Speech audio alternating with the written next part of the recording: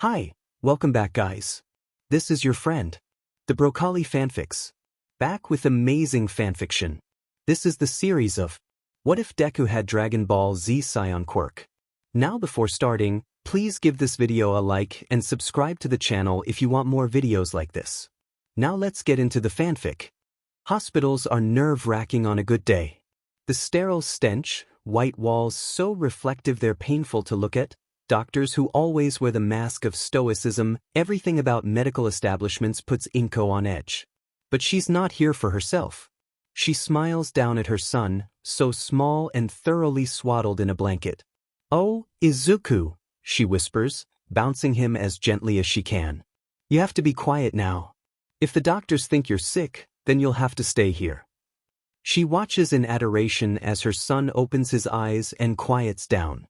His irises are green, their shape resembles her own more than his father's, but the way he looks at her in wonder, like she's the only thing in the universe, that's all Hisashi. Inko cuddles Izuku close with burning eyes, letting him snuggle against her cheek and mumble gibberish into her face. She wants nothing more than to shield him from it all. If he knew just how dangerous things are for them. Inko loves her husband, it goes without question, but resentment nestles in the back of her mind for putting them in this situation. Guilt follows quickly after that, because she knows Hisashi can't help what he is. It still doesn't change the fact that they're in uncharted territory in terms of Izuku's health. He'll be the first of his kind. Hisashi had told her one night, rubbing her baby bump with a gentleness reserved only for her. "Oh, he's going to love learning about this world. As much as I did, as much as I still do." He kissed her then, full of a tenderness she only experienced in fleeting blips. "Inko, our baby is going to grow up happy." He'd said it like it was the greatest gift anyone could be given. "You humans, you're all so wonderfully different from each other. My race, we all have the same traits, but yours can develop abilities mine can only dream of." He leaned back, the very stars shining in his eyes. "Your planet is amazing, I've never seen anything like it. I hope our child gets the chance to see it all." Inko doesn't realize she's crying until Izuku whimpers. "I'm sorry, baby." She wipes her eyes and smiles wetly. "I just miss your father very much."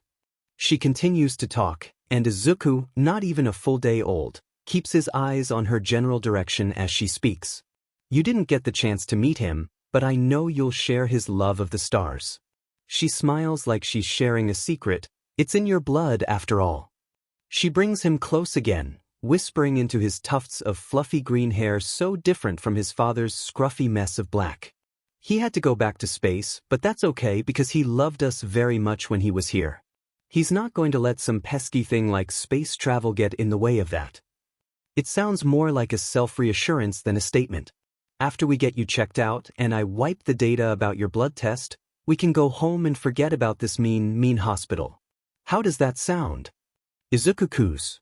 "Yeah, I like that plan too." Something touches her wrist, curling around it like a snake. She strokes the baby fluff of her son's tail, letting him know she's there. "Your father was always self-conscious about his tail, you know," she comments. "He kept it around his waist, like a belt. Not you, huh? You just want to hold on and never let go." Izuku yawns, his tail curls around her a bit tighter. "Sleep, baby. We'll be home soon, I just have to get your birth certificate. And plant the virus Hisashi her incredible, brilliant, absent husband gave her, but that's for later.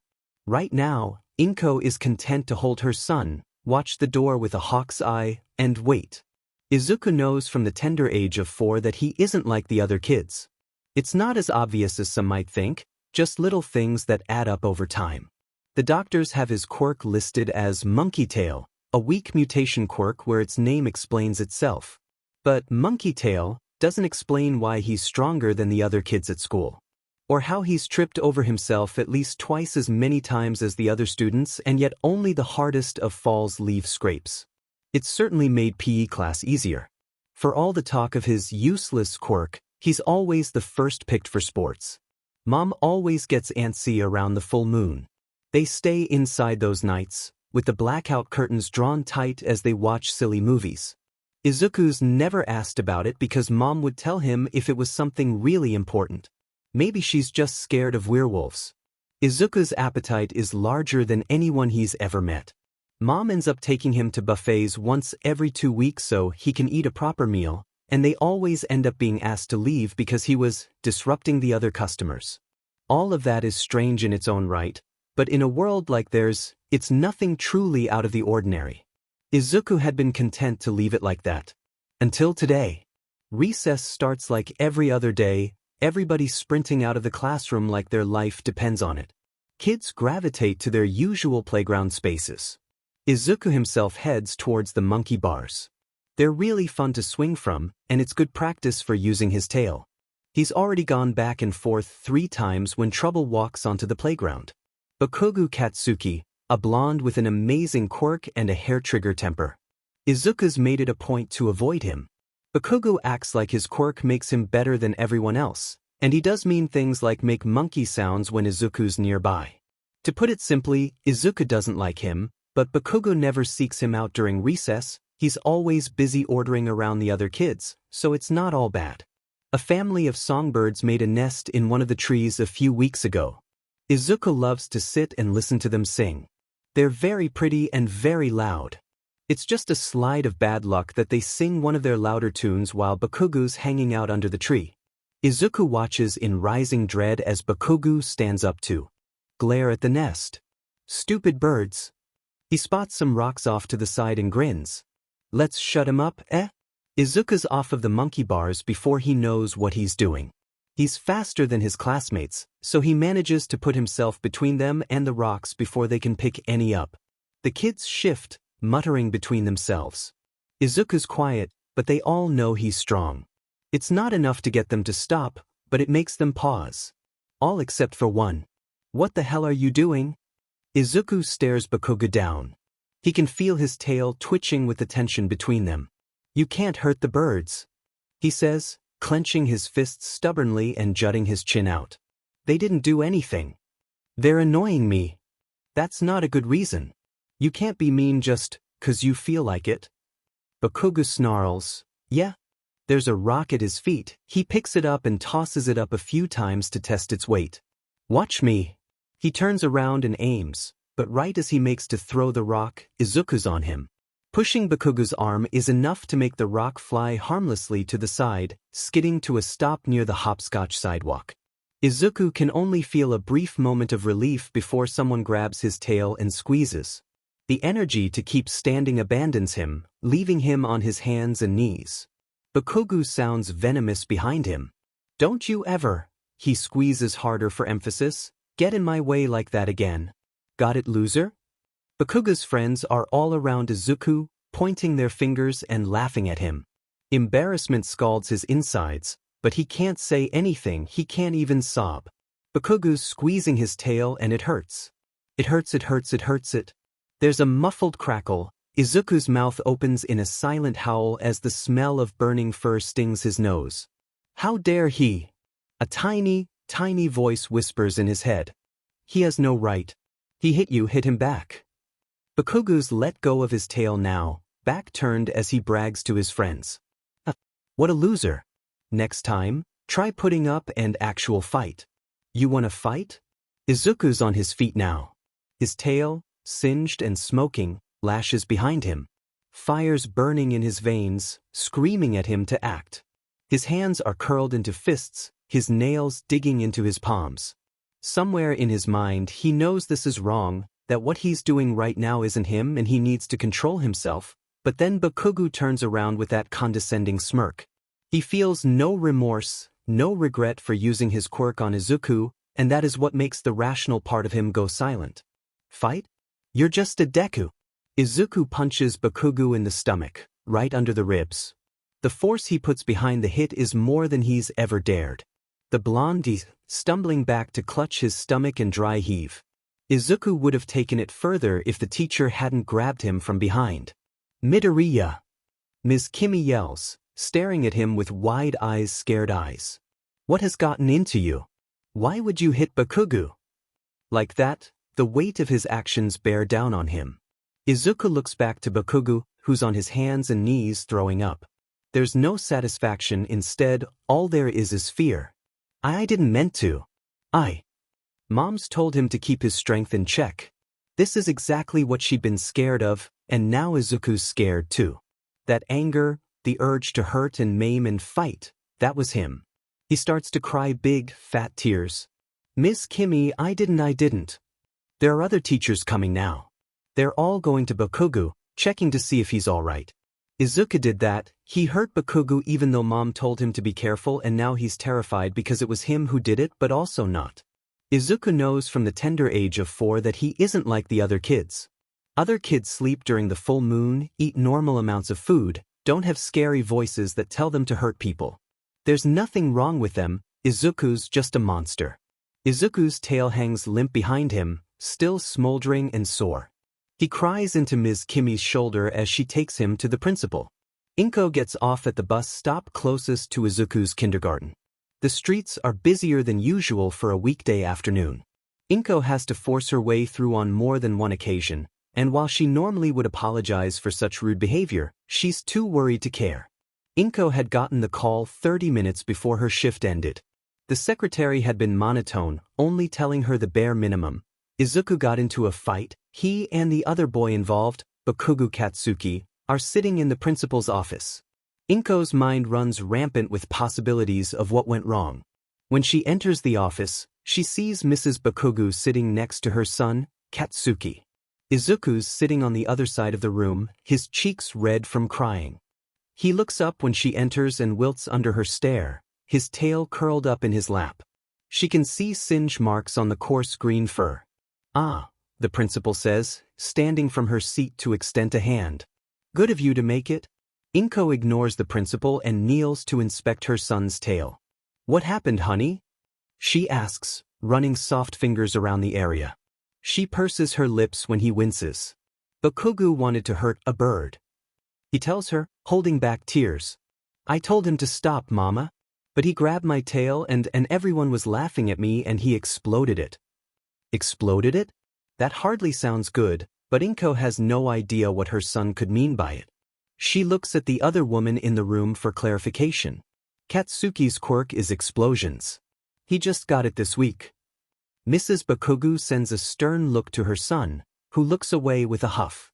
"We're going to have a long talk about using our powers responsibly," she assures. The principal clears her throat, expression turns sour at being dismissed so easily. "Mrs. Midoriya, Mrs. Bakugo, you must understand that we won't condone acts of violence like this." Inko's heart flares with indignation. What has my son done besides be injured by Bakugo Katsuki? Izuku curls into himself further, mumbling something unintelligible. Inko looks at him. "What was that, honey?" Izuku forces it out. "I got mad. And I punched him." "Izuku!" She holds his shoulders and shakes him gently. "You know that hitting people doesn't solve anything." "I know." Izuku's cries. "I know you told me not to, cause I could really hurt someone. But I did," and Izuku explodes into another round of tears. Inko sighs, murmuring comfort as she draws her son into a hug. Looking over her shoulder, she makes eye contact with Mrs. Bakugo. "I'm so sorry for what Izuku did," she says. "I promise, this isn't going to happen again." Mrs. Bakugo waves the promise off with a hand. "You've got nothing to say sorry for. Katsuki's the one who started it. Shouldn't go pushing people if you don't want them to push back." She sends a look to her son, boring holes into the side of his head. "Apologize now." The younger blonde scowls, but hops off of his chair. Inko stops hugging Izuku long enough for the two to stand face to face. "Sorry." Bakugo sounds physically pained, "for exploding your tail and throwing rocks at that dumb bird." "Sorry for punching you in the tummy." Izuku replies, staring at his shoes. There's a beat of silence where all three adults watch in tension. Then the blonde child smirks. "You know, you're pretty strong. That punch would have hurt if I wasn't me." Inko watches the sparkles re-enter Izuku's eyes. "Really?" Her heart throbs at the excitement in his voice. Bakugo puts a thumb to his chest. "Duh. I'm like the strongest person ever." A blatant lie, but Izuku eats it up with excitement. Wow! Inko and Mrs. Bakugu share a look. Guess I should give you my contact info. The blonde woman, smirking at the two boys and their antics. Inko smiles, but her nerves make it wobbly at best. Yeah, that sounds good. The principal sends them off once she realizes no one's paying attention anymore. When they exit, Izuku and Katsuki are attached at the hip. Izuku's tail waggles with delight as he hangs onto everything the young blonde says. It's definitely not the greatest or healthiest, for that matter start to a friendship, but it's the only one Izuku has. You've got a good kid. Mrs. Bakugu tells her, coming up beside her. He kept apologizing to me and Katsuki. Figured the kid doesn't have the heart to hurt someone on purpose. Inko nods. Izuku's always been careful with everyone around him. Right then, the stress of getting the call, seeing her son get out of trouble and make a new friend catches up with her. She puts a hand to her head, massaging it and sighing. I need a drink. Mrs. Bakuga laughs. Same here. Seems like every other week I'm getting a call about my little gremlin. She puts hand on Inko's shoulder. Joking aside, we can meet up sometime and share a glass. She eyes Inko up and down, evaluating. You look like a wine person. Vodka, actually. Inko replies, tucking a strand of hair behind her ear. Mrs. Bakuga laughs in surprise. Well, look at you. Save your kid from suspension, then take a shot when you get home. You're an everyday superm. Inko has no idea how to respond, so she remains quiet, watching her son in front of her and gripping her purse strap with both hands. She's had her moments. Lord knows she can't be there every time Izuku gets in trouble. She wouldn't have any time for herself. He's a good boy, he'd give her the sun itself if he could, but even good children can have bad streaks. Hey! Mrs. Bakugu stops both of them so she can put both hands on Inko's shoulders. You're doing good with him. I haven't even known you an hour and I can tell that much. Her smile is teasing when it appears. So, about those drinks. It catches Inko so off guard she laughs. Mrs. Bakugu. Call me Mitsuki. Mistuki, Inko corrects herself. I think this is the start of a wonderful friendship. Mitsuki laughs again. Hell yeah it is. Life goes on for years after that. With Bakugu going from bully to best friend in the span of a day, Izuku's life got a whole lot busier. Bakugu likes to order their other friends around, but now that Izuku's been deemed cool, he's second in command. Some of the other kids even apologized for laughing at him when he was down. The hours after school are filled with games. Bakugakaken now has a special place in his heart for heroes versus villains. He always makes Izuku be the villain, but he never complains. Having friends is greater than he thought it'd be. Friends come and go over the years, but Kaken remains constant. Every time Izuku is out sick, it's certain that his friend will be there after school, scowling and politely asking mom where he is. They watch hero movies on the couch when monsoon season rolls around, cheering and calling out battle cries before the actors on screen can even open their mouths. For a while, Izuku's able to forget about the scary voice in his head, and he's thankful. 2 years pass without thought, and when his 6th birthday rolls around, Izuku learns something important. At home, there's a special safe in mom's room, hidden in her closet and protected by 3 different locks. Izuku's only seen it a handful of times, and each time mom hurries to get him out of the room. Today, though, is different. This is very secret. His mom tells him, entering in the combinations. You can't tell anyone, not even the Bakugas, okay? Izuku's very good at keeping secrets. He tells his mom as much and she laughs. I know, baby. But this is super secret. The safe opens with a creak, and she lifts the contents out to show him. They're notebooks, 10 of them. Each one at least 2 inches thick with yellowed pages and worn covers. Old paper smell stings Izuku's nose. He leans forward, staring at the notebooks with interest. What are these? His mom has a sad smile. They're from your father. She says, it's all his research. He's a very smart man. Izuku stares at the notebooks with wide eyes. Wow. Hold out your hands, Izuku. He obeys without question, watching with wonder as his mom places the first notebook in his hands. He wanted you to have them. She says, "You'll have to take special care of these, so I'm just giving you the first one for now. I'll give you the next one on your next birthday." How does that sound? Izuku's too preoccupied with the notebook to care about how far away his next birthday is. He's holding something from his father, the man he's only seen in pictures. Yeah, he looks up. "Why are you giving me this now?" Mom sighs. "He said when you got older you might want to know about your heritage." Izuku frowns at the word. "What, a heritage?" "It means where you come from." She explains, wiping her eyes with a smile. "But Mom, I'm from Japan." "Not just Japan, Izuku." His mom tells him patiently, "Your father came from very far away." "How far?" Inko shakes her head. "If you read the notebook, you'll know." And Izuku does read the notebook. He reads the first one over and over until he can recite it in his sleep. Until space and stars and planets beyond imagination fill his dreams and he reads 7 grade levels higher than everyone else in his class, even Kaken.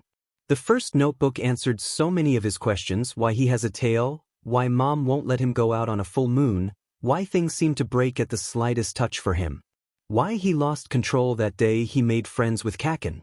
Izuku isn't human, not fully. He's part Saiyan.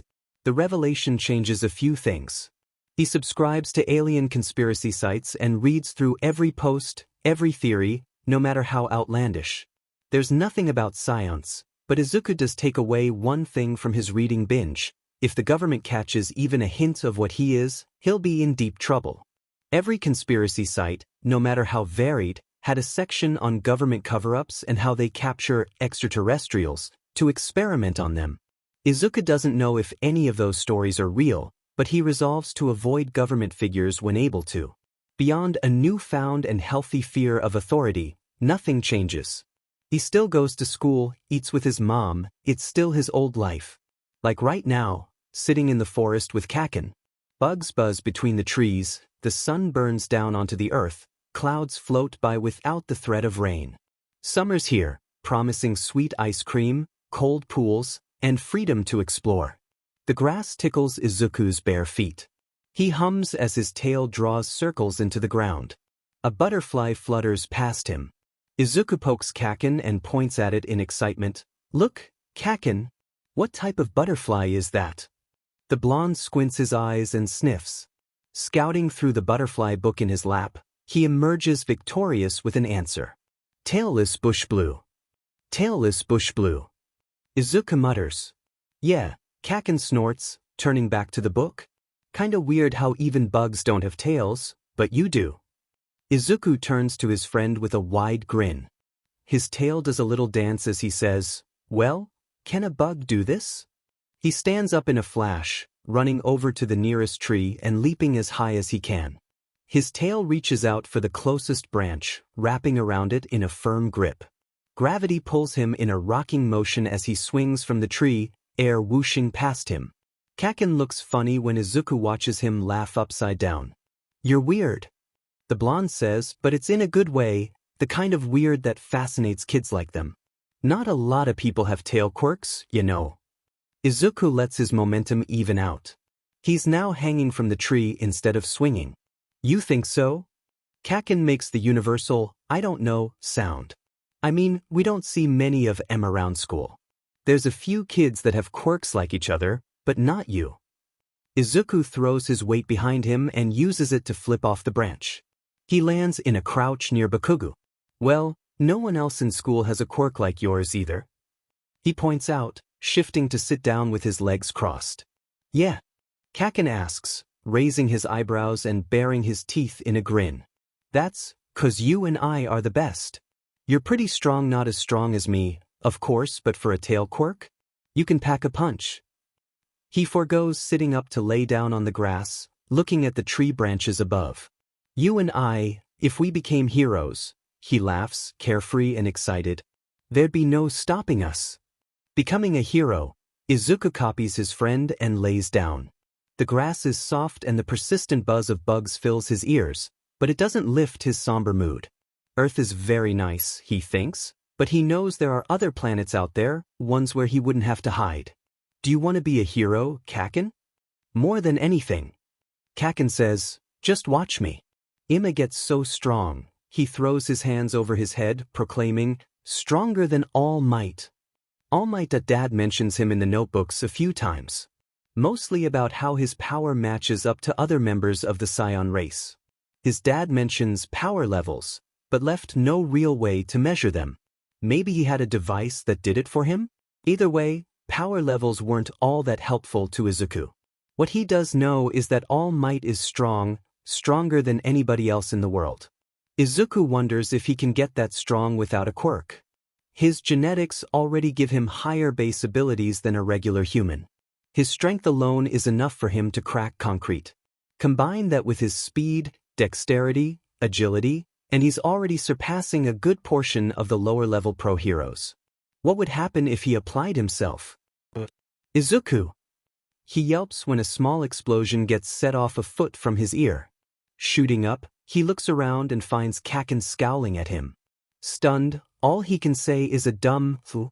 Kaken scoffs. "Dumbass, I was asking as you wanted to be a hero too." "That's a bad word." "Kaken.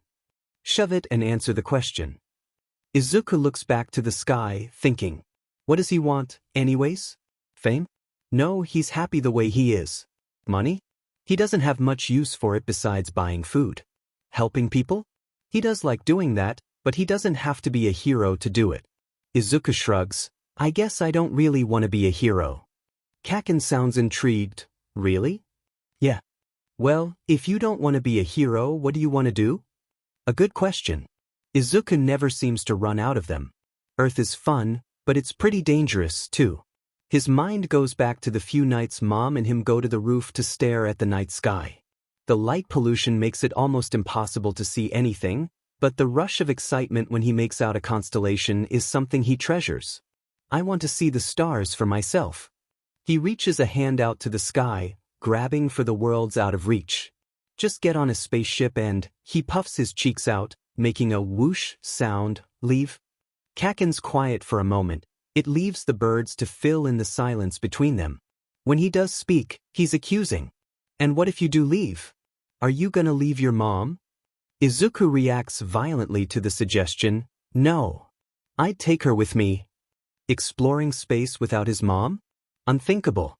His dad did it, but Izuku would rather spend his whole life on Earth than abandon her like that. "Well." Kaken's voice is quiet, hesitant. "What about me? We're best friends, you can't go to space without me."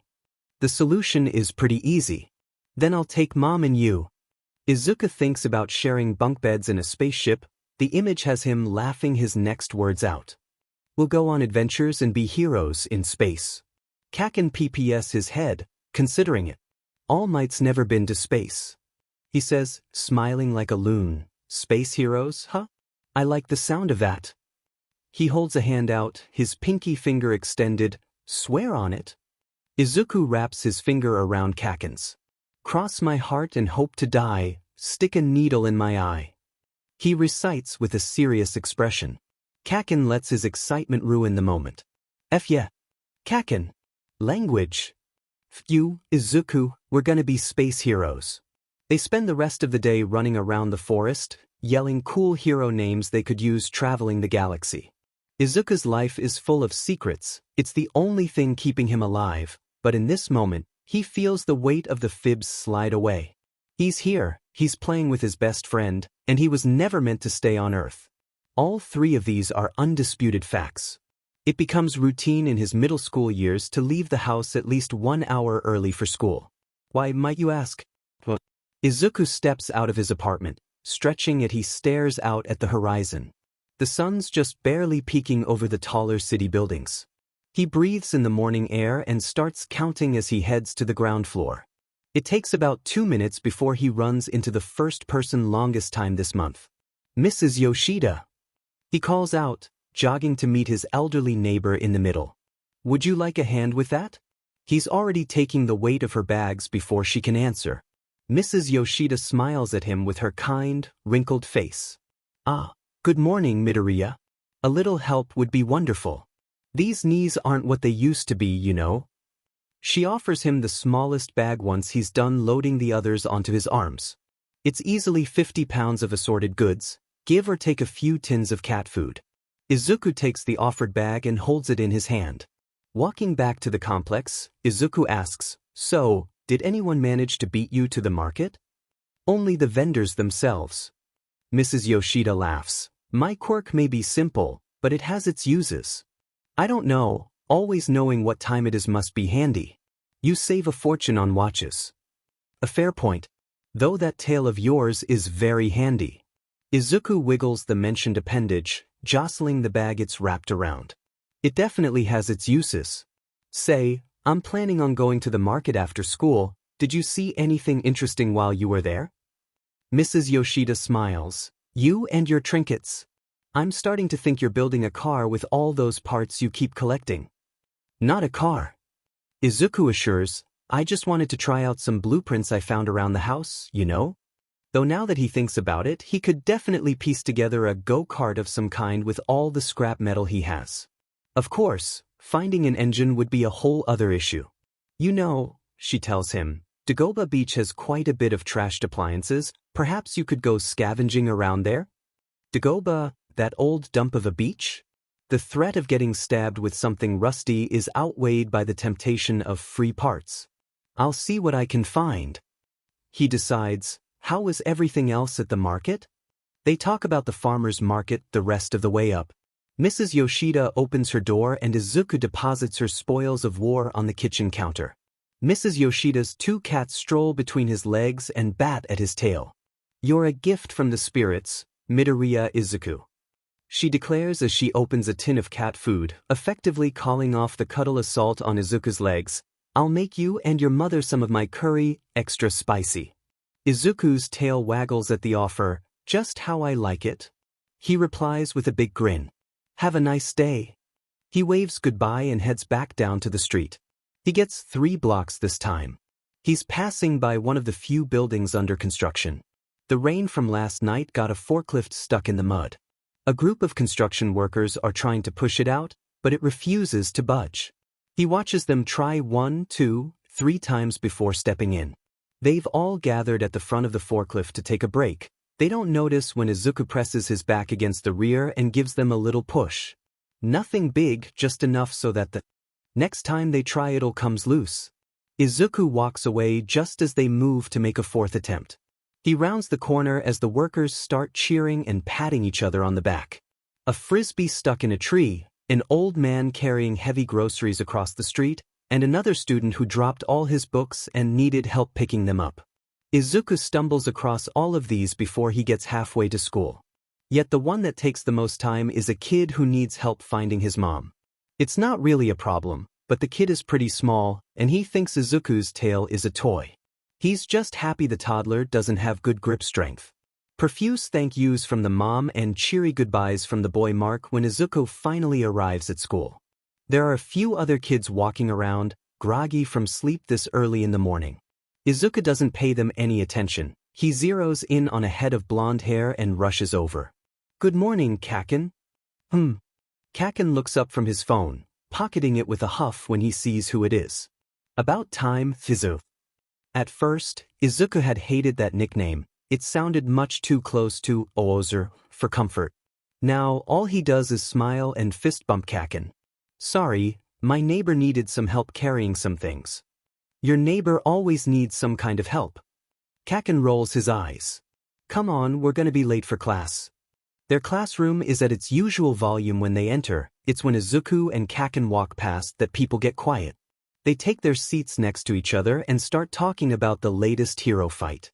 The strength of his attack was impressive, Izuku admits, but if Manuel hadn't been there, the collateral would have been a lot worse than it was. "Who cares?" Bakugo retorts. "Endeavor takes down every villain he comes across. The guy's never lost a fight. They always manage to circle back to this. Kaken, being a hero is more than winning every fight you get into. There's a lot of other factors. Honestly, Endeavor's just lucky he has such a good PR team." Of course, Kaken has no real reply. "Well, what do you know?" He scoffs in an attempt to save face. "You don't even want to be a hero, anyways." Maybe so, but it's a hero's job to make life easier for civilians, not leave a pile of rubble in their wake. Izuku pulls out a notebook labeled Quirk Analysis Number 13 and opens it up to a new page. It isn't fair, he thinks, how people like Endeavor can act with immunity while Izuku has to watch himself every day. As always, the teacher's arrival puts their debate on hold. Both of them quiet down and pay attention, writing notes and asking questions as needed. When free PRD finally rolls around, the teacher pulls out a pile of papers and sets them down on the desk. I want these back by next week with at least 2 high schools of your choice. He explains as the papers get passed around. Remember, you're allowed to change which high schools you want to apply to after you submit this. It's just to get you all thinking about it. We already know where Bakugo wants to go. Someone to Kaken's side comments. Hell yeah, you do. Kaken snarls and jurs a thumb at himself. I'm gonna be the only one from this shithole to get into UA's hero program. And Izaru's gonna knock the general department on its butt. The vote of confidence, while nice, is doing nothing to make anyone like them. Kaken never was one to spare people's feelings by beating around the bush. His words are met with all sorts of boos and complaints. Kaken snarls and they all quiet down. Don't act like it ain't true, shitheads. Izaru and I are the only real strong students here. Izuku rolls his eyes and goes back to taking notes while Kaken yells at their classmates. Never a quiet moment with him around. The school day creeps on at a steady pace. Izuku can see how the high school request forms burn holes into everyone's backpacks out of sheer anticipation. It doesn't matter who's stronger or smarter, everyone's eager to leave this place behind, a sentiment he's all too familiar with. The bell eventually rings and everyone rushes out the door. Kaken leans against the doorway for Izuku to finish packing his things. Hurry up, Izuru, the news says there's a hero fight going on a few blocks away. If there is ever a way to light a fire under Izuku's butt, that would be it. He shoves everything else into his bag and barely spares the time to zip it up before launching himself out the door and leaving a swearing Kaken behind him. Damn it, slow down a bit, you idiot. If we don't hurry, we're gonna miss it. Izuku yells over his shoulder, bypassing the stairs entirely in favor of leaping over them and landing at the bottom steps. His tail twitches in time with his foot as he waits for Kaken to catch up. Kaken finally catches up after what feels like hours. Can you hear where the fight is? Izuku closes his eyes and focuses. Concrete absorbs a lot of noise, making things hard to pinpoint at times, but he can hear the distant cheers and turns in that direction. This way. They both take off in a sprint, weaving between people and laughing all the while. It's edge shot this time, fighting a villain whose quirk looks to be some kind of wind manipulation. She can make blades of wind and send them out as projectiles, leaving deep gouges wherever they hit. The police have set up a radius much larger than usual for that very reason. The crowd is too large for any good view at the back. Izuku spots a decently tall tree and knows what he has to do. Izaru. Kaken turns around, expecting Izuku to be next to him but instead being greeted by empty space. Damn it. He instantly starts scanning the trees. Izuku gives a little wave when he's spotted. Kaken shakes his head and sets down his backpack to climb. When he reaches a neighboring branch he says, "You really gotta stop doing that." Izuku can't be bothered to care. The vantage point is so much better up here. He can see Edge Shot narrowly dodge another attack by folding in the nick of time. The reaction time, hell, the sheer speed of how he can fold, is exhilarating to watch. Izuku feels his tail start to wave about on its own accord. He recalls something he read in journal number 4, which was pretty much cover-to-cover speculation on what kind of faux Saiyan traits Izuku might inherit. Saiyans didn't just love the thrill of a good fight, they lived for it. Izuku never dares to take his eyes off the scene, committing it all to memory so he could write it down later. A stray wind shear comes too close to the watching crowd for comfort. Edge Shot decides to end the fight there and launches himself at the villain, folding and unfolding fast enough to slip behind her and knock her out with a solid hit to one of her pressure points. The audience erupts into cheers, Kaken and Izuku included. That was fucking awesome. Kaken proclaims as they both hop down from the tree. Did you see how he took her down? One hit. He shakes his head as he shuffles his backpack on. Absolutely insane. Izuku, long used to his friend's dirty mouth, nods along. Just you wait, Iza. When I get into UE, I'm gonna become the best there is. You know, I thought you'd be mad I was applying to UE too. Bah, Kaken waves it away. You're strong, Hizuru, but you don't even want to be a hero. Why should I care, if you're not going to be part of the competition? It's a fair point. Izuku shrugs and keeps walking. Kaken splits off at his usual stop with the typical gruff goodbye and Izuku's alone. He remembers what Mrs. Yoshida said about Old Dagoba Beach and decides to make a small detour on the way home. It's not a lot dirtier than Izuku had been expecting. Years upon years of trash stacked on top of each other. The place reeks of grime and rusting metal. Izuku doesn't bother suppressing the full-body shiver as he surveys the beach. Coupled with the general disgust of the smell is a great sense of loss. This place must have been beautiful at some point, when the trash had been nothing more than maybe a few stray cans. Yet another natural wonder destroyed by human waste and indifference. Izuku descends the stairs and starts navigating through the maze of garbage. It doesn't look like anything in this area is new, and the few promising pieces that were in here had already been scavenged by someone before him. Overall, the place has potential to give him a few spare parts he could use. Maybe he could pick up a few of the heavier bits of trash and get them to a recycling plant? Izuku occupies himself with the thought on the walk home. When he steps through the door, Mom's there to welcome him with a warm hug and a smile. He's almost dwarfed by her slim frame. Welcome home, sweetie. How was your day? Thus starts the nightly ritual of sharing about their day. Mom laughs when he tells her about the little boy this morning who just would not let go of his tail. Izuku, in turn, smiles when she regales him with stories of how she saw one coworker or the other blunder through an assignment. Izuku eats his deep-fried chicken while Mom eats her own grilled piece. So, Mom stands and takes Izuku's plate for seconds. The full moon is coming up. They both stare at the calendar hung up on the wall. 3 days from the current date is circled several times with red marker. Yeah, the predictions say it'll be visible around 7.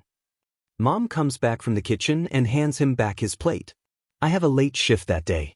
I tried my best to get out of it, but my supervisor wouldn't budge. Can you be home early to set everything up? Izuku's eyes flick to the blackout curtains on the windows and draft stoppers on the bottom of the doors. Of course, text me when you're heading home and I'll stay in my room until you get in. She puts a hand on his shoulder. He leans into the touch. You're such a sweet boy. She tells him, how are your little projects? Izuku lights up. Pretty good. I almost have the scouter thing down. I just need a few more parts and a power source. But I found this old dump I can scrounge around in for parts. He quiets down. Dad left some really detailed blueprints. He even listed some potential power alternatives. Yes. Mom gets a faraway look in her eye. He always did find a way to make do with Earth technology. She stares at her hands and sighs. Oh, Izuku, he'd be so proud to see you right now. Izuku swallows the lump in his throat. I know. Still, hearing it from his mom, who knew Dad best between the two of them, makes a small part of him unbelievably happy. His tail reaches out to curl around Mom's wrist. I love you, Mom. Mom rubs her thumb over the coarse hair of his tail. I love you too. She smiles. Rai, you know, you used to do this all the time when you were little. Mom. Izuku groans. What? You were so cute, a tiny little jelly bean. His face flares up and he covers his face. Stoop. Mom spends 10 minutes embarrassing him with all the shenanigans he got up to when he was young. His tail remains curled around her the entire time. 2 days come and go, and with each one the tension in the house gets worse. Dad had spared no detail of the havoc an out-of-control Oozuru could cause. It's put a respectful amount of fear into both of them. Mom starts to check the curtains obsessively, putting weights on the bottom of the fabric and testing how hard of a push would be needed to make it budge. Izuku ensures that the draft stoppers are still in place and the curtain rails are firmly screwed into the walls. Though the worst thing about the day of a full moon isn't the constant anxiety that they slipped up somewhere. Izuku's Saiyan biology knows there's a full moon tonight. It screams at him to look, take a small peek. Every time he ignores it. Ignoring it doesn't deal with all the extra energy, though. His leg twitches throughout school, and when the bell rings he shoots. out of his seat like a bullet. Kaken doesn't even ask where he's going, long used to Izuku's behavior. Izuku doesn't stop running until he hits foot traffic. Then what had been a test of his speed turned into agility, having him weave through and past countless strangers. He can't stop moving, not even for a second. It feels like he'd explode from energy if he did. Which is why he feels his heart sink when he spots a crosswalk. He shifts from foot to foot, fiddling with his backpack and clothes. His tail is twitching too, and it takes way more willpower than it should to keep it from whacking some poor stranger. The light turns red and Izuku sprints before the sign can change to walk. He keeps going and going and going and going. He doesn't stop until he's worked up a sweat.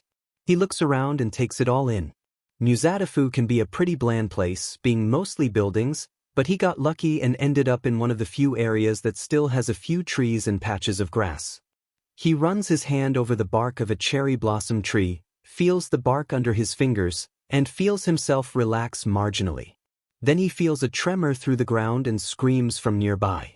Izuku doesn't need to think, his feet turn around and he's off towards the noise. Watching fights has always been a good way to calm his instincts down. He's not about to look a gift horse in the mouth.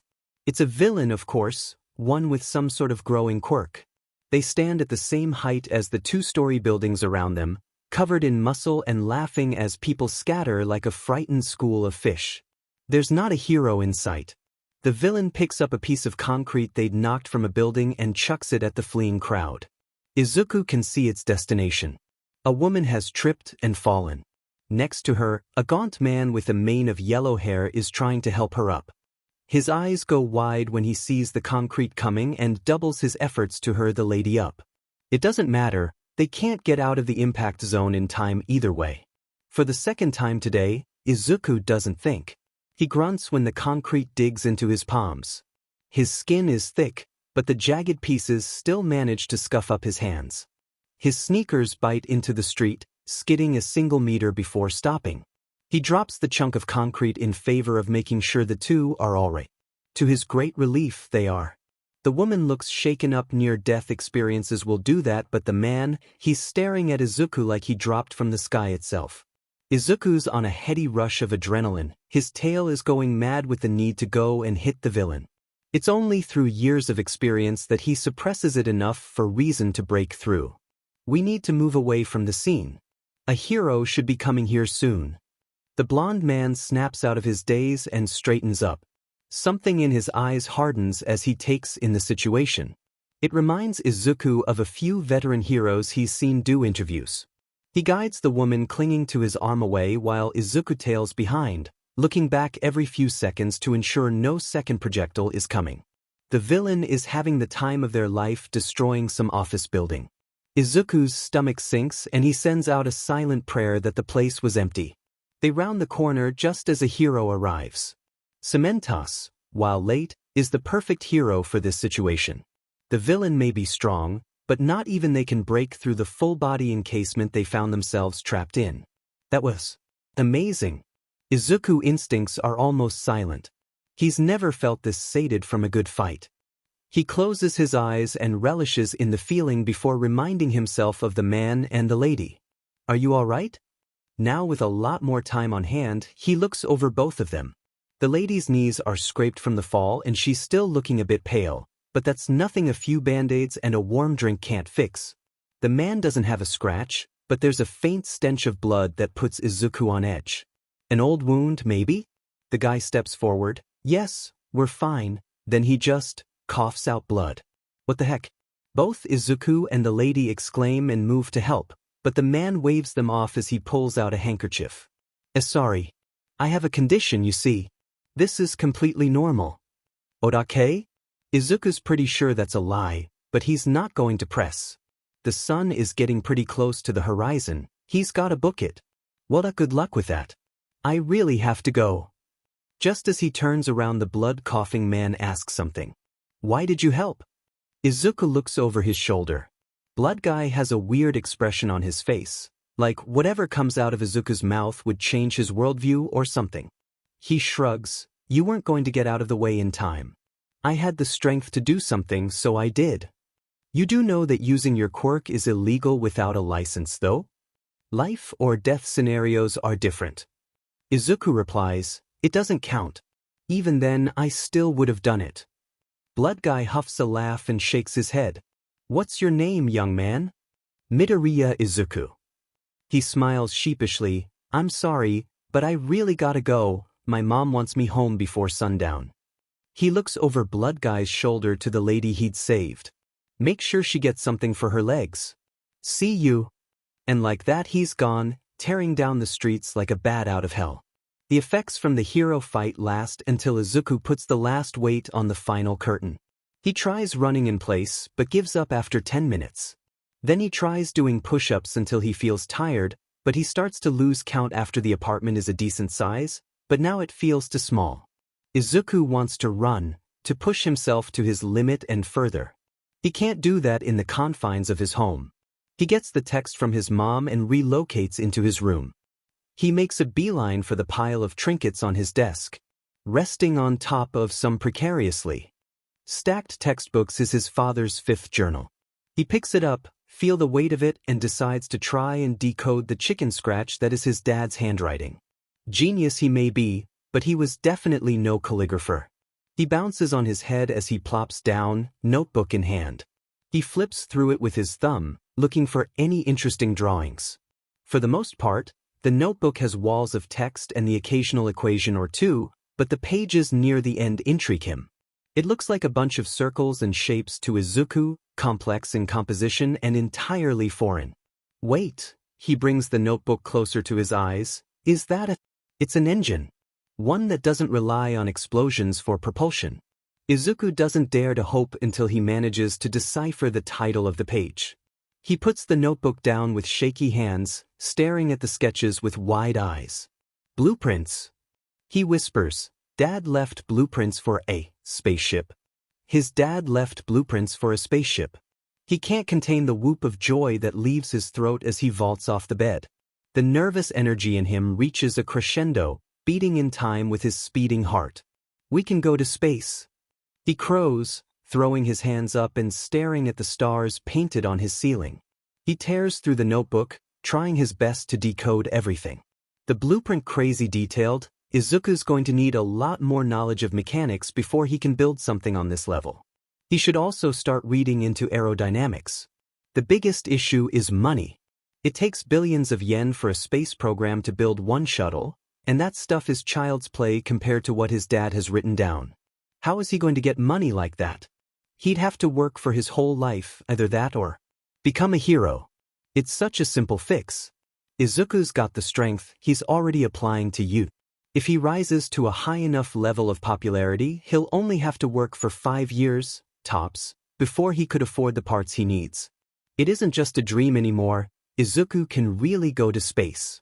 He hears the front door open and close. Izuku! Oh my god, he has to tell Mom. Izuku rushes out of his room to wrap her in a crushing hug. She laughs as he picks her up off her feet. Izuku! What's got you so excited? Izuku sets her down. The grin on his face hasn't dimmed one bit. Dad, he left blueprints for a spaceship. It takes a moment for the words to set in. When they do, she's the one hugging him.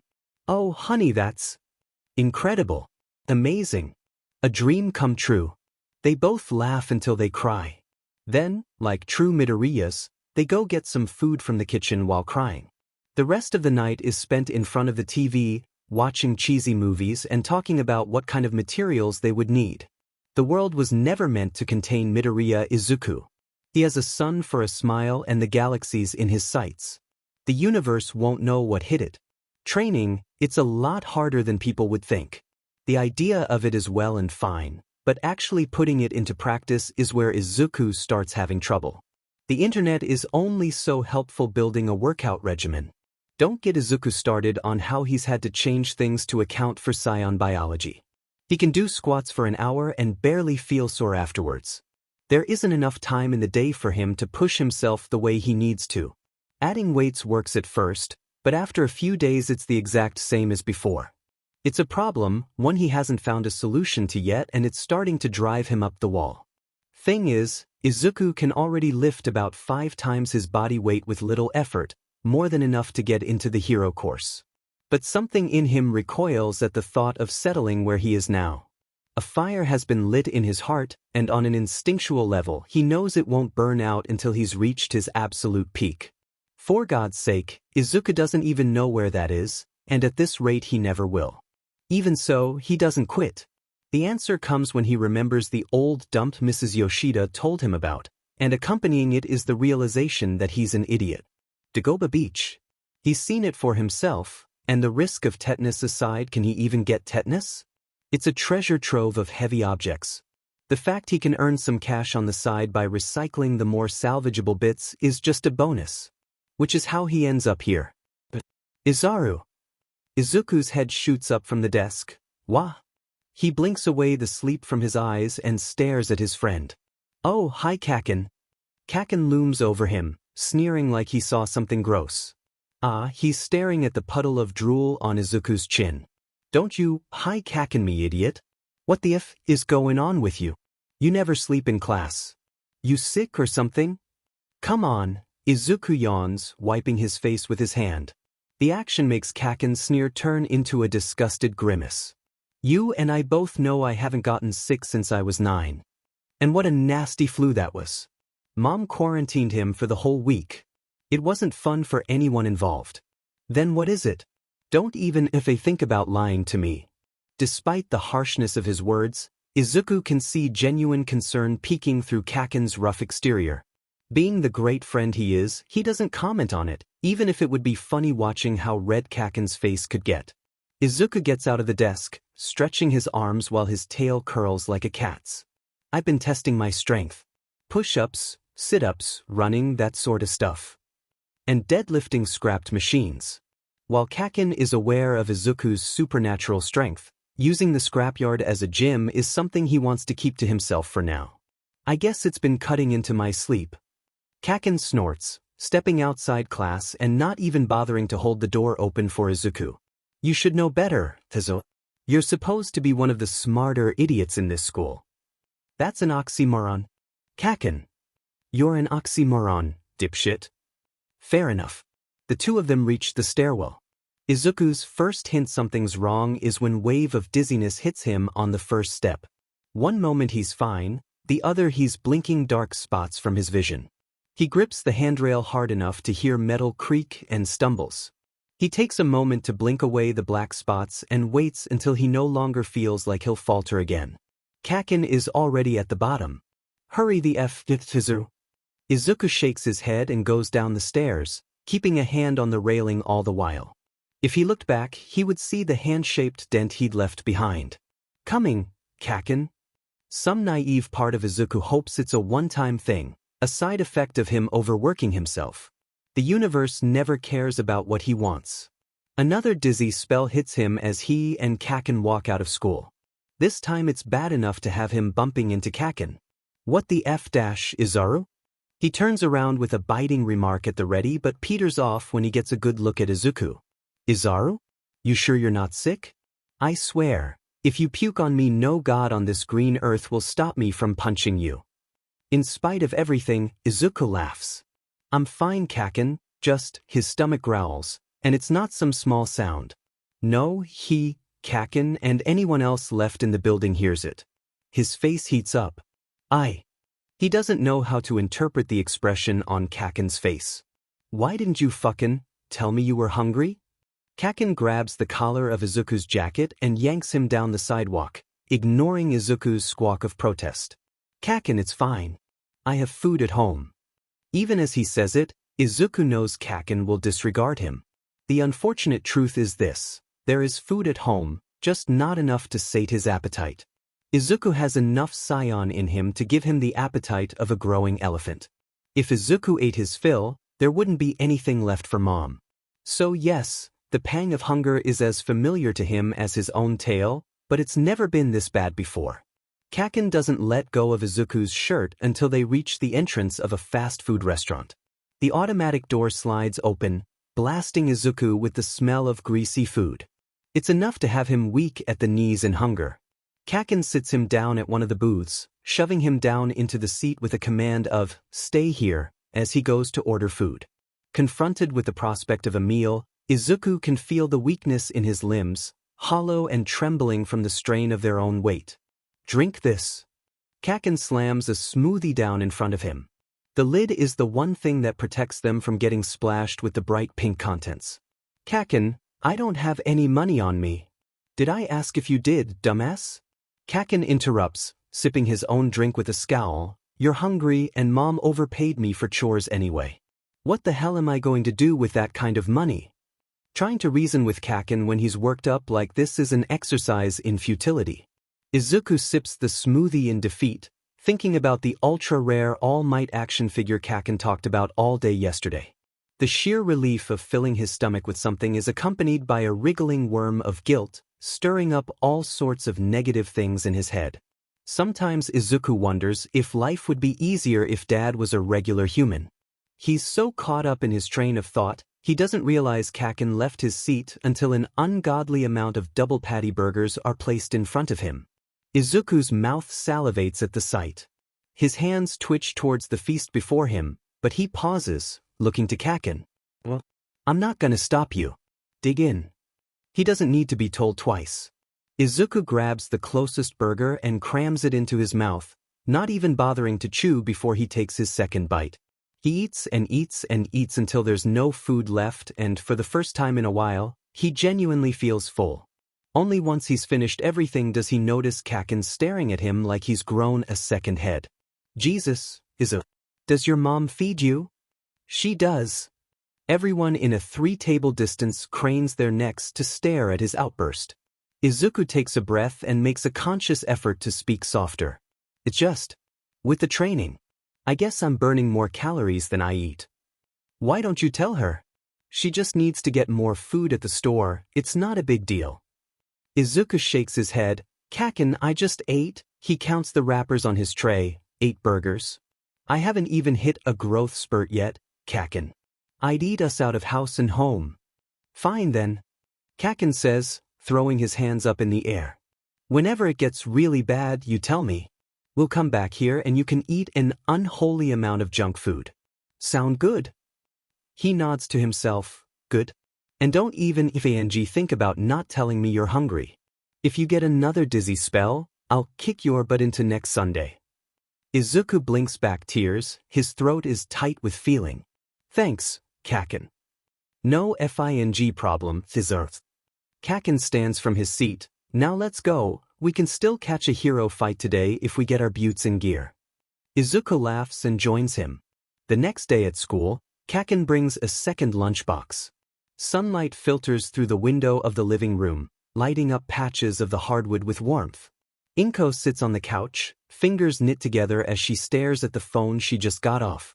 Mitsuki was a delight as always, opening with an inquiry of Inko's day before cutting to the heart of her reason for calling. Katsuki has been taking 2 lunches to school for the last few days. When Mitsuki asked what the second lunch was for, he'd been defensive, telling her it wasn't any of her business. Inko remembers wincing when she heard that bit. Mitsuki does not like being told to butt out of something, which she had reminded her son of with prejudice. At some point Katsuki got angry. Enough to show his hand. It's for Izar, you hag. He'd yelled before slamming the door. Izuku. Katsuki was bringing a second lunch specifically for her boy. Inko had wondered about his declining energy and why it started coming back last week. Now she knows. He was going hungry. God, how could she have missed it? Inko stands and heads for the kitchen, reaching the drawer that holds her preferred brand of alcohol. She pours herself a single shot and sits at the table, staring at the glass. Her head is buzzing with guilt-ridden questions. The shot glass has no reply. She throws it back and savors the burn as it goes down before picking her phone back up again. On the 3rd ring, he picks up. Inko. It's been so long since you've called. Hello, Naomesa. Inko replies with a fond smile. It's good to hear from you too. But I'm afraid the reason for my call isn't that great. In an instant, his voice is hard with concern. What's wrong? It's Izuku. She admits, pinching the bridge of her nose.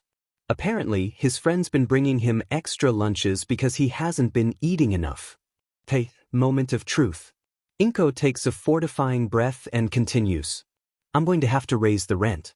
I'm so sorry, I know I promised I wouldn't, but you need to provide for your son. The understanding in his voice has Inko sinking into her chair with relief. It's okay. Honestly, the rate was always a bit low, according to my sister. She hates that her laugh is so shaky. Some kind words and she feels like crying? God, she needs to get it together. He's so much like his father. His laugh, his smile. Her breath hitches. It's okay to miss him. Naomasa soothes. Trust me. Sometimes, I'll see something at the station and think of him. It hurts, and I'm not the one married to him. Is he still off working in America? The knot in Inko's throat gets tighter when she hears the lie leave his mouth. Ticha? Working in America? If only. The hole in her chest wouldn't ache so bad if it were an ocean between them instead of galaxies. What makes it worse is that Naomasa knows it's a lie. Even years later, he's never pushed the issue. Yes. She forces out, the lie burns her tongue worse than the vodka. Yes, he's still in America. He hasn't called in weeks. Hisashi isn't the type to ignore people. He must be really busy if he hasn't called at all. Hell, I remember when you were PRGNT, he wouldn't leave your side for anything. Now Inko really is crying. I know. There's a tiny pause. Would you like me to tell the others the situation? I know you get stressed when you have to talk to us as our landlord. No, Naomasa, I couldn't ask you to do that. You're not asking, I'm offering. Inko sniffles, thank you. Anything for you, Inko. I almost forgot. Now I know it's not for a few months, but the boys and I were planning on getting Izuku something for his birthday. The heavy air is cleared. They talk and laugh and shake their heads over anything and everything. When she finally gets off the phone, she feels like everything's a bit more manageable. She opens the fridge and starts pulling ingredients out. Her son has been going hungry and she will be demed if she lets it continue one meal longer. It's been years, but she still remembers just how much food her husband could pack away. The fridge is almost empty by the time she starts cooking. Well, they need to go grocery shopping anyways. Maybe more vegetables? She definitely remembers Tichauk eating calorie-dense foods. Stocking up on butter seems like a good idea. She turns the stove on and gets to work. She's putting the 6th dish on a plate when she hears the door open. Mom, I'm home. He cuts himself off. Inko can hear him sniffing the air. Mom. In here, honey. She calls, putting the pan in the sink and leaving it to soak. When she turns around, her son is standing in the doorway. If she looks for it, she can see how his cheeks have hollowed out ever so slightly. It sends a pang through her heart, which she ignores in favor of saying, "Take a seat, I wanted to try out a few recipes I saw online." Sure. Izuku plops his backpack to the side and settles in, staring at the chicken stir-fry with hungry eyes. Go ahead. Inko prompts, sitting down across from him and picking up her chopsticks. She watches him dig in with controlled enthusiasm from her peripheral. She can see how Izuku holds himself back with every movement of his chopsticks. He desperately wants to shovel it all down, she can see it in his eyes, but he never acts on the urge, slowing down every movement to appear like any other human child. Here, she slides him a plate of veggies, watching his hesitation before he picks up a piece. How is everything? Izuku remembers enough of his manners to swallow before answering. It's great, Mom. He smiles, and Inko can't help the twinge in her heart. Izuku may have her coloring, but he's every bit Tichauk's boy. He'd have loved to meet Izuku. Mom? Are you okay? She didn't realize she'd been staring. I'm fine, Izuku. She wipes her face with a napkin. I'm just happy to see you enjoy my cooking. She can see the small twitch on his face, guilt simmering under his skin. Gently, she adds, I was thinking about trying out a few more recipes. I haven't even looked at half of the cookbooks we have in the house. There's a small war going on in Izuku's head. His eyebrows are scrunched the way they only get when he's debating with himself. Inko feigns ignorance the whole while. Izuku is a good boy, her boy. She knows him well enough to understand confrontation is the worst way to go about this. Izuku doesn't want to ask for more food, so the solution is to let him know it'll be there when he's ready. Izuku clears his throat. I'd like that a lot, Mom. Good. Inko's smile turns slightly devious. I talked to Naomasa today, he and the others say hi. Uncle Naomasa? Izuku perks up like a flower. What else did he say? Come on, I know they're planning something for my birthday. And all's right with the world. Izuku meets God on a Friday. But before he can go into that, there's a little bit of context to be had. It's the spring equinox, school's been let out for an extended weekend and Mom surprised him with the news. They're going camping in the Totoro prefecture. An expanse of forest stretching out as far as the eye can see, life teeming in every nook and cranny, the feel of clean air in his lungs and staring at the stars during the night. Izuku's been a pent-up ball of excitement since Mom told him. Speaking of Izuku, Mom laughs. Calm down, you're going to knock something over with your tail. She removes the tent from the bag and starts shaking it out. Tiny flecks of dirt from their last trip go flying. Son, he says, not sorry at all. Just excited. We haven't gone camping in years. His mom shakes her head. It's only been 7 months, Izuku. But it felt like years. Izuku closes his eyes and feels the wind on his face. His tail idly swings side to side in contentment. He feels invigorated, like nothing in the world could bring his mood down. He hears Mom struggling to set up the tent. Do you want help with that? No. She wipes her forehead, glaring at the stubborn tent poles. Why don't you go and explore? I know you want to. She's right, of course, but Izuku's been raised with better manners than that. Are you sure? Yes, I'm sure. Izuku brushes past her, his tail briefly wrapping around her wrist. The next moment he's gone, vanished into the underbrush with a whoop. Branches and roots span out in front of him, an obstacle course of calculated steps and swings. His muscles are warm with exertion, his breath is somewhat labored and he feels more alive than he has in months. He pushes himself further and further, craving the rush of moving between the trees. Izuku takes a break on one of the thicker tree branches he finds. It overlooks a small cliff, hiding a picturesque view of the river below. There's a pond below him, dark in color and deep enough to dive in. There's a beetle 3 feet away from him, stepping side to side, debating whether or not to take flight. He watches it with interest, and when it takes off, so does he. The wind tousles his hair on the way down and tugs insistently at his clothes. For a handful of seconds he's weightless, watching the world move around him. Any animals that were around the pond scatter when he lands with a great splash of water. The pond is cool and refreshing, even if it does smell a bit weird. When Izuku surfaces, he shakes his head like a soaked dog and laughs in sheer delight. It's something else, Izuku thinks as he floats, to be in the wilderness. The concrete and asphalt of the city is all well and good, but no concrete jungle can compare to lush greens and a clear sky. It's true that hero fights are much more common in the city, but the frog staring at him from the shoreline is a very good counter-argument. There's so much more life here, away from humans and urbanization. The frog croaks at him, he croaks back in a poor imitation and gets out of the pond. His clothes are waterlogged and drip every step as he follows the river stemming from the pond. The wind is crisp, sapping away Izuku's body heat. He shivers and takes off his shirt, twisting it between his hands to squeeze out as much water as he can. It's an improvement to be sure, but he still feels the ever-persistent chill. His socks slosh in his sneakers with every step, but to be honest, Izuku can't be bothered to wring them out as well. Mom's probably not going to be thrilled with him, soaking wet as he is, but he resolves to worry about it later. Especially when there's a figure ahead of him to wonder about. Someone is sitting on one of the flatter rocks near the stream. Izuku can't be certain, but he's pretty sure they're a guy. His skin glows a vivid green in the sunlight. If Izuku caught it out of the corner of his eye, he might have thought the man was another piece of shrubbery.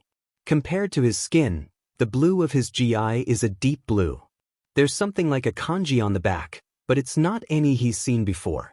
The strokes are too circular, curling into each other in foreign angles. Curious, Izuku approaches.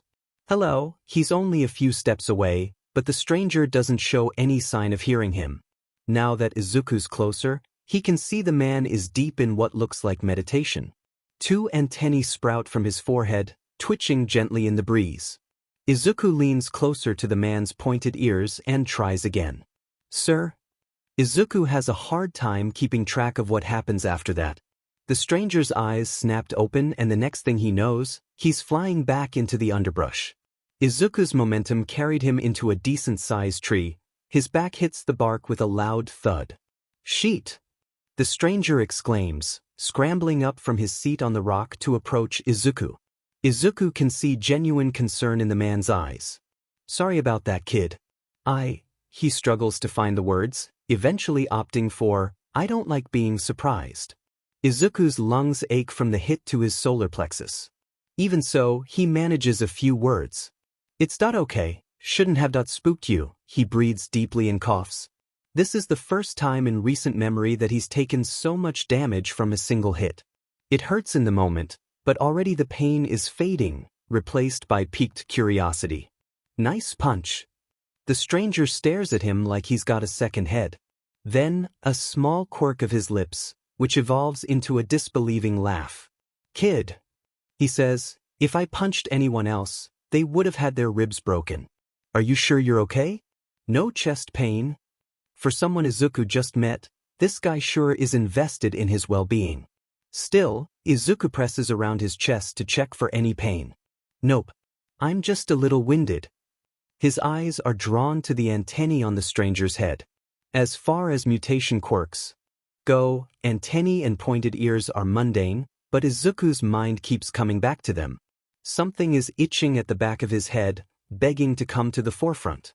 Antennae, green skin, pointed ears. Izuku could swear up and down he's read about something matching the stranger's appearance. Was this man part of some quirk study? Izuku's read quite a few of those. But the explanation rings hollow. Come on, what's the point of reading all those articles and research papers if he can't even remember most of it?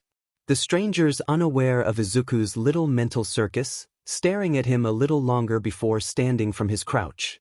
He must be 2 meters tall in the least, he looms over Izuku's shorter stature. Even so, Izuku feels no threatening or malicious aura. The man only radiates uncertain concern as he looks Izuku over for the umpteenth time. Okay, no broken bones, that's good. He turns around, walks a few steps away and pinches the bridge of his crooked nose, punching an inhabitant of the world I'm supposed to protect. I tried to tell that lazy, but I wouldn't be a good fit. He says it under his breath. If Izuku were anyone else, he wouldn't have heard it. But he isn't, and he does. Inhabitant? Protecting the world? He's talking like he's from Earth. His brain finally makes the connection and he blurts out, Are you Namekian? In the next instant, the stranger's head snaps towards him. Where did you hear that word? He demands. You are, aren't you? Izuku's entire demeanor lights up like a Christmas tree. A Namekian on Earth. Oh my god, how did you get here? Do you have a ship? Did you crash? Did you? The stranger, who he now knows to be an alien, covers his mouth with a hand. One question at a time, okay? He doesn't remove his hand until Izuku nods. Okay, let me ask one first. How do you know what a Namekian is? Last time I checked, humans don't have intergalactic travel yet. Izuku feels his first bit of trepidation. Being half Saiyan, it's always been something he had to hide. Ever since he learned what it meant to be what he is, keeping his heritage a secret has been a top priority. Then again, Izuku kind of ruined his chance to play ignorant when he opened his big mouth. He closes his eyes and takes a deep breath. Humans don't, my dad did. He brings his tail, which had been hidden by his body the entire conversation, out for the Namekian to see. The stranger's eyes go wide at the sight of Izuku's tail, then narrow as his entire expression grows grave. There's a Saiyan here? Izuku shakes his head. He left before I was born. It's just me. The Namekian's furrowed brow lessens. I see. Frankly, Earth is so far out of the way of a civilized planet, I'm surprised anyone else besides the Kais knew about it. Kais. The stranger sighs. I'll explain it later. He wanders back to the rock he'd been meditating on and sits. Why are you in the woods, anyways? Izuku follows his example and sits down on the ground, making sure to stay in a sunny spot to keep from getting any colder. My mom and I wanted to go camping for the spring equinox. Why are you here? On Earth or Japan specifically? Izuku would be lying if he said he wasn't curious about both. Well, the short explanation for being on Earth is that universal bureaucracy is a load of bullshit. As for Japan, he looks to the environment around them, serene and thriving with life. The mountainous regions are beautiful this time of year. It's only a week until cherry blossom season. Izuku is inclined to agree with the last point, but the first answer only makes him even more confused. He squints as a stray sunbeam hits him in the eyes. It hits him a few moments later. Crap! He scrambles up from the ground. I've been gone for over an hour. Mom's gonna be so worried. He makes to head back to camp, but pauses and looks at the stranger. It's been really nice to talk with you, but I really should get back. And, I don't think I ever got your name? I'm Midoriya Izuku. He bows and waits anxiously for the Nankian to reply. He stares at Izuku with an unreadable expression. My name is Saicord. And it's been nice talking to you too. Izuku moves to go back to his mom, but finds himself hesitating at the treeline.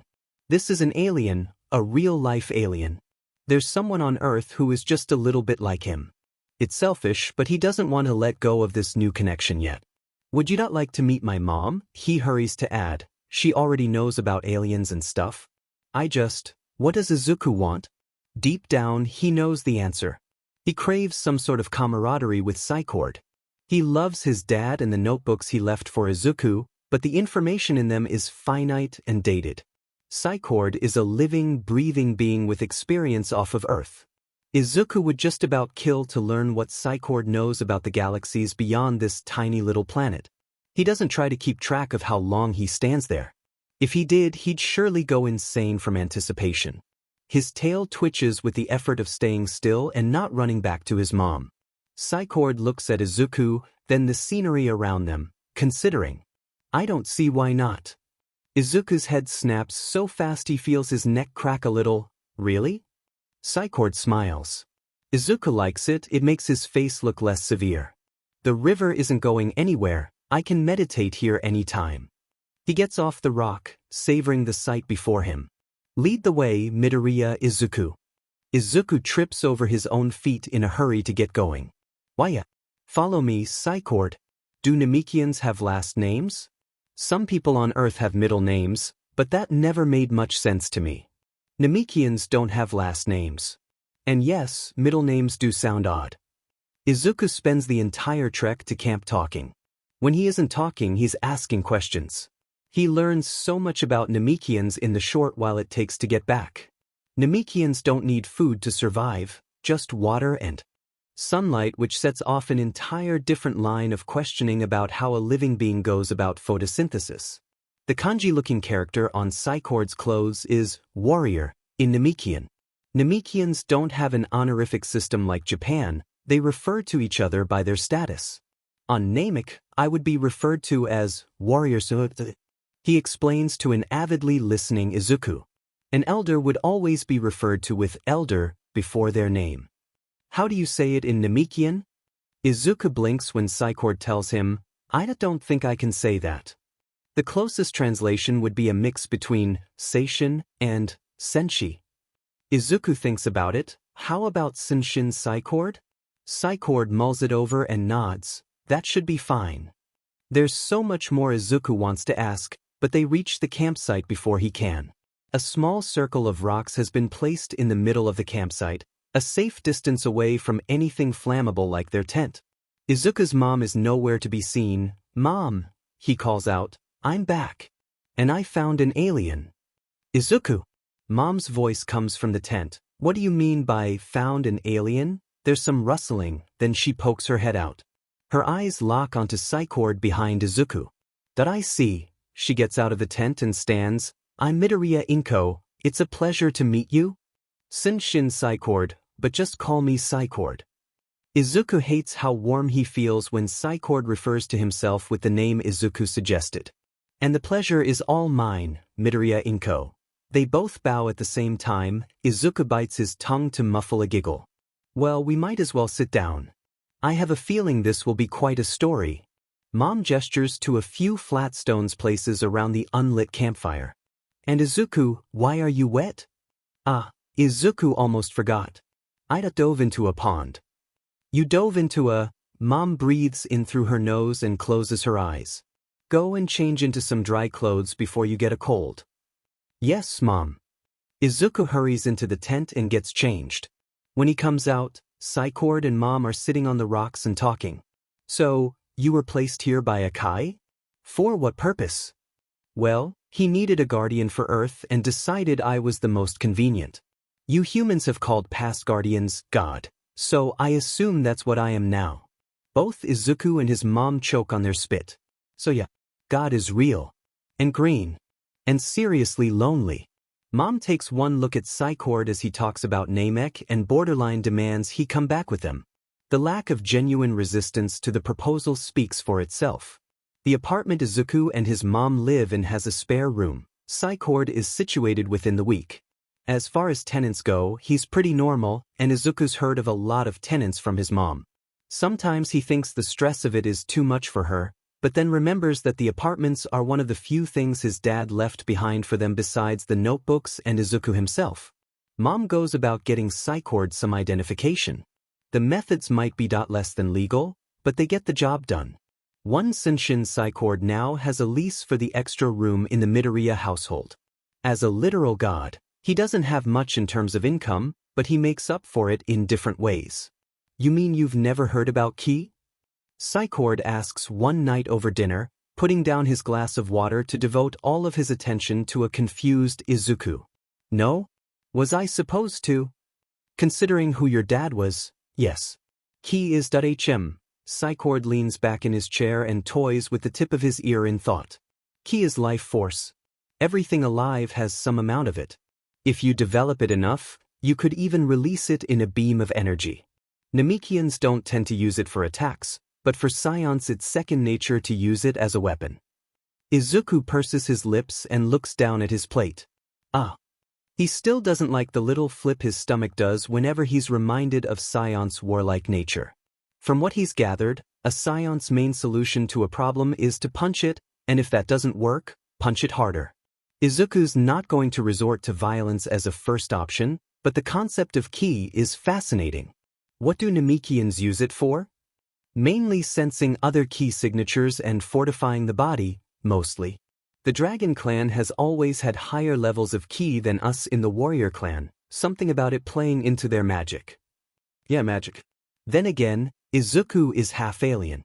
At this point, anything and everything is on the table in terms of being possible. Do you think you could teach me? I don't see why not. What neither of them expect is just how extraordinarily hard it is for Izuku to even sense his own Ki with any kind of consistency. It takes an entire week for him to do what, according to Psycord in a bout of frustration, Namekian children could do within a day of teachings. The moment it had left his mouth he was apologizing, his temper got away from him, but Izuku waves it off with only a little bit of hurt on his face. Namekians grow up knowing Ki exists. I found out when I was 14.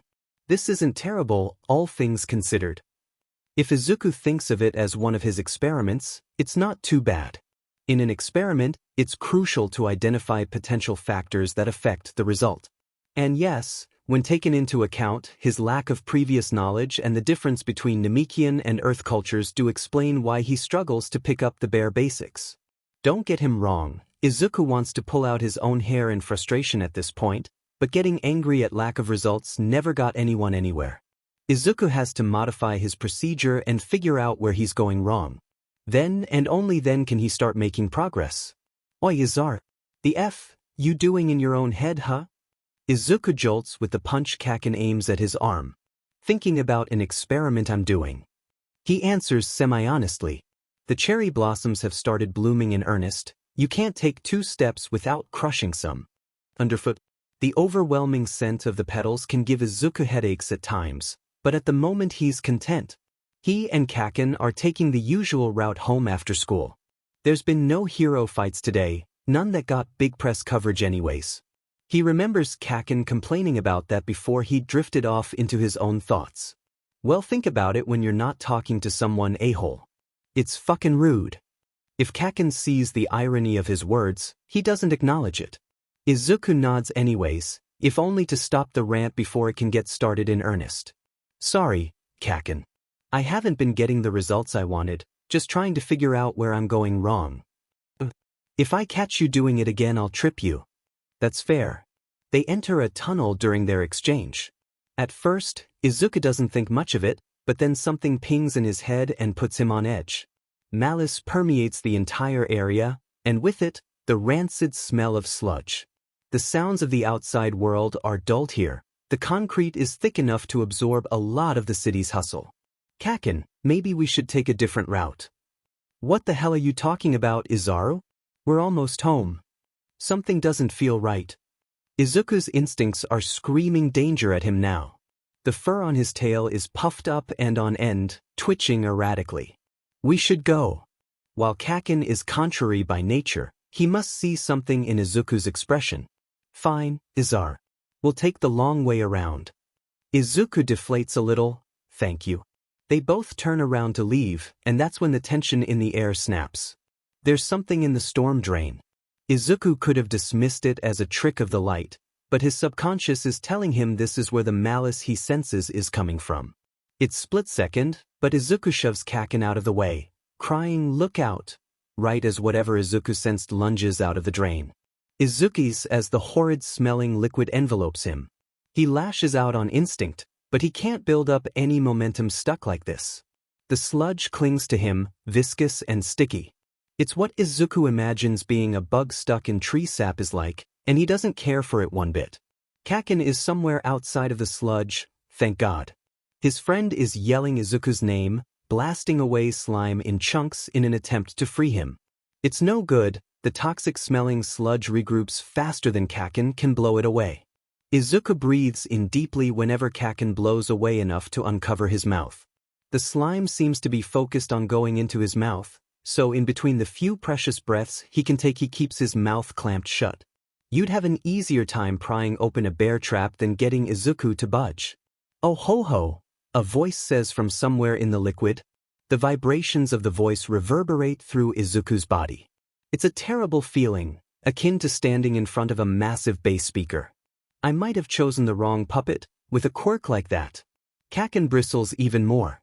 His palms are firecrackers, sparking with agitation.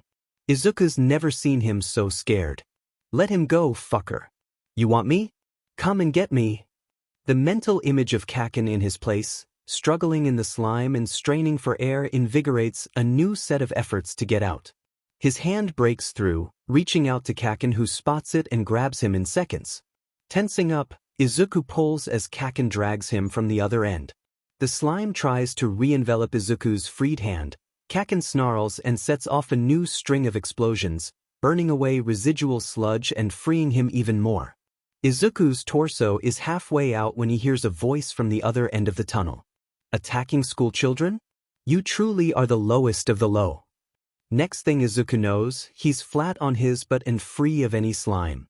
His lungs are still burning with the need for air. He takes in greedy lungfuls while looking around. Kaken is next to him, also on the ground, but his eyes are fixed in the direction of the mysterious newcomer. Izuku follows his eye and gawks. All Might stands proud over the scattered bits of slime, his fists still extended from the punch. There's a grocery bag hanging from his other arm. It's a funny mental image, the number one hero buying groceries. All Might takes a liter bottle of soda from the bag. I'd wanted to share this with a friend, but I think he'll understand. He uncaps it and pours it down the storm drain. Once it's empty, he starts scooping up the bits and pieces of slime. For a moment, Izuku worries he just witnessed a murder, but relaxes when he hears muffled cursing from the bottle. The villain contained, All Might turns to him and Kaken. While he'd been picking up pieces of the villain, they'd shuffled away from the bigger chunks, ending up outside of the tunnel. My apologies, you two. If I'd caught up to him sooner, you wouldn't have had to go through that.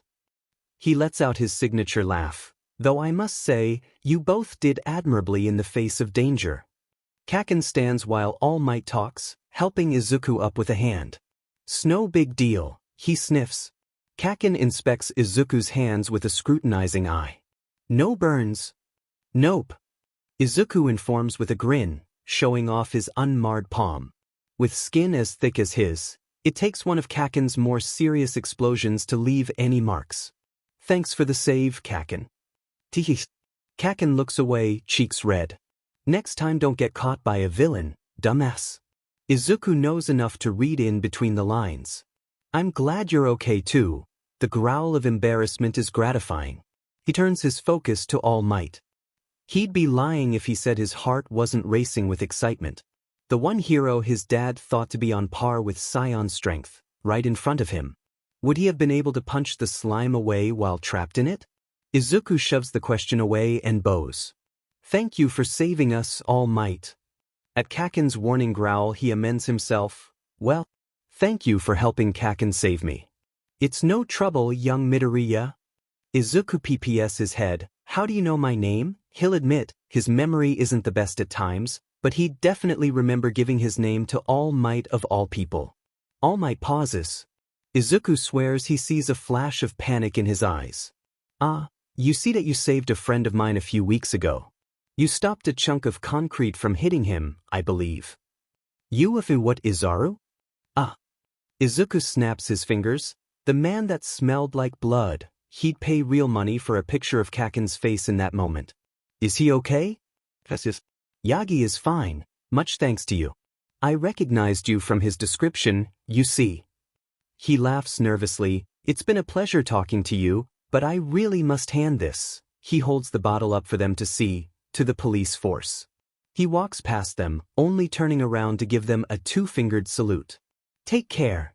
He crouches down and shoots off into the sky, the force of the jump creating a gust of wind that ruffles Izuku and Kaken's clothes. The two of them stare at the spot All Might used to be. Izuku looks at the spot, then Kaken, then back at the spot. Did that just happen? Yeah. Izuku blinks. What the f dash dot? Kaken barks a surprised laugh. That sums it up pretty DMing well. What the f dash?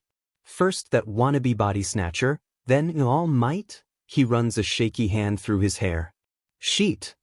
Kaken is Izuku's friend, but he's also possibly the most emotionally constipated person Izuku's ever had the pleasure to meet.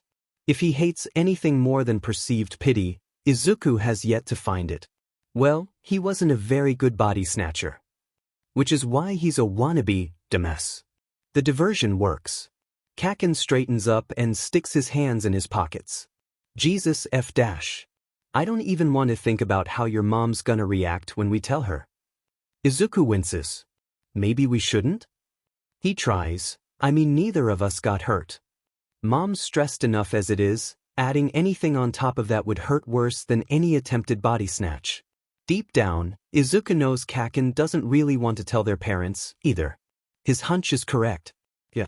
It'd save us a fucking lecture at least. Kaken wanders over to the side of the tunnel and picks up Izuku's backpack. It must have fallen off when he shoved Kaken out of the way, he didn't even notice. Kaken leans down and picks up something that fell out of Izuku's backpack. It's a small notebook with his blocky writing over the cover. Ability Analysis Number 3, Kaken reads aloud before turning to Izuku. The F is this for? Izuku's eyes widen at the sight of it in Kaken's hands. He trusts Kaken, that goes without saying, but his research is a bit of a touchy subject. He tries to play it cool, act like his heart isn't spiking with adrenaline. You know that experiment I was talking about earlier? I've been using notebooks to document them. Wouldn't it just be easier to do it on a computer file? I prefer to write it by hand. You're real fucking weird, you know? Kaken shakes his head and stuffs the notebook back into Izuku's bag. Holding it out for him to take, Kaken asks, what the F was All Might talking about with you stopping a chunk of concrete? Ah. Izuku shoulders his backpack and they resume their walk home, both of them ignoring the tension in each other's shoulders. A villain went on a rampage. Threw a piece of a building at a man and a woman he was helping get away. So you just caught it? Izuku shrugs defensively, there weren't any heroes on the scene yet. Besides, I knew I could catch it. Kaken is silent. You effing would, Fizu. The two of them stop at the intersection where they usually split ways. Izuku can see Kaken fidget with the edge of his backpack strap. Oi Izar, do you want to come over for dinner? Dinner with the Bakugas is a rare, but pleasant occurrence. and pretty much never happens without a week notice in advance. Yet Izuku can't deny that he's hesitant to leave Bakugo alone after the day's events. If not out of fear, then the desire to remind himself they're both okay. Still he has to ask, "Are you sure?" Kaken glares at him with his signature, "You effing idiot look. Would I offer if I wasn't? Use your head every once in a while, dumbass." Izuku bumps against Kaken's shoulder, "But that's why I have you." "You." Kaken shoves him away and stalks across the street. "Come on then, a-hole. We're having katsudon." Izuku can't stop a cry of, "Hell yeah," as he follows after his friend. It's a short walk to the Bakugo household. When they approach the door, Izuku prepares himself. Kaken doesn't disappoint. He kicks the door to his house open, yelling, "Oi, hag. Izaru's here for dinner," as he drops his bag near the door. "Hi, Mrs. Bakugo." Izuku calls behind him, taking off his shoes and gently placing his bag next to Kaken's. "Katsuki." Mrs. Bakugo emerges from one of the hallways and glares at her son with her hands on her hips. "What have I said about kicking the door open? If that frame breaks, I'll kick your butt into next Tuesday." She looks at Izuku and her expression does a full, "Izuku, it's been so long." She walks forward with her arms wide open. Izuku accepts the hug with gusto, his tail wriggling with excitement. "It's good to see you too." He looks towards the kitchen. With his heightened smell, he can detect the aroma of breadcrumbs and oil. "Kaken said you were making katsudon tonight. I couldn't resist." Mrs. Bakugo laughs and pats his head fondly. "I'll make some extra, just for you." Her nose twitches. "Why do you smell like sewage?" Izuku had been trying to forget about it. Still, once it's been pointed out, he can't help but sniff. The resulting GG has him pushing bile back down his throat. It might smell bad to Mrs. Bakugo, but to him it smells like he's been rolling around in a pile of sheet. Kaken sees his reaction from across the room. "But take a fine shower. You can borrow some clothes while yours is in the wash." Izuku squawks, shaking his head frantically. "Oh no, Kaken. I couldn't." "You can and you will, dumbass. I don't want you walking around my demon house smelling like a landfill." Bold words for someone who only smells slightly better than Izuku. He slumps in defeat, mumbling a small, "Thank you." Mrs. Bakugo pats his head consolingly. "I'll leave some of Katsuki's clothes out for you."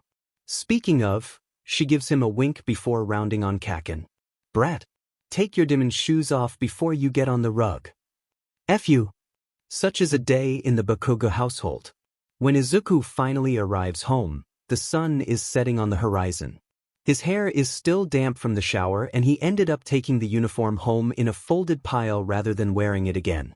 Kaken's clothes are big on him, but cozy. He'll have to be sure to wash them before giving them back.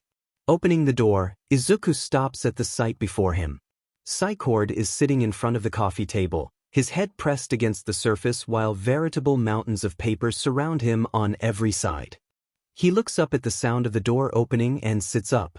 There's a dead tired look in his eye. Izuku feels exhausted just looking at him. Izuku. Welcome back." "Thanks," Izuku says without really thinking about it. His eyes keep getting drawn to the stacks of paper. What is?"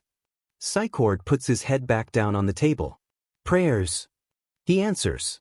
"Every single prayer muttered to God within the last 2 weeks." That explains why Izuku hasn't seen this before. That's not a lot of paper. It's not really paper, per se. They just show up wherever I'm staying at the moment. Izuku walks over and peers over Psycord's shoulder. To his surprise, the papers are blank. He picks one up and turns it over. Nope, still blank. Only I can see what's written. Psycord takes the paper from Izuku and looks it over. "This one's from the trivial pile," he declares, putting it back with a huff. "Every stack of paper is a category of prayer. I tend to ignore this pile, honestly. Well, it's easily the largest one, so Izuku can sympathize."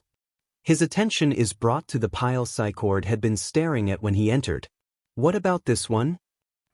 Psycord stares at the stack with a heavy expression. "This one's the more serious prayers. Sick loved ones. Please for another chance. Nothing a kid like you should be worrying about. Izuku's heart begins to sink.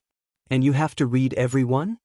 Reading this many prayers would take Izuku days at least, and with a new batch coming in every other week, he'd find himself overrun within a couple of months. Psychord's been Earth's god for 3 years already. Psychord shakes his head. No. Nothing is forcing me to read these, but being Earth's god has a set of rules. If I don't choose who receives the miracles myself, they're assigned randomly. I'd much rather they go to the people who truly need them. Psychord's shoulders sag, even if I can't grant every one. There's nothing Izuku can say. Psychord is a kind soul, Izuku knows this much. It must tear him apart, reading the plights of the people he's sworn to protect and only able to help a fraction of them. Izuku wonders how many guardians before Psychord took the time to comb through prayers. Listened to heartbreak and desperation not out of obligation, but a genuine desire to help where they could. Well, I think you're a great guardian for Earth. He ignores the way Psychord's breath hitches and heads to the kitchen. Do you want some tea? Yes. Thank you, Izuku. Izuku comes back with a mug of hot water he got from the sink and a bag of lavender tea. No problem. He puts the mug down and heads for his room, giving one last piece of advice before he's out of sight. Take a break once in a while, okay? He doesn't hear the reply, reaching his room and closing the door. The moment he's alone, Izuku sighs and slides down into his chair.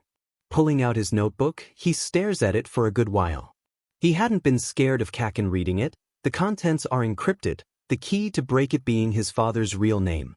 Billions of people in the world and only he or his mom would be able to decipher it. His father left him 10 notebooks like this, each one written in meticulous detail. Hypothesis after hypothesis of which traits Izuku could inherit and how to deal with them. He couldn't stay, but he made DM ensure that mom would know as much as possible to make up for his absence. Sitting at this desk, writing down his findings, confirming or disproving the hypotheses his father left behind, it's one of the only ways Izuku feels close to him. Midoriya Hisashi was the public persona, a front constructed by mom to allow his father to live among humans.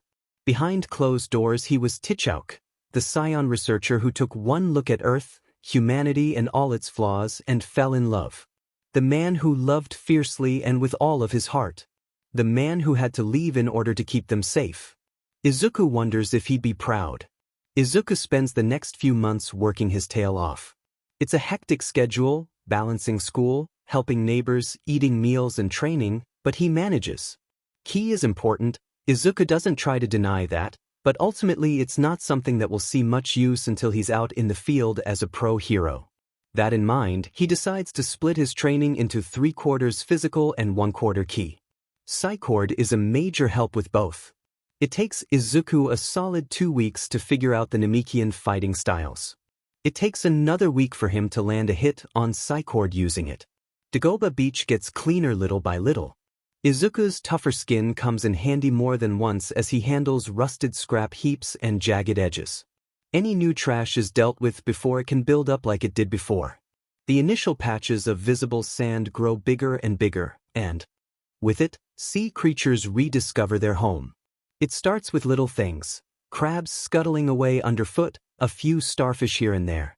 The real impact of his actions hits him when Izuku comes to the beach early one morning and sees a sea turtle in the waves. It's at least as big as Izuku, blinking lazily with big soulful eyes as it basks in the rising sun. He won't lie, he tears up when he sees it. It's just that he's so happy that they're getting their home back, and he's proud it's his work that's making it possible. He starts working twice as hard on the beach, invigorated with every new sea creature he finds. Once he has almost half of it clear, he brings mom to show her what he's been working on. Izuku, she's trying hard not to laugh. He has to suppress a grin himself. Can I open my eyes yet? Not yet. Izuku guides her towards the staircase leading to the clear swathe of sand. Psychord follows behind, using Ki to follow them with his eyes closed. Show off. Once he's sure that they're both in the perfect position, he steps back. Okay. Now. Mom opens her eyes, blinking away the stray sunbeams. Oh my. She looks out at the beach, how the light reflects on the water, scattering shifting patterns onto sandy shores. Izuku, did you do this? Izuku's chest puffs out. Yep. I started a few weeks ago. I think I'm making a lot of progress. He's not the type of person to toot his own horn, but he's really, really happy with himself this time. Saiyan stays silent, his eyes fixed on the sight before him. He looks away in an attempt to play off how he wipes his eyes. Izuku sees it anyway. It's incredible, Izuku. You should have seen the turtle that was here last weekend. Izuku babbles as he drags his mom down the steps. I'm pretty sure it was a loggerhead. They might start nesting here again. Somewhere along the way, he ditches his shoes, relishing in how the sand feels between his toes. He looks back up at Saiyan, who's lagged behind. Come on. The three of them stand at the shore. Izuku ventures forwards and soaks his feet in the sea. Well, Mom, what do you think? He awaits her answer with his tail anxiously skimming the water's surface. Mom's quiet for a moment, then reaches forward to pull Izuku out of the ocean and into her arms. His face presses into her cardigan. He can smell the brand of her perfume, never overpowering. She knows how strong his sense of smell is. She rocks side to side. Izuku can almost hear the proud smile in her voice. My boy, she says with no small amount of affection. My big, strong boy. Cleaning up a whole beach by himself. Izuku preens under the praise. She lets him go. You know, I have the perfect idea. I'm going to call up the boys. We'll have a picnic on the beach. Really? Excitement burns in Izuku's entire being. Will you cook? I haven't had his ramen in forever. I'll ask him if he can. Izuku does a quick victory spin. Yes. Am I missing something? He won't lie, he kinda forgot Saiyan was there. Dad made some friends while he was here, before he married Mom. He explains, I pretty much grew up with them. They're super cool. They didn't know his real name. Mom adds, or where he came from. They think he's off working in America. Oh yeah, the whole America lie. Mom spent 2 hours stressing the importance of that after Izuku got the first of his father's notebooks. It might be best to avoid mentioning the whole, my dad is an alien from a far-off planet thing. Normally, Izuku would balk at saying such a thing in an open area like this, but his key sensing has gotten better. There's no one besides them for quite a distance. Even then, he was more of a traveler than a warrior. Mom reminisces. He did all sorts of odd things, scribbling in those notebooks of his. Forgive me if this is untoward, Saiyan says, but what is your husband's name? On Earth or the one he was born with? Both, if it wouldn't be much trouble. There's a tense moment where Mom weighs her options. A seagull screeches overhead. If it helps, there's no one within hearing distance. It seems to be enough for her. On Earth he went by Hisashi. But before that, Tichouk.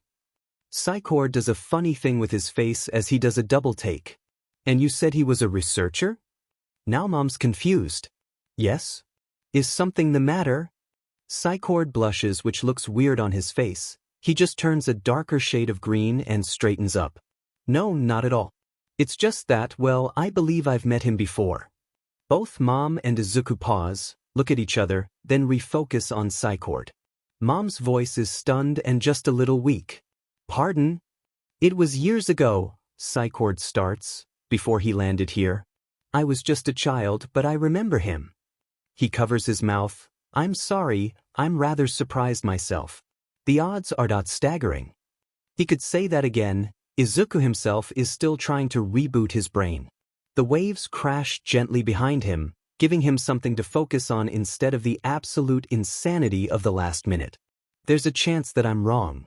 Saiyan hurries to say, Saiyans don't have very common names, even amongst their own, but two sharing a name is still possible.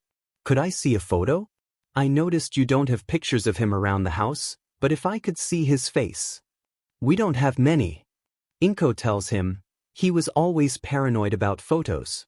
But I do have one. From our wedding. Izuku instantly knows which one she's talking about. It's a Polaroid, a little yellowed at the edge, but well-loved. In it, Mom and Dad are standing next to each other. She's laughing at something Dad said while he grins like a madman.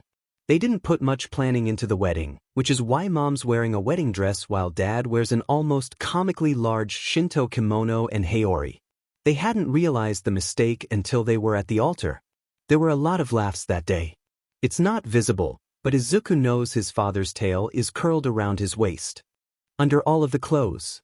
There's a strange blur in the corner. The Polaroid distorts the color a bit. Izuku thinks it's one of the flower arrangements, but he's not certain. Sometimes, on the days he really misses his dad, Izuku will sneak into his mom's room to stare at the man he never got the chance to meet. They actually look pretty similar, if you disregard coloring. Izuku gets his jaw from him, and his brow line. His dad has 3 freckles on each cheek. They crinkle with his eyes when he smiles. His teeth are a little too sharp, just like Izuku's. Someone could look at the two of them standing next to each other and just know they're related. Psychord's oblivious to Izuku's thoughts and thanks Mom. The topic is dropped to some awkward corner of all their minds and doesn't come back up until they get back home. Psychord looks at the picture for a millisecond before saying, "That's him." And hey, it's not every day you learn the god of your planet knows your dad. Small universe. The entire thing is shoved to some dusty corner of Izuku's head to sort out later when he's capable of piecing together more than 2 words. Mom does leagues better than Izuku does in comparison. She's shocked, yes, but it quickly turns into her asking what he was like before he came to Earth. They all sit in the living room, avidly listening as Psychord tells them of a kind but violent scion that showed up on Namek one day. When he goes to bed, Izuku's mental image of his father is a little clearer around the edges. Inko calls everyone with her idea and is met with resounding approval. The date is set a few days before Izuku's birthday. In the meantime, Izuku briefs Psychord on everyone he's going to meet. Ero Oyu, or Uncle Oyu, is a ramen chef. His family owns a chain of traditional restaurants. His quirk allows him to bring water to boiling temperature on contact, making him one of the most efficient chefs in Japan.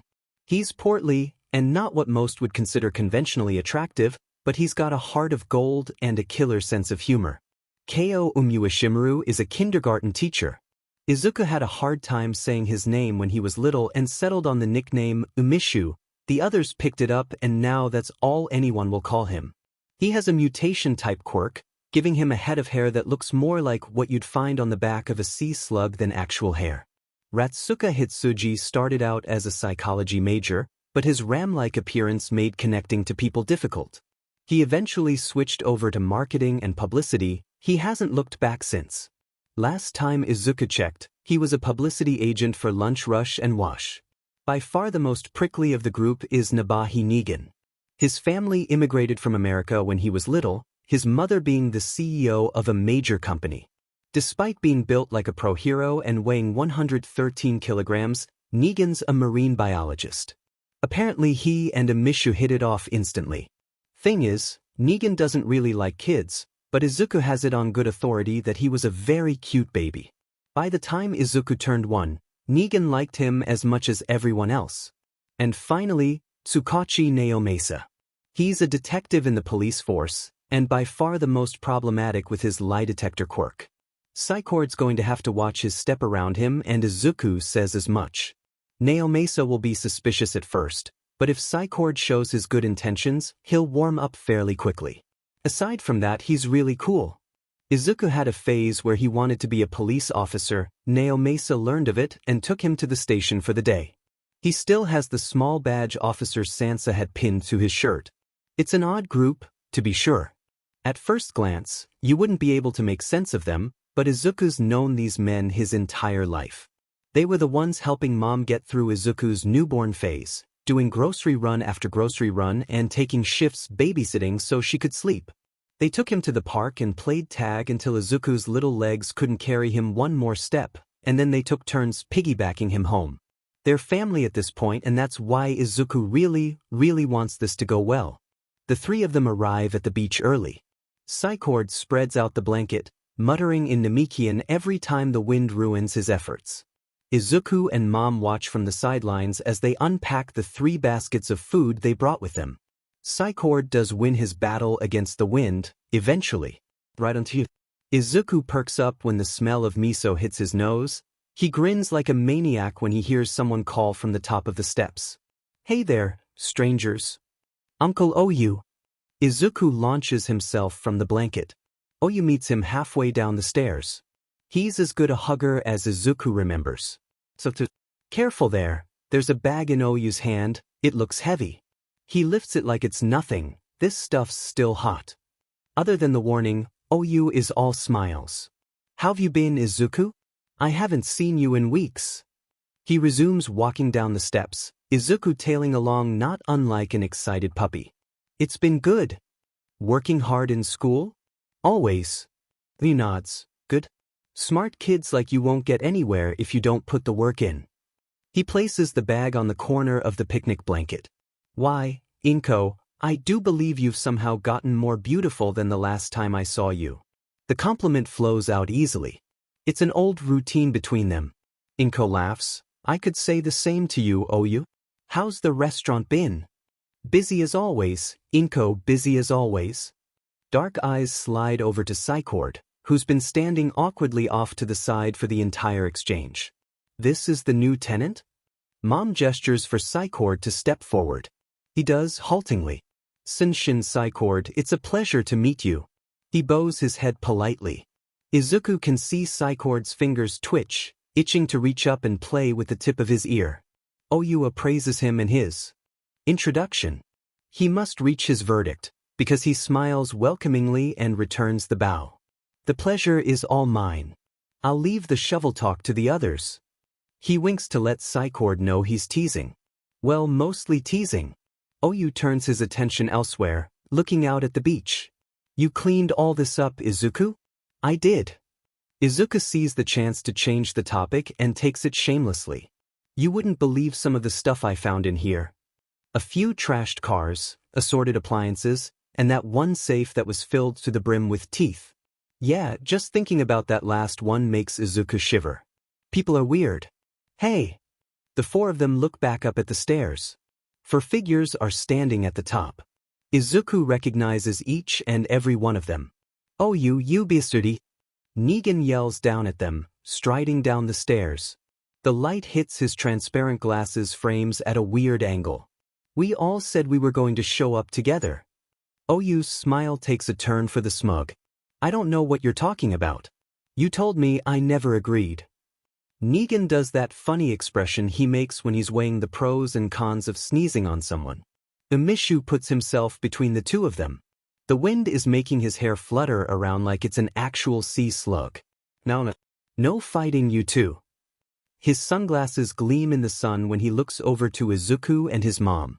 Honestly, they can't go 2 seconds without butting heads. Negan seems to remember just where he is and coughs, looking away to readjust his hair bun. Sorry about that. Fighting already? Naomasa asks as he finally catches up, Ratsuka's tailing behind him. That has to be a new record. He's wearing a t-shirt and baggy jeans, a far cry from the stuff he wears at work. Izuku had a mini crisis the first time he saw Naomasa in civvies. Negan huffs.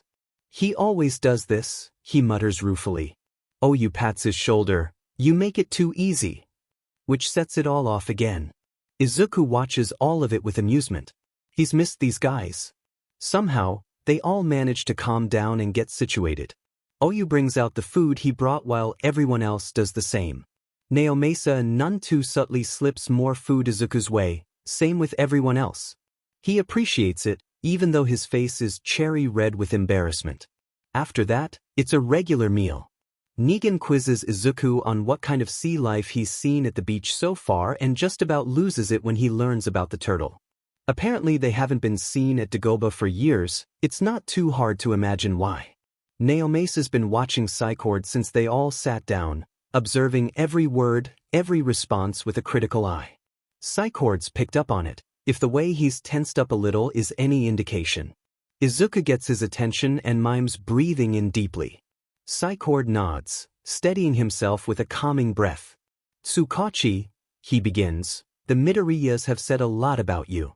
Naomasa swallows what food he had in his mouth and puts his utensils down. All good things, I hope. No comment.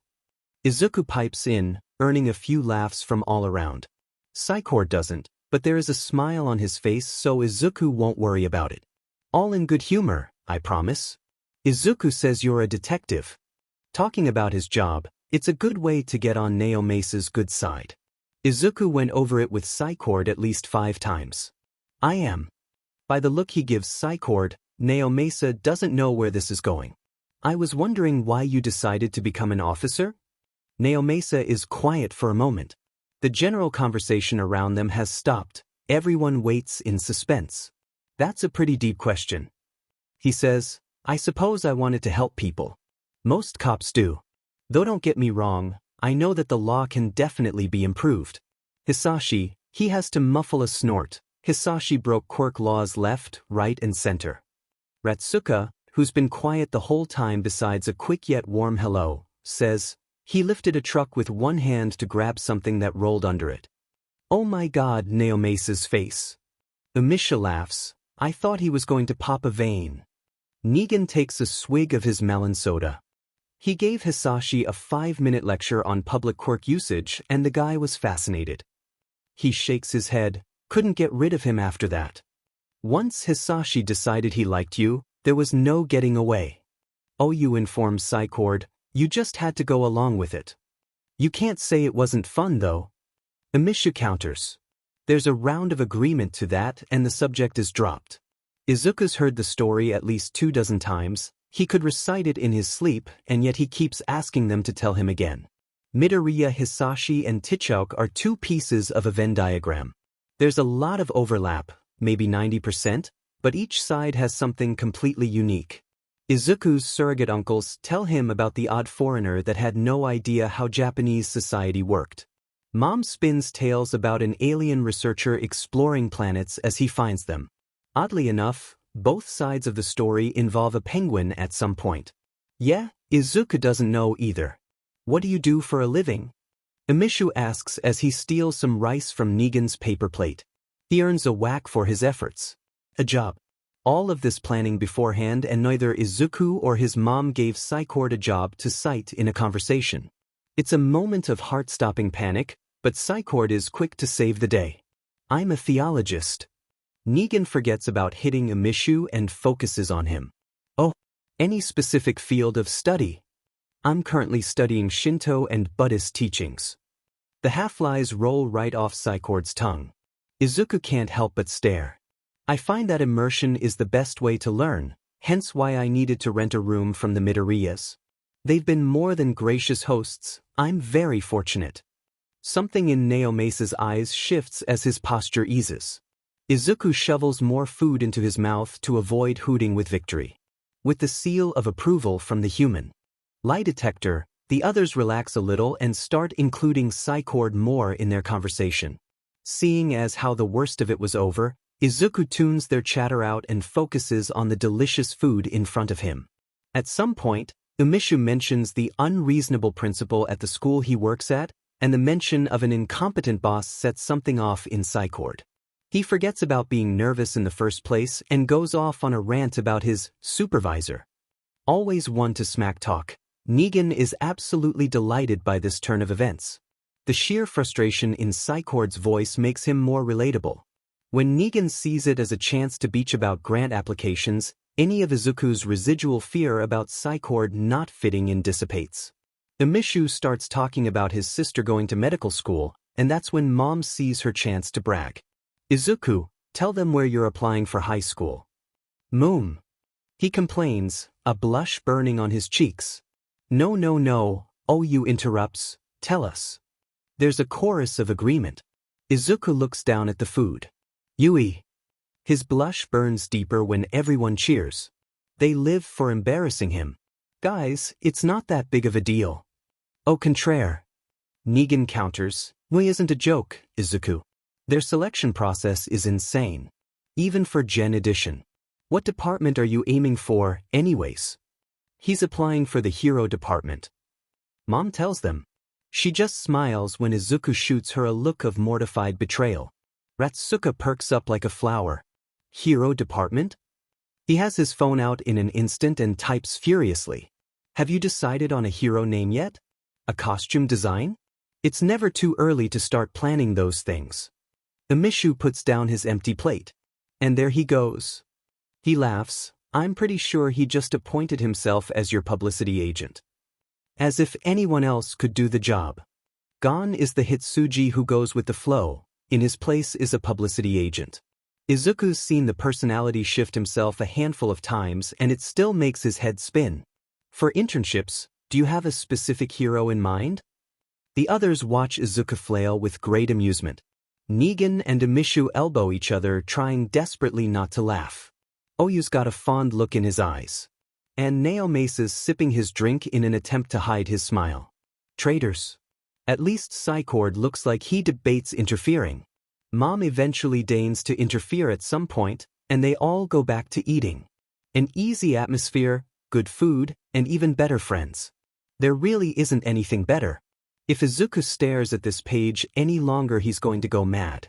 He's not sure what time it is, but it's definitely late. Moonlight's been filtering into his room for a while now.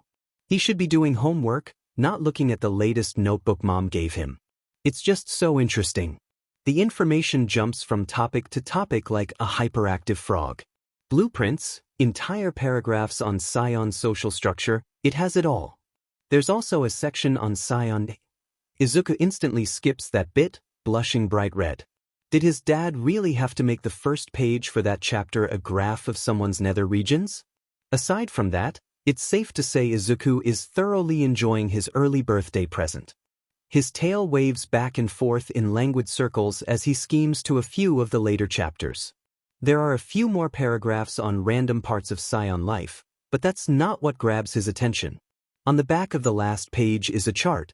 The lines have been carefully drawn, each box containing a foreign symbol and the phonetics for it written below in some kind of Earth language. He recognizes some of the letters from his English class, but others are entirely foreign. The ink almost bleeds through to the other side of the page, and for once, his father's handwriting is actually legible. Izuku can see pencil marks from sketches if he looks close enough. Everything else in the notebook looks hastily scribbled in comparison. Izuku stares at the symbols, feeling like he's seen them before, when it clicks. Every so often in the previous notebooks there would be something written in the margins. The first time Izuku had seen it, he spent 3 hours on and off trying to crack it. Eventually he'd given up and written it off as ink smudges. Now he can see how wrong he was. They're not smudges, they're characters of a Saiyan alphabet. Izuku's not afraid to admit it. He leaps out of his chair a bit too fast. An oof escapes him as he hits the carpet. The chair's on the floor, the same as him. Izuku scrambles up and rushes over to his bookcase. Behind the heftier books about engineering, the other notebooks are lined up in order. Izuku takes all of them and runs back to the desk. It takes half an hour to scour the internet and identify the language. The international phonetic alphabet is complicated, but Izuku is beyond determined to figure it out. There are tears in Izuku's eyes when he translates the message in the first notebook. For my son. Meteorite. It gives a whole new context to everything he's read so far. Izuku's father was as objective as he could be in the main paragraphs. The margins are where he wrote the snippets of commentary and stupid jokes that don't translate well from Saiyan. Training is going to be hellish tomorrow, but Izuku can't care, not when he finally reaches the latest notebook and sees the message scrawled on the back cover. Press your hand here. Think of something that angers you. Out of curiosity, Izuku does. He's a bit stumped on the second bit. There's not much in the world that he actively hates. He settles on citrus. The stuff has always been disgusting to him. Spiders hating peppermint? Take that and cube it. That is how much Izuku despises citrus. There's a peeling sound coming from under Izuku's hands. Being so caught up in his thoughts, he started channeling ki without really thinking about it. No, no, no, no, no. He stammers, yanking his hand away. And taking in the damage. Stupid, stupid, stupid. What kind of idiot is he? That there's something behind the peeling notebook cover. Carefully. So carefully, Izuku reaches forward and pulls out a hard drive the size of his thumb. Thinking back on it, this notebook's cover is thicker than the others. Thick enough to hide something. And what better way to protect it than to make it only accessible with ki? Izuku fumbles with the USB in his haste to open his computer. He definitely tries to plug it in upside down once or twice. Once it's plugged in, a small window pops up. Allow this device to connect. Izuku's never clicked something faster. There's a second of delay, then a white fills his screen. Izuku has to squint from the brightness. When he can see again, there's a menu of files to choose from. One's labeled Introduction under Sk. Click first. Izuku does. The screen goes white again. This time words sit right in the middle. Hi. Izuku doesn't know what kind of noise comes out of his mouth. It doesn't matter if it's a laugh or a sob, the emotion behind it is the same. Hi. He whispers, touching the screen right below the words. Hi, Dad. If you're reading this, odds are you're my kid. The computer message continues. Sorry if the description to get this USB was strange. It's a little hard to understand, but I swear, if you click the file labeled, it will make sense. I made this program for the more sensitive bits of information, and so you could learn the Saiyan language. I took voice samples from my mentor, He. We named you after her. Everything's labeled pretty clearly, I think. I'm sure you can figure it out. One last thing, leave the file at the bottom for last. See you, Tichouk. Izuku blinks to clear up his vision. Thanks, Dad. He wipes his face and looks at the other files. There's a key file, right below Introduction. He ignores it in favor of the other ones. The gasp when he clicks Schematics is pure delight. If Izuku thought the spaceship in the notebooks was complicated, this is straight up insane. Metal alloys, power sources, everything. There are scouter upgrades too. Izuku's own finished prototype is sitting on the shelf. It's beyond words. The USB. The message. Everything. Izuku steps away from the desk to focus on breathing as he holds his head in his hands. When he feels more composed, he returns to his seat. He has time to look at the blueprints later. He closes the tab and hovers the mouse over language. This is his father's greatest gift to him. A chance to learn a language lost to him before he was born. He closes his eyes and clicks. A feminine voice comes in over the speakers. Hello, Izuku. It's kind, weathered with age and cracking at the edges. Izuku likes it. I am Akizu. Your father programmed me with several lessons and his entire knowledge of Saiyan vocabulary. Where would you like to start? Izuku laughs breathily.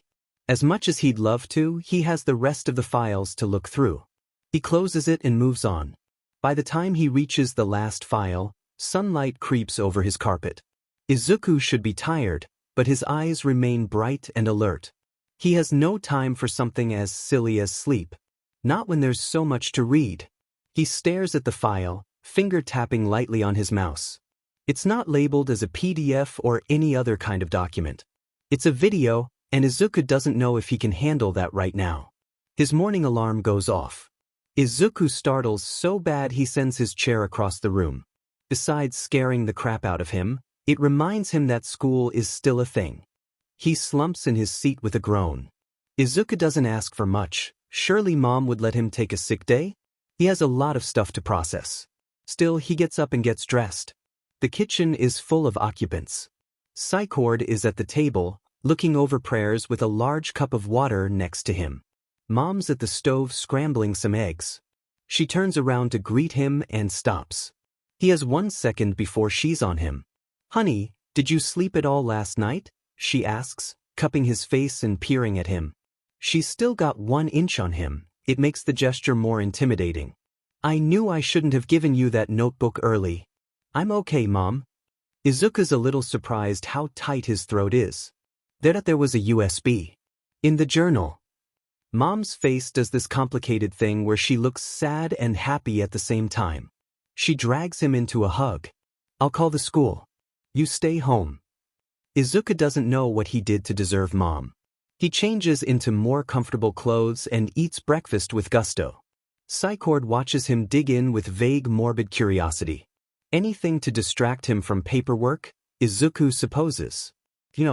I remember the elders talking about how Tichouk almost ate us out of our harvest, but I didn't wonder why until now. Izuku stops with his fork halfway to his mouth. Don't Namekians live off water? We had some interplanetary trade. Psycord defends. Not much, but some. He looks back at his papers and groans. Honestly, I'd rather do the harvest by myself instead of sifting through these.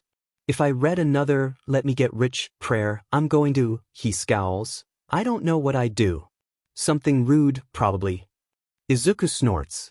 Give them congestion when they're about to have a meal they like. He outright laughs at the odd expression on Psychord's face. Earth's guardian, ladies and gentlemen. May he never change. Izuku finishes breakfast and passes out in a food coma for around 3 hours. His phone angrily buzzing next to his head is what wakes him up. Kaken waited all of an hour after school started to start demanding where Izuku was. Where the f are you, Izo? He's worried. At home. Why the f are you at home? You never get sick. Family stuff. There is a solid minute before Izuku gets a reply. Just make sure you're at school tomorrow. I can't deal with all these fuckers alone. When in doubt, bring up family issues. Never fails to make. Kaken changed the subject.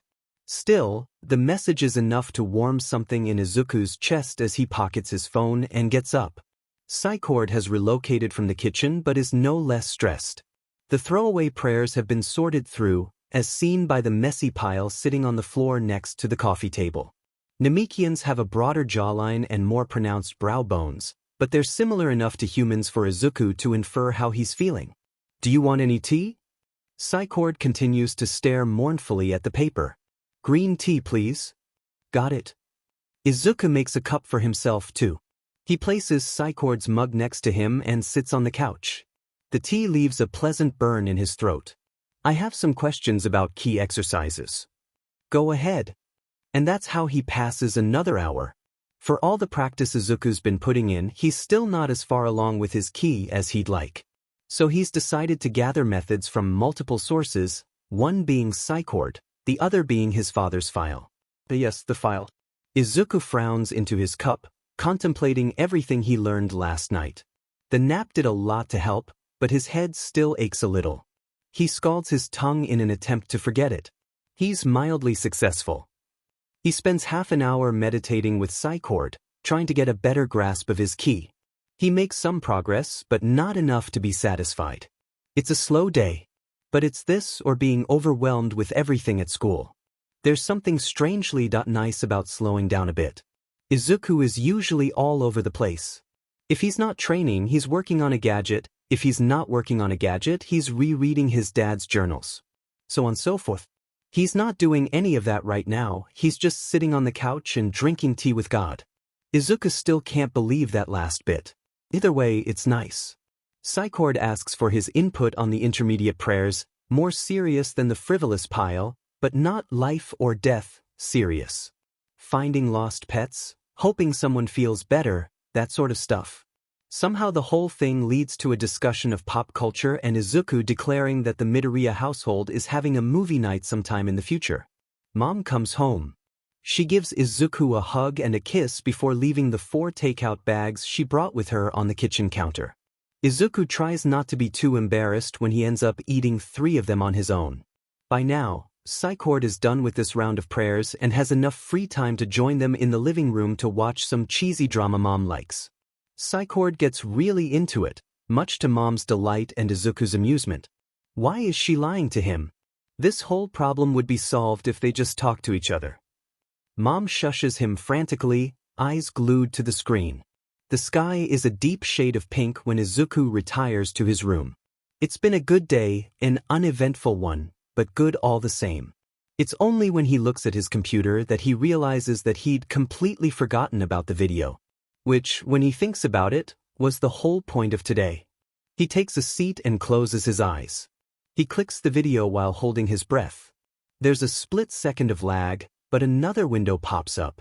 Midoriya Tichouk stares at the screen. His hand is out of frame, probably pressing record. He's hunched over in a too small chair, sitting at a desk that Izuku recognizes as the one in Mom's room. He looks like he did in the wedding photo if you ignore the bags under his eyes. Hey! Izuku takes a sharp breath as he hears his dad for the first time. His voice is deep, rumbling in the back of his throat. Even so, it's not unkind. I'll be honest, I don't really know how to say any of this. I mean, it's a little strange, talking to someone who isn't born yet. He's smiling, but even that can't hide the sadness in his eyes. It had been 7 months and I still can't really believe it. I'm going to be a father and I won't even be around to see it. Which is why I'm recording this, I guess. Dad stares deeply into the camera. Izuku's heart clenches at the intensity of the love in his dad's eyes. Trust me, when Inko told me she was pregnant, I was scared. But now I know better. You, Midoriya Izuku, are one of the best things to have ever happened to me.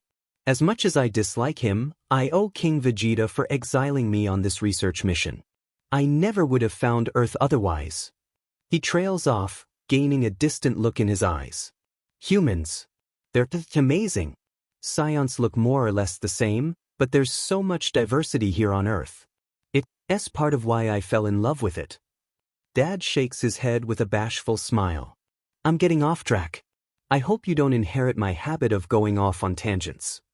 The last bit is more to himself than the camera. Dad's demeanor changes. I thought I wanted to stay here.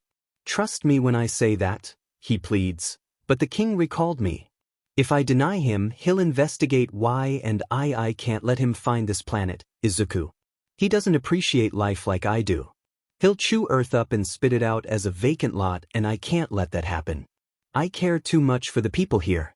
We, Scions, we're not good, Izuku. But when I'm with Inko, when I'm with you, I feel like I am. Maybe it's wishful thinking, maybe it's not. Either way, you have to know that I love you and your mother and I never, ever wanted to leave. Inko will take care of you. I know that. And you'll have Neo Mesa and the others. You won't be alone like I was. But it still feels like I'm abandoning you, and I will always hate myself for that. Dad takes a shaky breath and closes his eyes. I have so much to tell you, I've been writing it all down in some journals your mother gave me. She'll give them to you when you're older. And when you see this, maybe you can understand why I did this. Why I left. If you resent me, that's okay, but I will always love you. Even when I'm light years away. Dad takes a deep breath and forces a smile. On his face. Sorry. I'm not usually this serious, but I had to let you know. Give your mother a hug for me, okay? He reaches forward and touches the screen. Izuku copies the motion. If you turn out anything like Inko, you'll be just fine. I don't know when I'll be able to come back, but I can't wait to see the person you grow up to be. I love you, Izuku. And the video ends. Izuku stares at the last frame of the video. There are tears peeking out the corner of Dad's eyes. He doesn't notice he's crying too until a tear drips on the desk. I love you too, Dad. He runs out of his room, startling Mom with how fast he skids across the floor. Izuku? What? She's cut off when Izuku barrels into her, hugging her as tight as he dares. Her hands immediately come up to rest on his back. Izuku! There was a video. Mom inhales sharply. Honey, her arms tighten around him. That's amazing. Izuku backs out of the hug. He stares into his mom's eyes. He has to swallow the tightness in his throat. Do you want to see it? Mom blinks in surprise, but it melts into a teary smile. I'd love to. Izuku pet his tail again, focusing on how it felt to run his fingers along the fur. It's soft at the base but got coarser along the way to the tip. He used to only do this after a nightmare, alone in his bed and unwilling to wake Mom up. Now, he sat alone at lunch, his classmates giving him a wide berth. All it took was one bad day. Izuku was tired and hungry and the class wouldn't stop talking and the god-awful sound of chalk on the chalkboard made him snap. His desk splintered to bits, sending his notebook and pencils flying. Izuku didn't mean to, but it didn't make a difference to his classmates. A broken desk was small, compared to all the stuff he could do. Someone was moving his plate away. Izuku dropped his tail and rushed to grab it, looking up into Kaken's irritated face. And finally you pay attention, Izu? Izuku's back ached when he hunched further in on himself. Sorry, a whisper barely audible in the quiet corner of the cafeteria. What were you saying? There's a beat where Kaken didn't answer. Stop that. Stop what? Izuku frowned. He didn't remember doing anything that would annoy Kaken today. Stop you treating me like those extras. Izuku lifted his head. Kaken, what are you talking about? More glaring. Izuku averted his gaze again, and that got a growl from Kaken. You've been weird since you obliterated that table. Izuku winced. If I were you, I would have blown up the extras' faces at least. Kaken went on.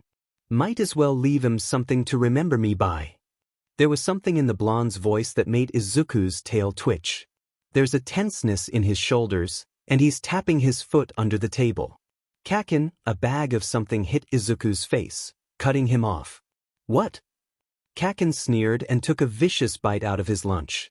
Carrots, you idiot. Eat it. I mean the other thing. Kaken chewed and swallowed. The background characters have been a pain in the butt this year. Some were stupider than usual taking up oxygen. I just made them cough a bit. Oh my god, Kaken. Izuku's tail stiffened with the rest of him. What about your record? We're already in middle school. If that goes on record, that's going to be dash. Kaken snarled at him. Shut up, worry about your own demon record. He leaned back in his seat, putting one knee against the table edge.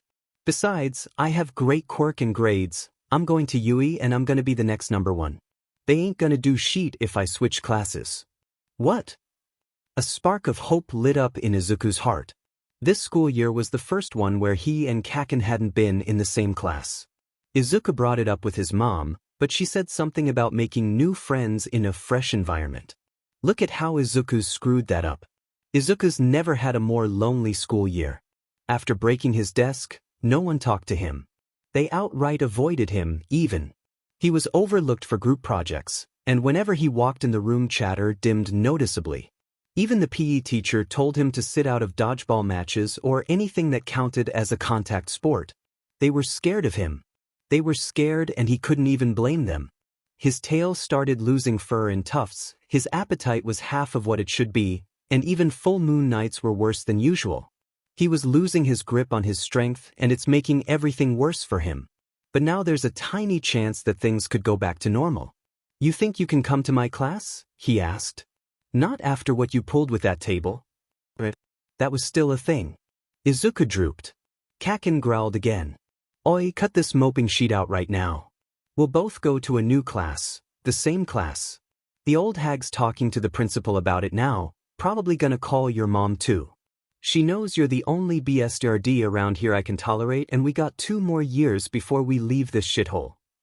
His eyes dared Izuku to say otherwise, so stop looking so sad. It's depressing as F-. Kakaajin. Stop crying. I just told you to cut this sheet out. Hitsuji, I get that you want to help, but this is a little much.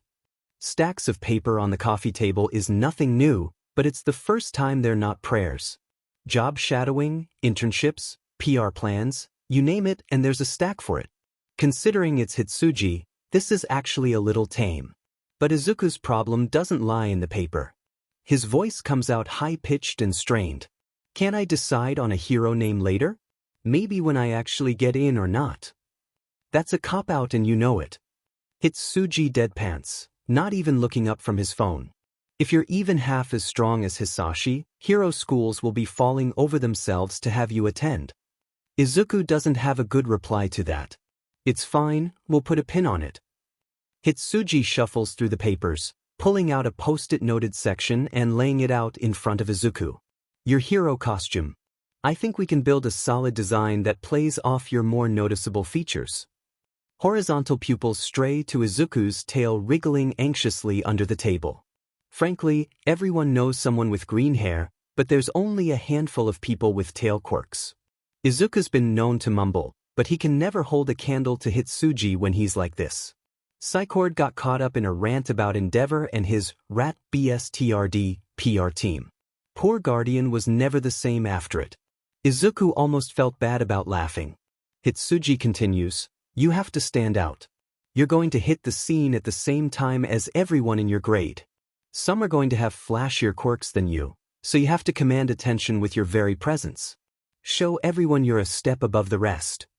It makes sense, but still. Why can't my costume be less flashy? There's way too much gold in the preliminary sketches. Don't get him wrong, the designs themselves look fine, baggy enough for proper movement but tight enough to prevent snagging. His only problem lies with the coloring. He'd set off every metal detector in 5 kilometers if he wore one of these. Hitsuji strokes his chin contemplatively. I guess this is a bit too campy for you. Izuku doesn't even know what campy means. A few heroes can work the over-the-top look. But on you, it'd look like a kid playing dress-up. Once Hitsuji gets going, tact tends to leave the building. Izuku knows this and it still stings. I suppose you could go for the humble, earnest look. Gold highlights here and here. He points to the seams along the costume's shoulders. But normal colors everywhere else, all matching each other, of course. Izuku's shoulders slump with relief. In life, compromise is the name of the game, and Hitsuji's given him lots of experience. Yeah, that sounds way better. Great. Hitsuji claps. Now. Origin story. The people will want to know, what makes Midoriya Izuku tick? Why does he want to be a hero? His pen taps the table, quick yet steady as he waits for a response. Like that, Izuku's better mood fizzles away. Spaceships aren't exactly cheap to build, but doing it for the money sounds terrible. Helping people will always be a passion of his, but his very being vibrates at the thought of being among the stars. He won't be the first person to use the connotation of a hero for his own gain, but that doesn't exactly make it right. Ethical? Maybe yes, maybe no, but Izuku won't stop either way. The knowledge sits heavy with him, a subtle but constant reminder that his dreams and virtue don't go hand in hand. Thing is, there'll always be a hero on Earth, even when he leaves. But what about other planets? Dad fell in love with humanity and its quirks, literal and metaphorical. Maybe Izuku can bring something new to the galactic table. Izuku breathes in and holds it. I want to help people. I've been doing it in the mornings on my way to school anyways. Making it my job just means I can do it full-time. For the next few years, at least.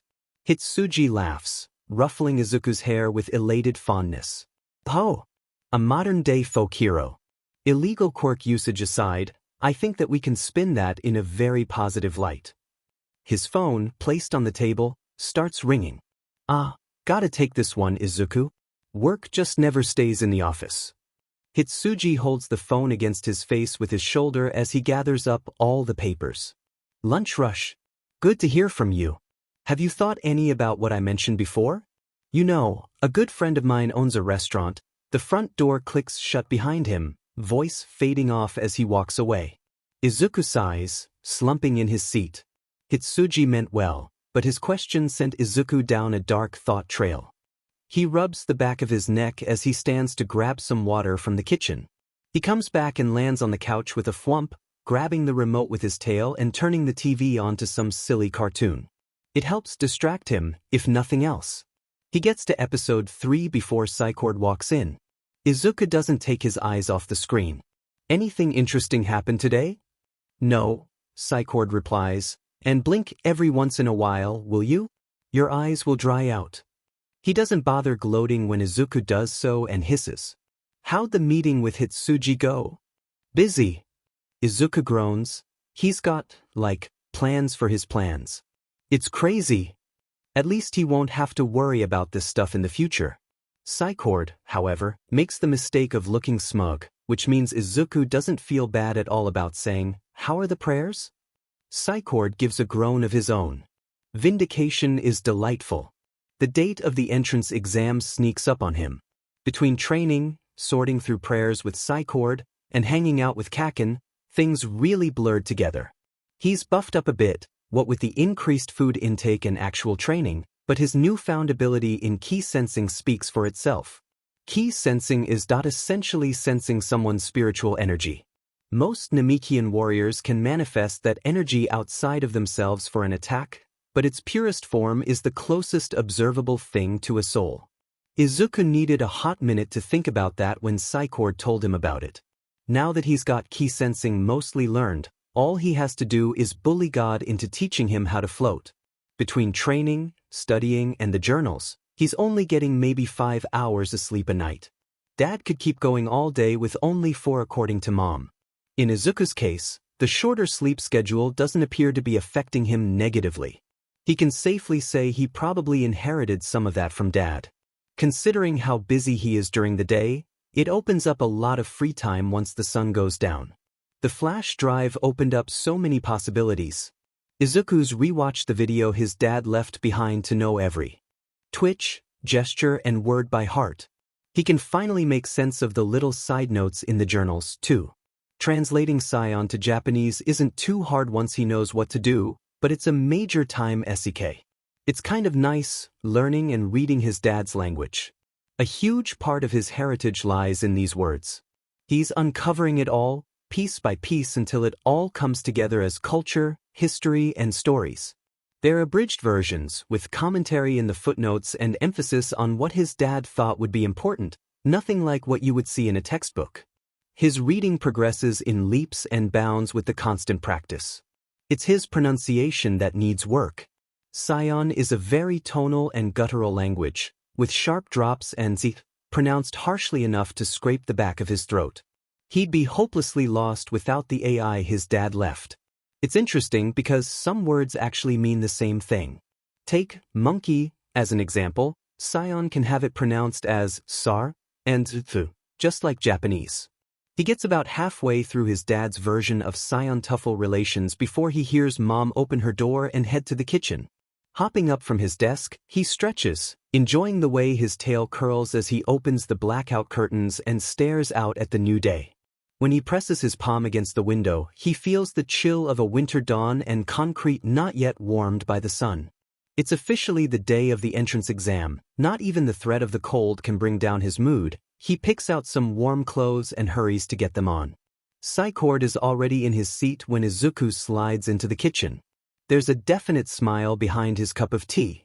Ready for the day, I see. Izuku hops into his seat, swinging his feet as he watches Mom work the stove.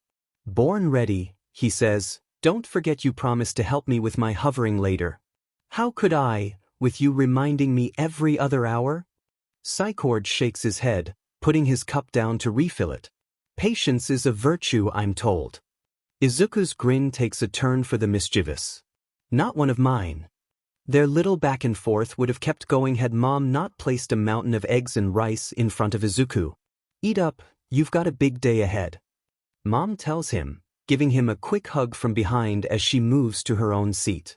Izuku's excitement bleeds into the air, infecting everyone at the table as he cheerily eats half his body weight in food. When it's time to go, Mom sees him off with a kiss on his forehead while Saicord gives him a confident fist bump. And then he's off. Izuku takes the stairs down 4 at a time, even though Mom lectured his head off the last time she saw him do it. The fresh morning air nips a hello to his cheeks before being soothed away by sunlight. His breath is crisp in his lungs, it billows out as puffy white mist. There's a skip in his step that follows all the way to the entrance gates. He's seen it before in pictures, but there really is no beating the real thing. Through it, he can see Yui's main entrance building. Everything Izuku's done for the last few months has been for this moment. His journey to fulfill his dream is about to start. What the F dash? Izuku turns around, perking up at the sound of a familiar voice. Kaken. He grins, almost skipping towards his friend only to skid to a halt at Kaken's expression. Why the hell are you here, Izaru? Kaken doesn't move from his spot, clenching his fists at his side as he stares at Izuku, unblinking. The tests for Gen Ed are tomorrow. Something in Izuku's gut turns. I'm taking the hero exam too. Didn't I tell you? No the F you didn't. Kaken snarls. Stalking forwards, he grabs Izuku by the collar and drags his face close. Izuku can feel the heat of Kaken's breath as he hisses, Was I some sort of ifing joke to you, Izuru? I've been talking about the Yui Hero course for years and what, you decide to join on FING whim. Izuku stares at him with wide eyes. He's dense at times, yes, and Kaken's gotten frustrated at him for it. But anger, real, genuine anger. Did Izuku really not bring it up? Not even once? He's been forgetful, but it was always stuff like groceries and homework. He knows how important UA is to Kaken. So how did he forget? Kaken-a-dash. He shoves Izuku away. Izuku stumbles and loses his balance again as Kaken clips his shoulder walking past. Save it. I don't want to deal with you right now. Kaken. Izuku reaches out blindly, grabbing Kaken's arm. He needs to explain. They can smooth this over if Izuku can just explain. He'll be in the doghouse for a bit, but he can deal with that. He can't deal with Kaken being mad at him. Please, just wait a second. Kaken moves to shake Izuku's hand off, but he's not looking. He doesn't know how close Izuku is. The back of Kaken's hand strikes Izuku's cheek, sending him to the ground in surprise. Kaken didn't mean to do it, he didn't. Did he? Izuku's face throbs with the phantom pain and shock of the blow. Dazedly, he holds a hand against his cheek, looking up at Kaken. Surprise flashes across Kaken's face, quickly replaced by anger. What the F did I just say? He demands. I don't want to deal with your but right now. Stay the F away from me. With his final word, Kaken turns away, leaving Izuku alone on the ground. Izuku can hear how everyone whispers around him. A few people even stop to stare at his and Kaken's fight. He hears it, but he doesn't register any of it. He's staring at the door Kaken disappeared through, feeling a hole in his heart grow deeper by the second. He can't stay on the ground forever. Izuku slowly gets to his feet, rubbing at his cheek still. His tail curls around his leg in a vain attempt for comfort as tears sting his eyes. I'm sorry, he whispers. He sulks in after Kaken. It's just his luck that they're sat next to each other for the practical exam. Orientation. Astounding, how a few inches can feel so far and too close at the same time. Kaken hasn't looked his way once, going so far as to point his feet in the opposite direction. Izuku's usually good at defusing tension when Kaken gets into one of his moods, but that was always when he was angry at someone else. Kaken's ki is flared up and sparking at the edges, barely contained amongst the anxious TV static of everyone else's ki. If Izuku opens his mouth, the second coming of Mount Vesuvius would be unleashed, so he keeps his eyes averted and his mouth shut. In comparison, the entrance exam is a welcome source of catharsis. Izuku has no problems taking his frustrations out on the robots that make the mistake of coming his way. He feels his mood lighten with every piece of metal he obliterates. He might have traumatized a few of his potential classmates when he tore off a robotic arm and started using it as a baseball bat. He couldn't deny how effective it was, though. The cityscape is definitely not coming out of this the same. He loses count of how many robots he's smashed after 30. 1, 2, 3-pointer, it really doesn't matter to him. He just wants to hear crumpling metal and the whine of the internal processor shutting off. This is his paradise. A fight where he doesn't have to worry about hurting his enemy beyond repair. Humans are fragile, robots are not. Well, comparatively. They're all the same to him, he just can use more force on one. He's not afraid to admit he forgot about the 0-pointer mentioned in the orientation. He's reminded of it once the ground starts shaking underneath him. If he wasn't riled up, he might have joined the crowd of retreating students, choosing to blend in rather than stick out. Too bad. A tinge of viciousness enters his smile as he stares up at the towering beast of metal. The 0-pointer looks terrifying to anyone who doesn't know mechanics, but Izuku can see the load-bearing structures easy enough. He could end its advance by hitting those with the same force he used on the other bots, but he wants to let out a bit more steam before he goes back to treating everything like glass. The robot's head crumples like an aluminum sheet. Its body lets out a shrieking groan as it tries to counterbalance the force of Izuku's blow. The city itself wobbles as the 0-pointer crashes to the ground, its lenses flickering out into empty black. Izuku contorts in the air and rolls once he hits the ground. Jumping that high was a risk, he could have sprained something if he landed wrong. A horn blares over the speakers. Just in time. Hello. A strained voice calls out from somewhere in the rubble. Izuku feels his stomach fall when he spots someone stuck under the concrete, meters away from where the 0-pointer had stood. He didn't notice her, didn't even register her panicked ki before he heard her call for help. What if the 0-pointer had taken another step? It's an entrance exam, they wouldn't let a kid die, right? Still, a few meters closer and she would have been crushed, and Izuku would have let it happen because he was too wrapped up in the fight to care. Izuku hefts himself up on top of a pile of concrete and spots her. The girl's legs are pinned by some debris, but not crushed. She latches onto the sight of him. Hey, you're the one that knocked the 0-pointer over, right? You really saved my bacon, huh? I didn't even know you were there. Izuku shoves the guilt back down and heads over to get a closer look at the concrete holding her in place. Nothing will shift and do more damage from what he can see. Are you okay? He asks first and foremost. Yeah, just stuck. Good, I'm glad you didn't get squished. He answers honestly, I'll get you out of there. Can you crawl when I lift this up? She gives him a nervous smile. Yeah. Izuku nods. Good. On 3, okay? 1, 2. Izuku's hands find a divot in the concrete, a natural handhold. Dust and pebbles clatter to the ground as he lifts the chunk with a grunt of effort. The girl scrambles out of the way and Izuku lets it fall back down with a nauseating thud. All that weight only kept off of her by dumb luck. The crowd of students trickle back towards them, staring at the crumpled form of the zero-pointer. They couldn't bother to stay and help, and judging by the guilty looks on some of their faces, they didn't have the excuse of not noticing her. Izuku ignores them, choosing to scan the girl he saved for anything severe. He didn't notice her stuck under the concrete. The least he can do is make sure she's fine. How is your ankle? Can you stand on it? He suppresses the urge to fidget with his clothes. People check up on other people all the time. He tells himself, it's normal to ask these things. She flexes her arm with a grin. Just a bit dizzy because of my quirk. But don't worry, I'm used to it. Looking closer, Izuku can see the pads of her fingers have little paw-like circles. Is that part of her quirk too? Definitely touch-based, if it is.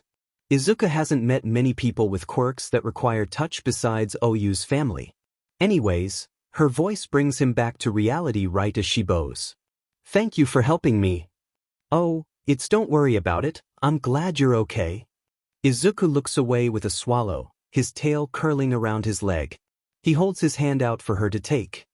Here, let me help you up. The girl beams, thanks. She takes his hand and dusts herself off once he's pulled her up to her feet. She looks friendly enough, and her ki is a pleasant shade of bubblegum. With light brown hair and gentle eyes, she just feels very kind. I'm Uraraka Ochako. Midoriya Izuku. The crowd of students begins to part, revealing a small elderly woman.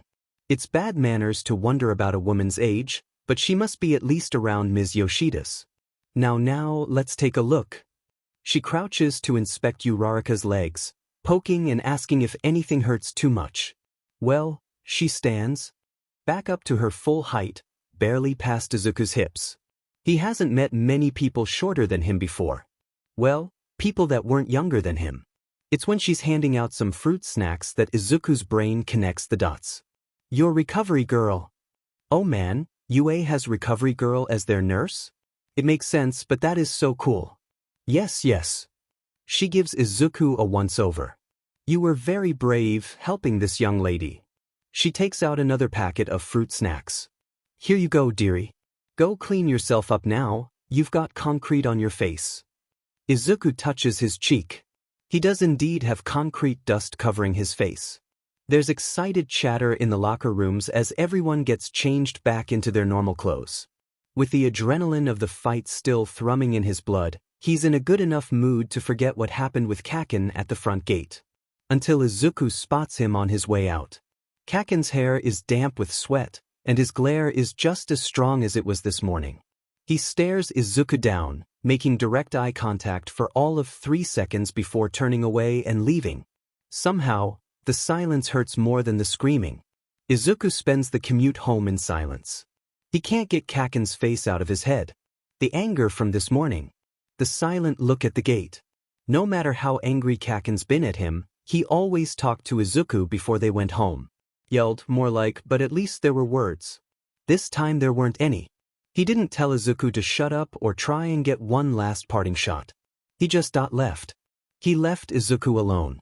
Psycord takes one look at him when he gets home and stands up from the couch. Striding up to Izuku, he takes his hand in his own and inspects it. His pointed nails are careful as they trail over the nasty-looking bruises that model Izuku's knuckles like paint splatter. He looks up, right into Izuku's eyes. He must see something because his brow furrows. Are you okay? And that's the breaking point. Izuku can't stop the flood of tears when he hears that concern, feels how carefully Psycord is holding his hand. No, he sobs, bringing up his other arm to cover his face and biting his lip. Anything to shield his face from Psycord's worried eyes. He's not supposed to be like this. He's a Saiyan, Saiyans don't cry over stuff like this. Izuku doesn't know what they do, but it's not this. He can tell by the way Psychord's ki spikes that he's panicking. Being God doesn't exactly give you experience with people crying. But he doesn't let go of Izuku's hand. Psychord rests his free hand on Izuku's back, gently guiding them both into the kitchen. He sits Izuku down in a chair. "I'm making some tea," he announces. "It won't be more than a minute." His hand slips from Izuku's, and he misses the contact instantly.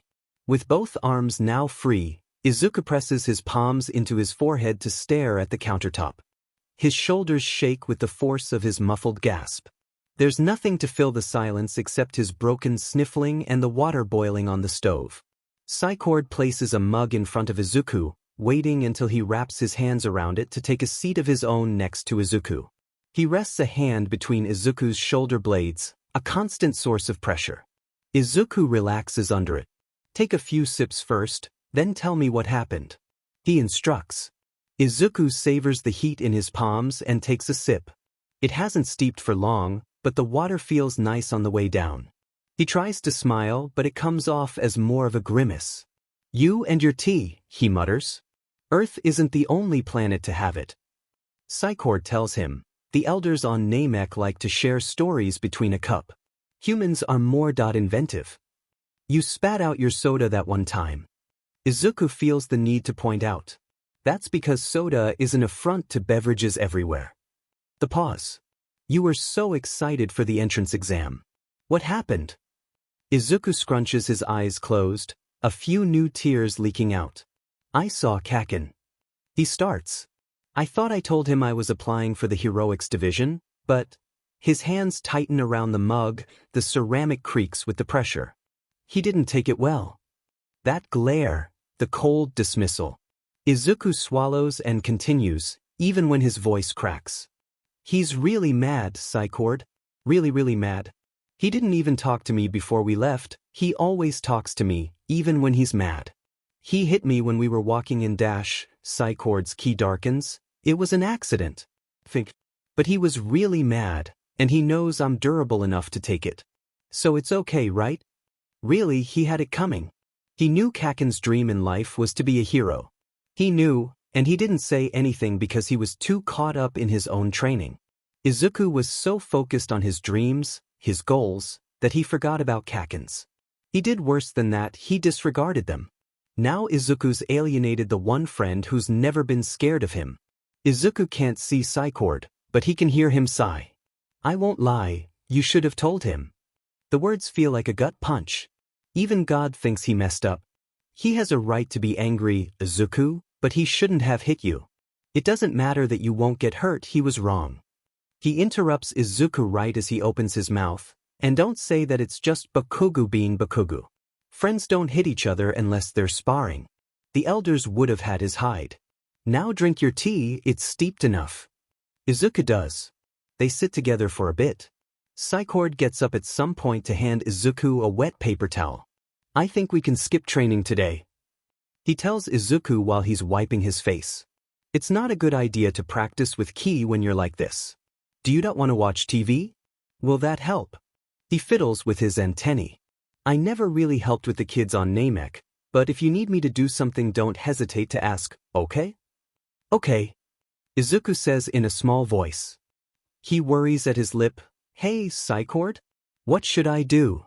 Psychord considers it. Let him cool off. He decides. Bakugu's temper is strong, but short-lived. Text him in 2 days to see if he's ready to talk. You shouldn't have that kind of conversation until both of you have calmed down. Something in Izuku settles down when he hears that. It's a plan. He's not running around with his head cut off about it anymore. You know, for someone who didn't want the whole God job, you've got really good advice. Psychord looks away with a flustered huff. "Just finish your tea, Izuku."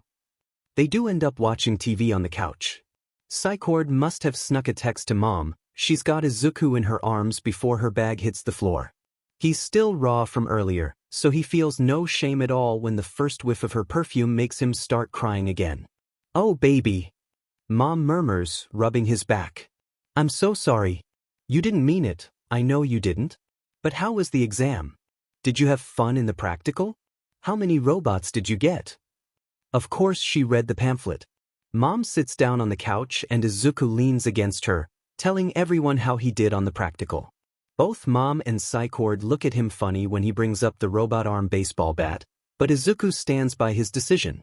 It's enough to get his mind off things, even for a little bit. And when he goes to bed, he doesn't think too much about how his phone has no new messages. Izuku walked down the hall, checking every number plaque he passed by.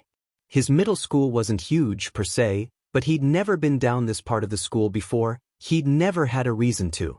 He clutched at the straps of his backpack, letting his tail sweep back and forth, twitching every so often.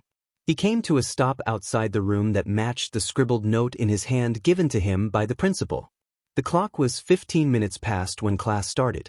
His first day in the class and he was already late. He hoped his new teacher wouldn't be too harsh about it. There was a huge mess on the way to school with a villain fight and a ceramic shop. Izuku had some pieces of clay still clinging to him here and there. Kaken was already inside because Izuku had taken too long getting ready to leave the house. He avoided the whole fiasco that was Izuku's commute. Izuku could hear Kaken's raised voice and the general chaos in the classroom through the wall. The name's Bakugo Katsuki, don't any of you wannabes forget it. Resting his hand on the door, Izuku slid it open as slowly as he could to peek through. Sorry I'm late. Kaken stood at the front of the class, sneering at everyone. He turned his head, spotted Izuku and grinned. It looked straight up malicious to anyone else, but Izuku could see the excitement in there. About time you got here. What, another biddy need help crossing the street? Izuku made a face. He didn't help old ladies that much. There was a villain fight, Kaken. Sheet and I missed it? The teacher cleared his throat. Midoriya, now that Bakugo has gone, perhaps you can introduce yourself to everyone? Izuku nodded, right? He stepped right up next to Kaken, bowing deeply to the crowd of staring teenagers. He couldn't see their faces, but he could hear as recognition flared and the whispers started up in the back of the room. Hi, I'm Midoriya Izuku. That was as far as he got before Kaken shoved himself forward. And he's the strongest fucker in here besides me. We're both going to Yui and there's nothing y'all can do but cry about it. The general outcry from his new classmates was overshadowed by the exhilaration of standing by Kaken's side again. He was okay because Kaken was here now. Kaken leaves all his texts on read, which is just plain mean. He knows how it frazzles Izuku's nerves. He keeps texting in the off chance Kaken will reply. Kaken doesn't even breathe in his direction in class. Their classmates are starting to pick up on it, and it makes the last few weeks of school uneasy for everyone. His letter comes in 2 weeks later. First place. He'd been tied with Kaken in terms of villain points, but apparently he earned some rescue points by taking down the 0-pointer. Izuku's not trying to sound arrogant, but Kaken will know Izuku got first place when he learns he got second. He stops trying to reach out after that. There's still plenty of time before school starts. Izuku fills his days with tinkering and training. He still helps Ms. Yoshida in the early mornings. He still keeps an eye out for anyone who needs a hand. It kind of helps. He gets to step outside himself and focus on something or someone else, and more often than not he improves someone's day. That's not nothing. Not to Izuku. His scouter prototype comes along in leaps and bounds. He had been missing one key component when he'd started building it. Ki. The scouter doesn't just measure physical strength, it measures ki as well. Those test readings he'd dismissed as faulty weren't faulty at all. With a little fine-tuning and a lot of late nights, he's got a functioning prototype on his hands. Something like this would really help with search and rescue. He just has to add some mods that allow the user to pinpoint the distance and direction of the power being scanned. Right now it can only read what's up to 3 meters in front of it. Problem is, Izuku only has enough materials for a handful of them. The metal that picks up key frequencies isn't from Earth, and Mom only had it because she kept scraps of Dad's ship he gave her. Izuku tries making scouters from similar metals you'd find on Earth, but the scouter ends up short-circuiting and blowing up. To be honest, it's kind of a relief. Izuku wouldn't know where to start. Ki is far more concrete than the concepts of chi or chakra they grew up with. You can mold it, manifest it, and even attack with it. That was a bit too much for Izuku to wrap his head around at first. The evening before the first day of school sneaks up on them all. Mom makes enough chicken katsudon to feed an army, using that special combination of spice only Izuku seems to like. They sit around the table and talk about how his first day might go, speculating what kind of teacher he'll have or what his classmates will be like. He tries to hide it, but the thought of his classmates makes Izuku nervous. Middle school showed him how easy it was to scare people. One broken desk was all it took back then, and Izuku's only gotten stronger since. It wasn't totally unbearable, he always had Kaken, but with how they've been lately. Psychord picks up on his anxiety. First impressions aren't everything, Izuku. Your classmates will see who you really are over the school year, so don't stress over it. For someone who never went to school as Earth knows it, that was pretty solid advice. Mom laughs. Truer words have never been said. She runs a hand through Izuku's hair. I thought your father was a stalker when I first met him. She admits, I was scared out of my wits when the tallest man I'd ever seen kept running into me. Whoa whoa whoa, Izuku's never heard this story before. It doesn't matter how hard he begs though, Mom just won't budge. I'll tell you when you come back from your first day, she says, and that's that. At least it gives Izuku something to look forward to tomorrow. Things don't seem so daunting after his chat with them. He falls asleep without fuss. Yui looks just as impressive as it did during the entrance exams. Only this time, Izuku's got a uniform of his own. They even tailored the pants to accommodate his tail, which was rather nice of them. Mom's sewing skills are nothing to sneeze at, but it's nice to just be given something specifically made for you. Izuku walks through the crowd of students, reading the room numbers for Class 1A. When he finds it, he also finds his first snag of the day.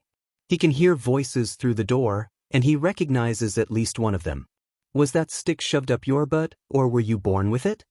Well, Izuku knew this would happen eventually. Time to face the music. The door glides open, revealing a mostly empty classroom. Kaken's sitting with his legs up on his desk, glaring up at their new classmate with mocking contempt. His eyes flicker to Izuku and darken, gaining a glint of animosity. Then their classmate starts talking again and his gaze is drawn back to the main annoyance in front of him. Izuku stalls in front of the door, shifting from foot to foot.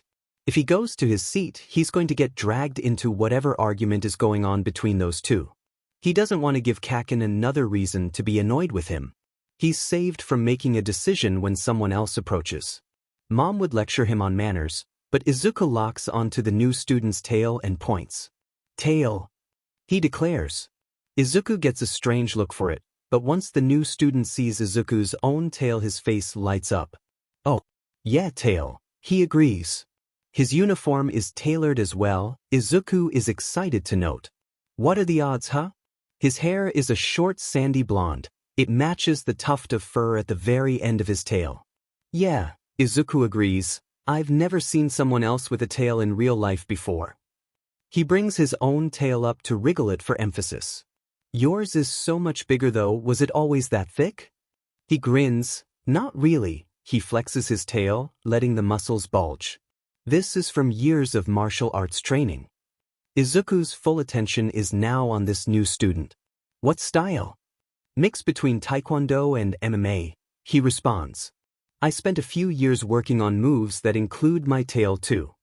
He scratches the back of his neck and looks away. My instructor says it's a new style, but it's more of a supplement to the ones I know. A style specifically for tail users. Izuku's eyes go wide as saucers. That's incredible. Do you think you could teach me? Dad didn't leave anything like that in the notebooks or on the flash drive. Psychord's been a good teacher, but Izuku's main problem with the Namekian fighting style is that he never knows what to do with his tail. If Izuku can work his classmates' methods into it, he'd have a functional style unique to him. His classmate flashes a bashful smile. Maybe when our hero classes get off the ground, I could show you a thing or two. I'm Ojiro Mashireo, by the way. Midoriya Izuku. They share an excited grin. Izuku's tail wriggles with excitement. Oh man, Uncle Hitsuji's in for one heck of a surprise. All in all, Izuku's first day is shaping up to be a good one, except for the Kaken-sized elephant in the room. He was so excited to meet Ojiro he was able to ignore it for a little bit, but the air around Kaken is sick with anger. Rippling like heat from a radiator, it taints everything near him a faint red. His energy is twisted so tightly it hurts to look at for long. Celtic knots have nothing on what Izuku is seeing. And within that anger, tucked away in the furthest corners, is betrayal.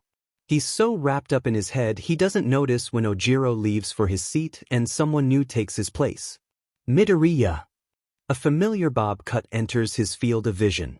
Her cheer would be infectious if it weren't for the persistent miasma of Kaken's anger. "Hi, Uraraka," Izuku says. It sounds fake even to him. "I really hoped we'd meet here again." Wow, he's on his second interaction within 10 minutes. Izuku nods, dumbstruck. "How are you?" He tries to sound invested, but it doesn't take any sixth sense to tell his heart isn't in it. Somehow, the cloud around Kaken gets worse. "I've been okay. Mom and Dad were super happy to hear I got in, you know? We all sat down around the TV and ate dinner, which is like super rare for my family, you know?" Maybe Uraraka picks up on Izuku's nervousness. Maybe Kaken's yelling got her off track. She stares at Kaken for a bit, so it might be the latter. "An interesting start of the day, huh? You have no idea." Izuku agrees, ignoring the worried look she shoots him. He hopes she doesn't take his dismissive behavior personally. He can see himself becoming fast friends with her in any other scenario. He'll have to apologize later. Their teacher comes into class, and Izuku takes a minute or two before he recognizes the man. Aizawa Shoyuta, underground hero Eraserhead, who can erase quirks with a look. Izuku's been keeping a close eye on him. It's not often you find a pro hero relies so heavily on martial arts. Most of their styles focus on using their quirk. Eraserhead stands at the front of the class. Everyone quiets down with just a look. All right, his voice is gruff with sleep. Izuku has to suppress a yawn just listening to him. "We're heading down to the fields. For your first day, we're going to have a quirk apprehension test." The mechanics of it are ripped out of a standard PE baseline test, but with one key difference. Quirks are fair game. Izuku sees a lot of creative ways his classmates use their quirks, and he'd love nothing more than to share some ideas with them, but it also makes him realize something. He's stronger than everyone here, physically at least. The grip strength measure shatters in his hand. What little remains in his palm is dented in the shape of his fingers. Eraserhead checks his hand and there's not a single scratch on it. He scores 20 below Mineta in the sidestepping section, milliseconds behind Ida in the dash. And Eraserhead himself has to tell Izuku to stop doing push-ups 3 minutes after everyone else in his section drops. All of that, and it still feels like a warm-up. It's not unexpected, but Izuku hadn't realized how far training would widen the gap between him and his classmates. The more he sees just how different he is from his classmates, the greater uncertainty begins to curl around him. There's a fine line between awe and fear when it comes to strength. His middle school classmates used to think he was cool, but then he broke the desk and everyone started avoiding him. Kaken was the only one to not be scared, dismissing it as extras knowing their place. If they're that scared, they aren't worth being friends with anyways. Izuku had held those words close to his heart, a salve for every nervous glance sent his way. Yui is a chance to start over. Everyone here has some sort of power to their name. He's not the odd one out. Maybe. Hopefully. He doesn't know what he'll do if he is. In middle school, he had Kaken. Pointed eyes drill holes into Izuku's back every time he gets called to do something.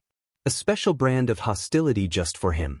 Izuku makes a mental note to go over suppressing ki sense with Psychord, because if he keeps feeling that anger in the back of his head, he's going to have a breakdown within the week. He stares at the softball in his hands. The image of the shattered grip tester blends with his middle school desk. The softball fits snug in his palm, rough leather and stitches. Focus, he tells himself, throw the ball, but don't throw too hard. Be strong, but not too strong. Approachable, not scary. Don't.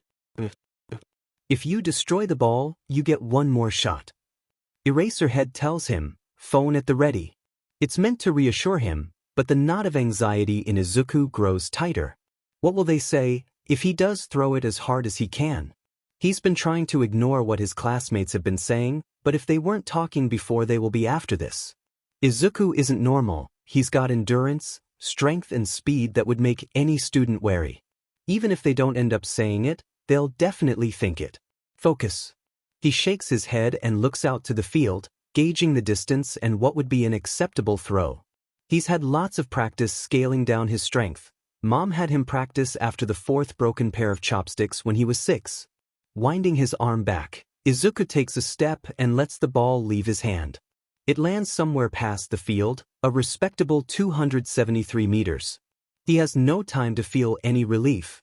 What the f was that, Izuru? Kaken demands, rushing forwards from his spot next to their classmates. Before he can get close, Eraserhead's scarf thing stops him in his tracks. He strains against the bindings, near savage. You don't get to half-butt it now, fucker. Izuku flinches. He can't blame Kaken, he has every right to be angry. Izuku went all out in the entrance exam, what gives him the right to do this now? But Uraraka, Ojiro, everyone else, he can't have them looking at him like a time bomb. He can't do that again. Eraserhead stares both of them down with the same air of tired annoyance. Bakugu, if you can't handle someone being stronger than you, you chose the wrong school. And Midoriya, Izuku shrinks under the full attention of his teacher. Why'd you bother applying if you weren't going to give it your all?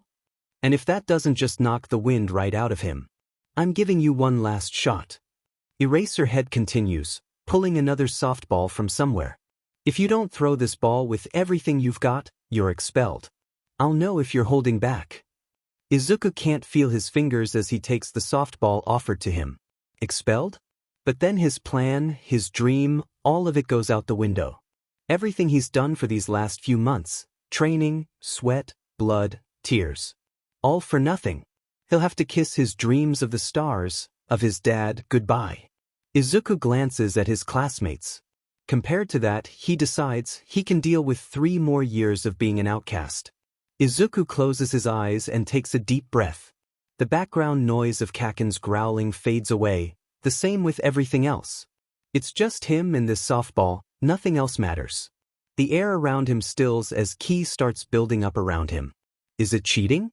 Maybe, but he will not be taking any chances with this. He always imagines his strength as something on a leash, something he desperately tries to keep from. Running away from him. For the first time in years, he lets go. The softball leaves his fingers with a crack. Displaced air yanks at Izuku's clothes as it rockets to the horizon. It grows smaller and smaller until it's nothing more than a pinprick in the cityscape. Izuku keeps his eyes focused on it instead of his classmates, or Kaken. 3,187 meters. Eraserhead reads, eyebrows far above his bangs. He gives Izuku a nod of approval, good job. Izuku walks back to the crowd in silence. There's a rock on his chest, making each breath feel like some great task. His tail twitches and flicks with a mind of its own. He focuses on the ground, on the tiny pebbles of clay that he scuffs away with each step. Anywhere but their eyes. Now's when the whispers start. When they all start avoiding him. When the classroom starts reeking of fear. Izuku is in a breath, holds it, and looks up. People are staring at Izuku, picking him apart. But there's no fear, he can't smell a whiff of it. They're just curious. It's not new, and not entirely trusted. He just chucked a softball to the other side of Japan and they're not scared? He guesses it makes sense. Given what he's seen, extraordinary is average here at Yui. The only person scared of him here is himself. Uraraka hops to Izuku's side and starts vibrating so hard he worries she might float off like her softball. Midoriya. That was incredible. I knew you were strong, cause of what you did to the zero-pointer, but still. Izuku doesn't quite believe what he's hearing. Thanks. It's nothing compared to your throw. Ojiro sends him a thumbs up, and Kaken his face is frozen in a weird mix of a smirk, a snarl, and shock. He notices Izuku staring and drops the expression for a scowl, looking away and crossing his arms. The results come in. Izuku's name sits above everyone else by a considerable margin. He covers his face when he feels everyone looking at him. Ojiro congratulates him, Uraraka gives him a high five. Kaken ignores him. Surprisingly, no one's expelled, it was all a logical ruse. They're dismissed to get back into their school clothes. Everything goes fine until Izuku tries to open his locker. The horrid screech of metal being wrenched off its hinges fills the room. Izuku stares at the piece of scrap that used to be his locker door. Someone in the crowd of boys pipes up, "Holy shit, Midoriya!" And like magic, a handful of his classmates start cackling.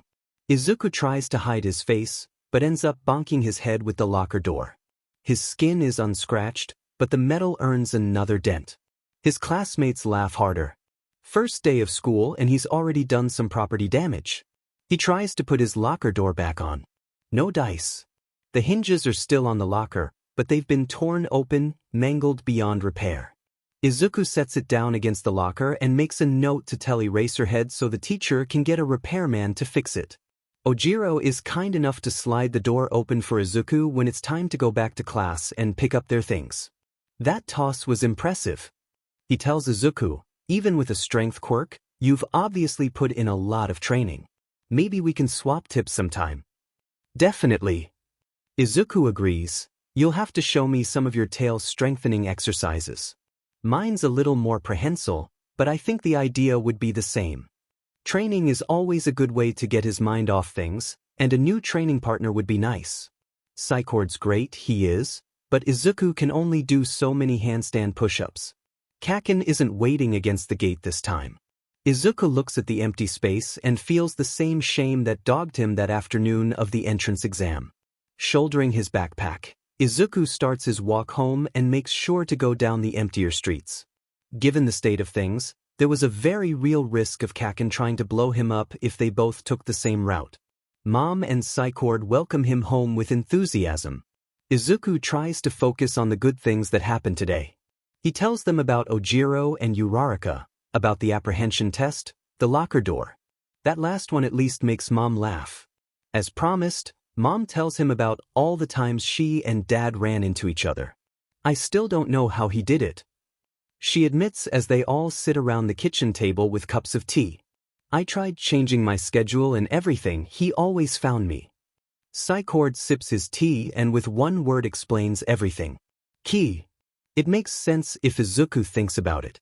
According to Psychord, Dad picked up all kinds of ki techniques from the planets he visited. The Namekian warrior clan focuses more on physical prowess, but the Dragon clan would have enough know-how to teach Dad the basics of sensing ki for himself. After that, it's just a matter of getting familiar with a specific ki signature. Izuku doesn't know what Mom's ki felt like before, but hers is easily one of his favorites. Soothing, plush at the edges but hard as steel underneath. He hugs his mom as tight as he dares and goes to his room to get changed. "I want to work on my floating," Izuku tells Psychord when he steps out, wrestling a well-worn and faded All Might t-shirt over his head. He got it for his 10th birthday, oversized and comfy, 5.5 years later, and it's still a little loose. Psychord leans against the doorframe with his arms crossed. "We can do that," he agrees. "The warehouse near Dagoba should still be empty. Let's go." They both hit the pavement, keeping a brisk pace. Izuku ducks and weaves past Psychord. "Is that all you got?" he teases, twirling to jog backwards and smirk. Psychord huffs and shoots forwards with a burst of speed. Izuku squawks as he passes, stumbling to regain his balance when Psychord gives his forehead a teasing poke. "Never make a bet you can't win," he calls over his shoulder. Izuku laughs and takes off after him.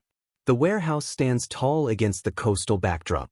The door is crusted with rust. From the constant sea breeze, Psychord opens it with a push. The creaking echoes out around them, bouncing off the walls. The air is stale and musty, the floor is littered with trash. Izuku and Psychord sweep it off to the side to make a small clearing in the middle. "Remember the basics," Psychord reminds him as they sit down across from each other. "Breathe, find your center.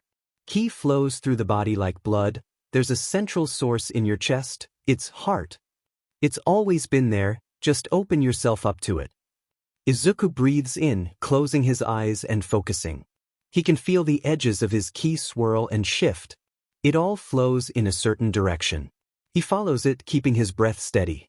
The streams of ki get thicker and thicker, coalescing in a pool of ki in the center of his chest. Psychord's voice comes in through the rush in his ears. "You found it good." Now take your center and focus it. It's relaxed right now, and you'll only get liftoff if it's compressed. Like a hydraulic press. Izuku nods and scrunches his eyes shut even tighter. Think of compressing the pool of ki, leaving it nowhere to go but out. Izuku, open your eyes. His eyelids flutter open. Did you get shorter? Izuku looks down. Oh. His legs are floating at last 2 inches from the ground. A startled laugh escapes him, but it changes into a yelp when he plops right back down on his butt. He's up on his feet in an instant. He starts pacing, his hands gripping either side of his head. Psycord, I floated. You did. Psycord agrees. He floats up to Izuku's eye level without a hint of effort, still sitting. And now that you've done it, it's going to get easier and easier. Eventually, you'll do it without thinking about it.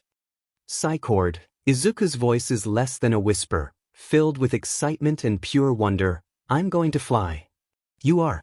But you're going to need a lot more practice than that. Psycord floats back down to the ground and closes his eyes again.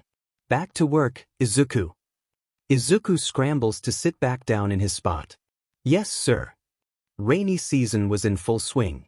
Umbrellas and ponchos became essential things to pack for school. Rain boots and coats lined the shop fronts. Sometimes you could go a whole day without seeing so much as a sunbeam. Every other news report was about some landslide or flood. This time of the year was more the rescue heroes' time to shine, aside from the occasional villain with a water quirk taking advantage of the weather. That was June for you.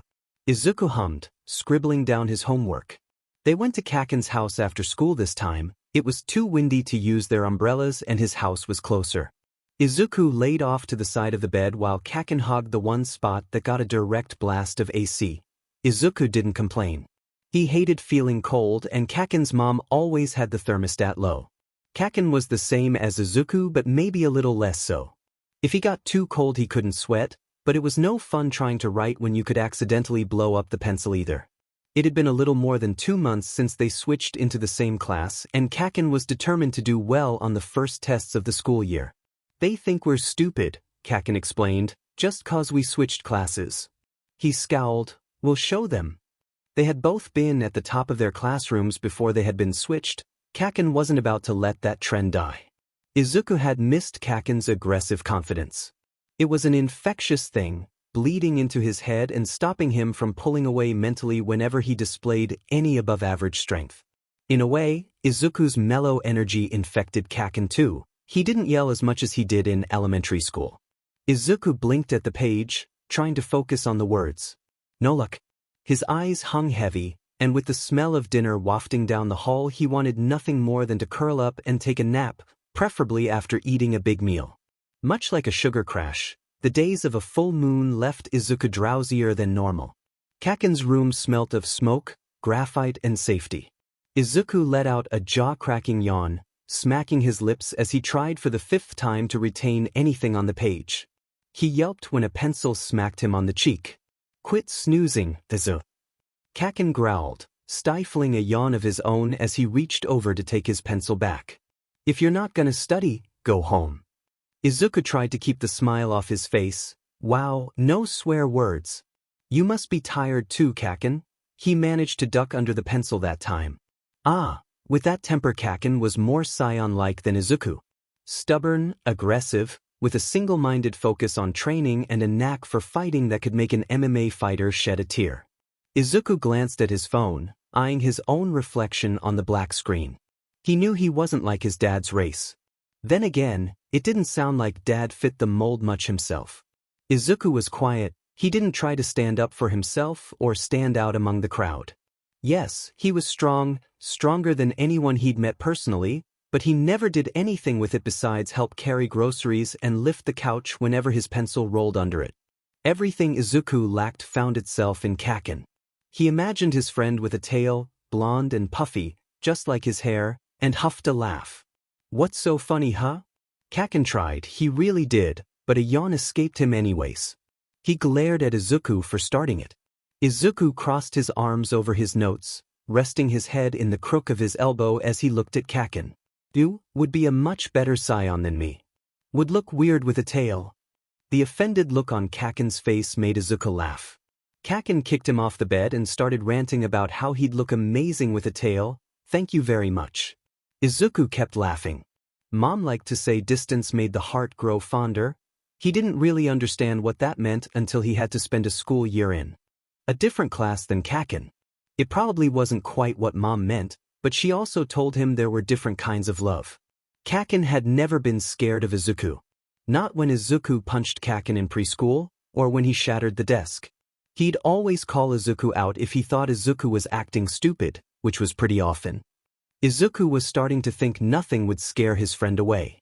Maybe one day Izuku would tell Kaken about science and his dad and what he really was. Kaken would take the news of his childhood friend being half alien a bit rough at first maybe, but he wouldn't run from Izuku. He never did, even when Izuku's strength got the best of him and everyone else kept their distance. In the end, Kaken snatched the title of top in class, Izuku's test score being a few points behind him. It might have been petty, but Izuku enjoyed the surprise on everyone's faces. He'd never be mad about losing to Kaken. If he lost to Kaken, that meant Kaken was there. Izuku babbles to Mom about his success with floating the millisecond he's through the door. She laughs when he sweeps her into a hug and spins around, his tail clinging to her wrist the entire time. The adrenaline of his success doesn't fade until the early hours of the morning.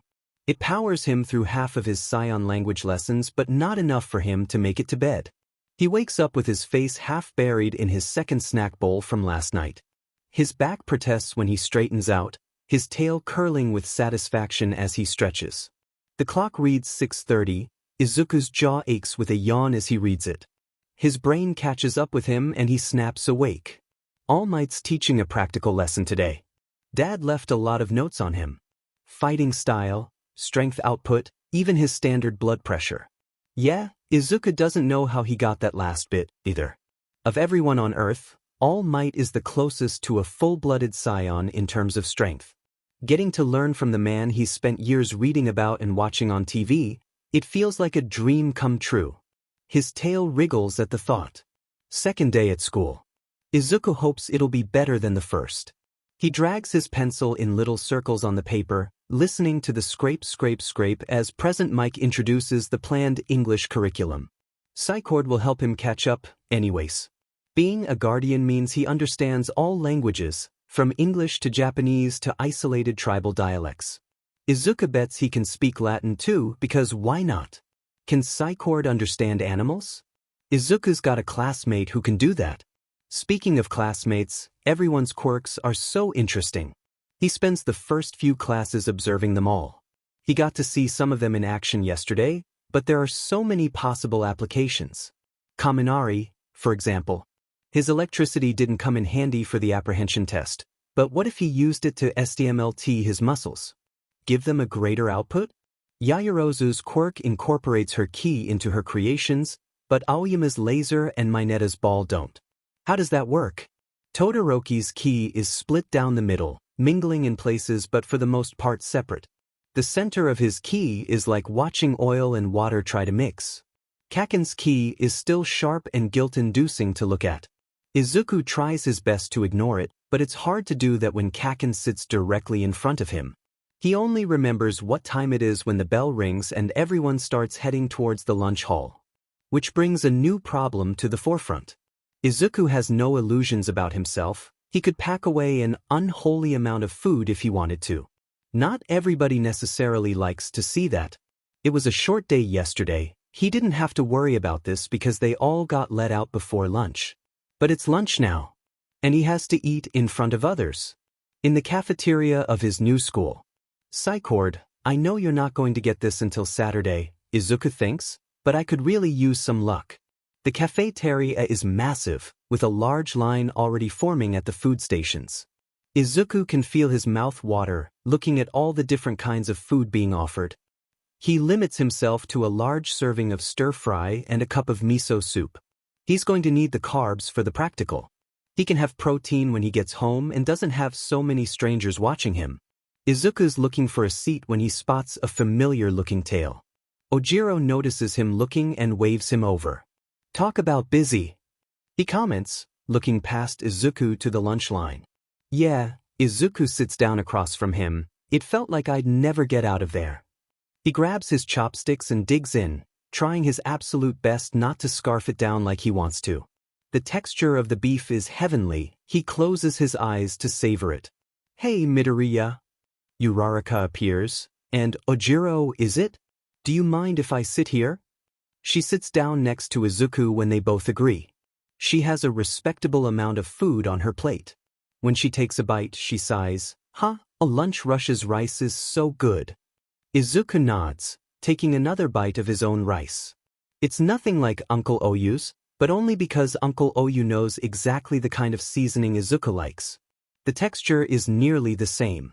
Uraraka finishes her rice and takes a hearty gulp of her drink before putting it back down on the table. Are you excited for the practical? Izuku puts down his chopsticks to avoid splintering them in his excitement. Definitely. We're All Might's first class. Do you think he'll do what Eraserhead did and get a baseline of our quirks? Is it gonna be a rescue simulation? Or will we be sparring one-on-one? Is it Dash? He realizes he stood up in the middle of his tirade, staring at the surprised faces of Ojiro and Uraraka. Izuku sinks back into his seat with a cough. Sorry. If his strength doesn't isolate him, his own weird ramblings will. No. It's really interesting. It's nice to see you. So excited about something. Uraraka smiles and eats some of her entree, humming with satisfaction. Her keys sparkles at the edges, fizzing like pop rocks.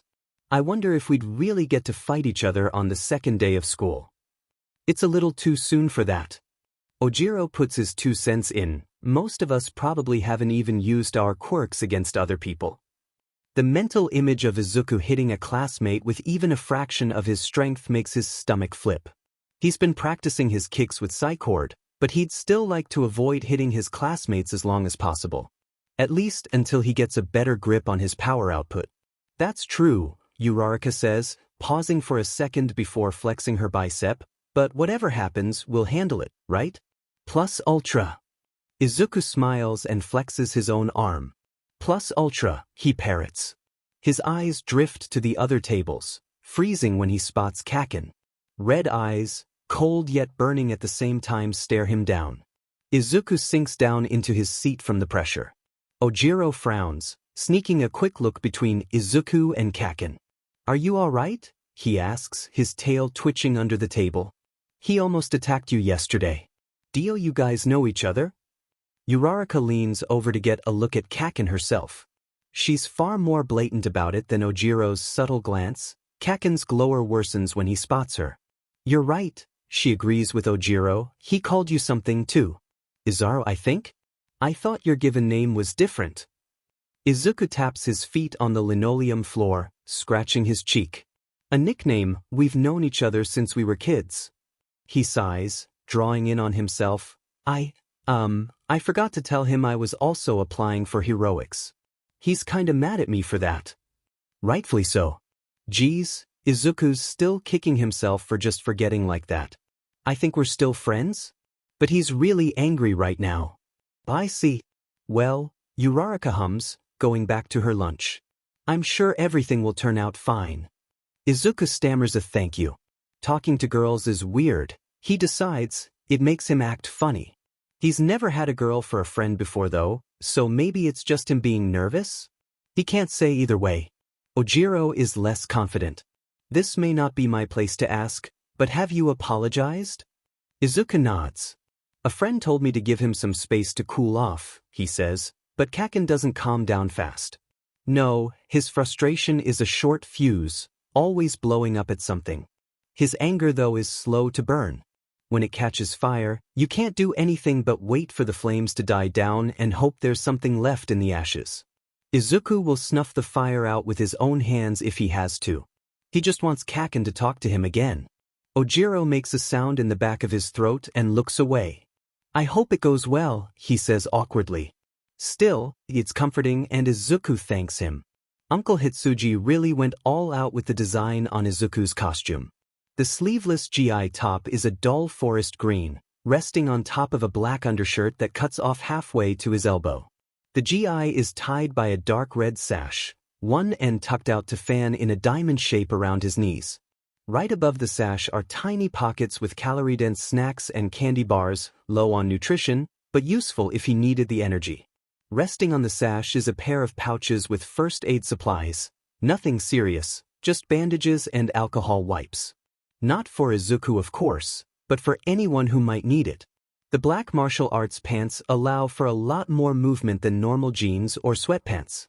His black shoes, laceless and light on his feet, shine in the right lighting thanks to the golden thread holding the sewing together. The hand wraps are unnecessary given his constitution but brings the look together. Resting at the base of his neck is a pair of gold-rimmed goggles, the lenses tinted specifically for moonlight. In theory, he can go out on a full moon so long as he wears these. He requested multiple pairs, for testing purposes, and if some of them end up at home, he won't tell anyone. Izuku's sure they would make mom relax too.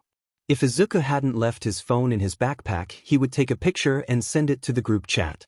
Uncle Hitsuji put a lot of work into this costume. He deserves to hear some praise from the others.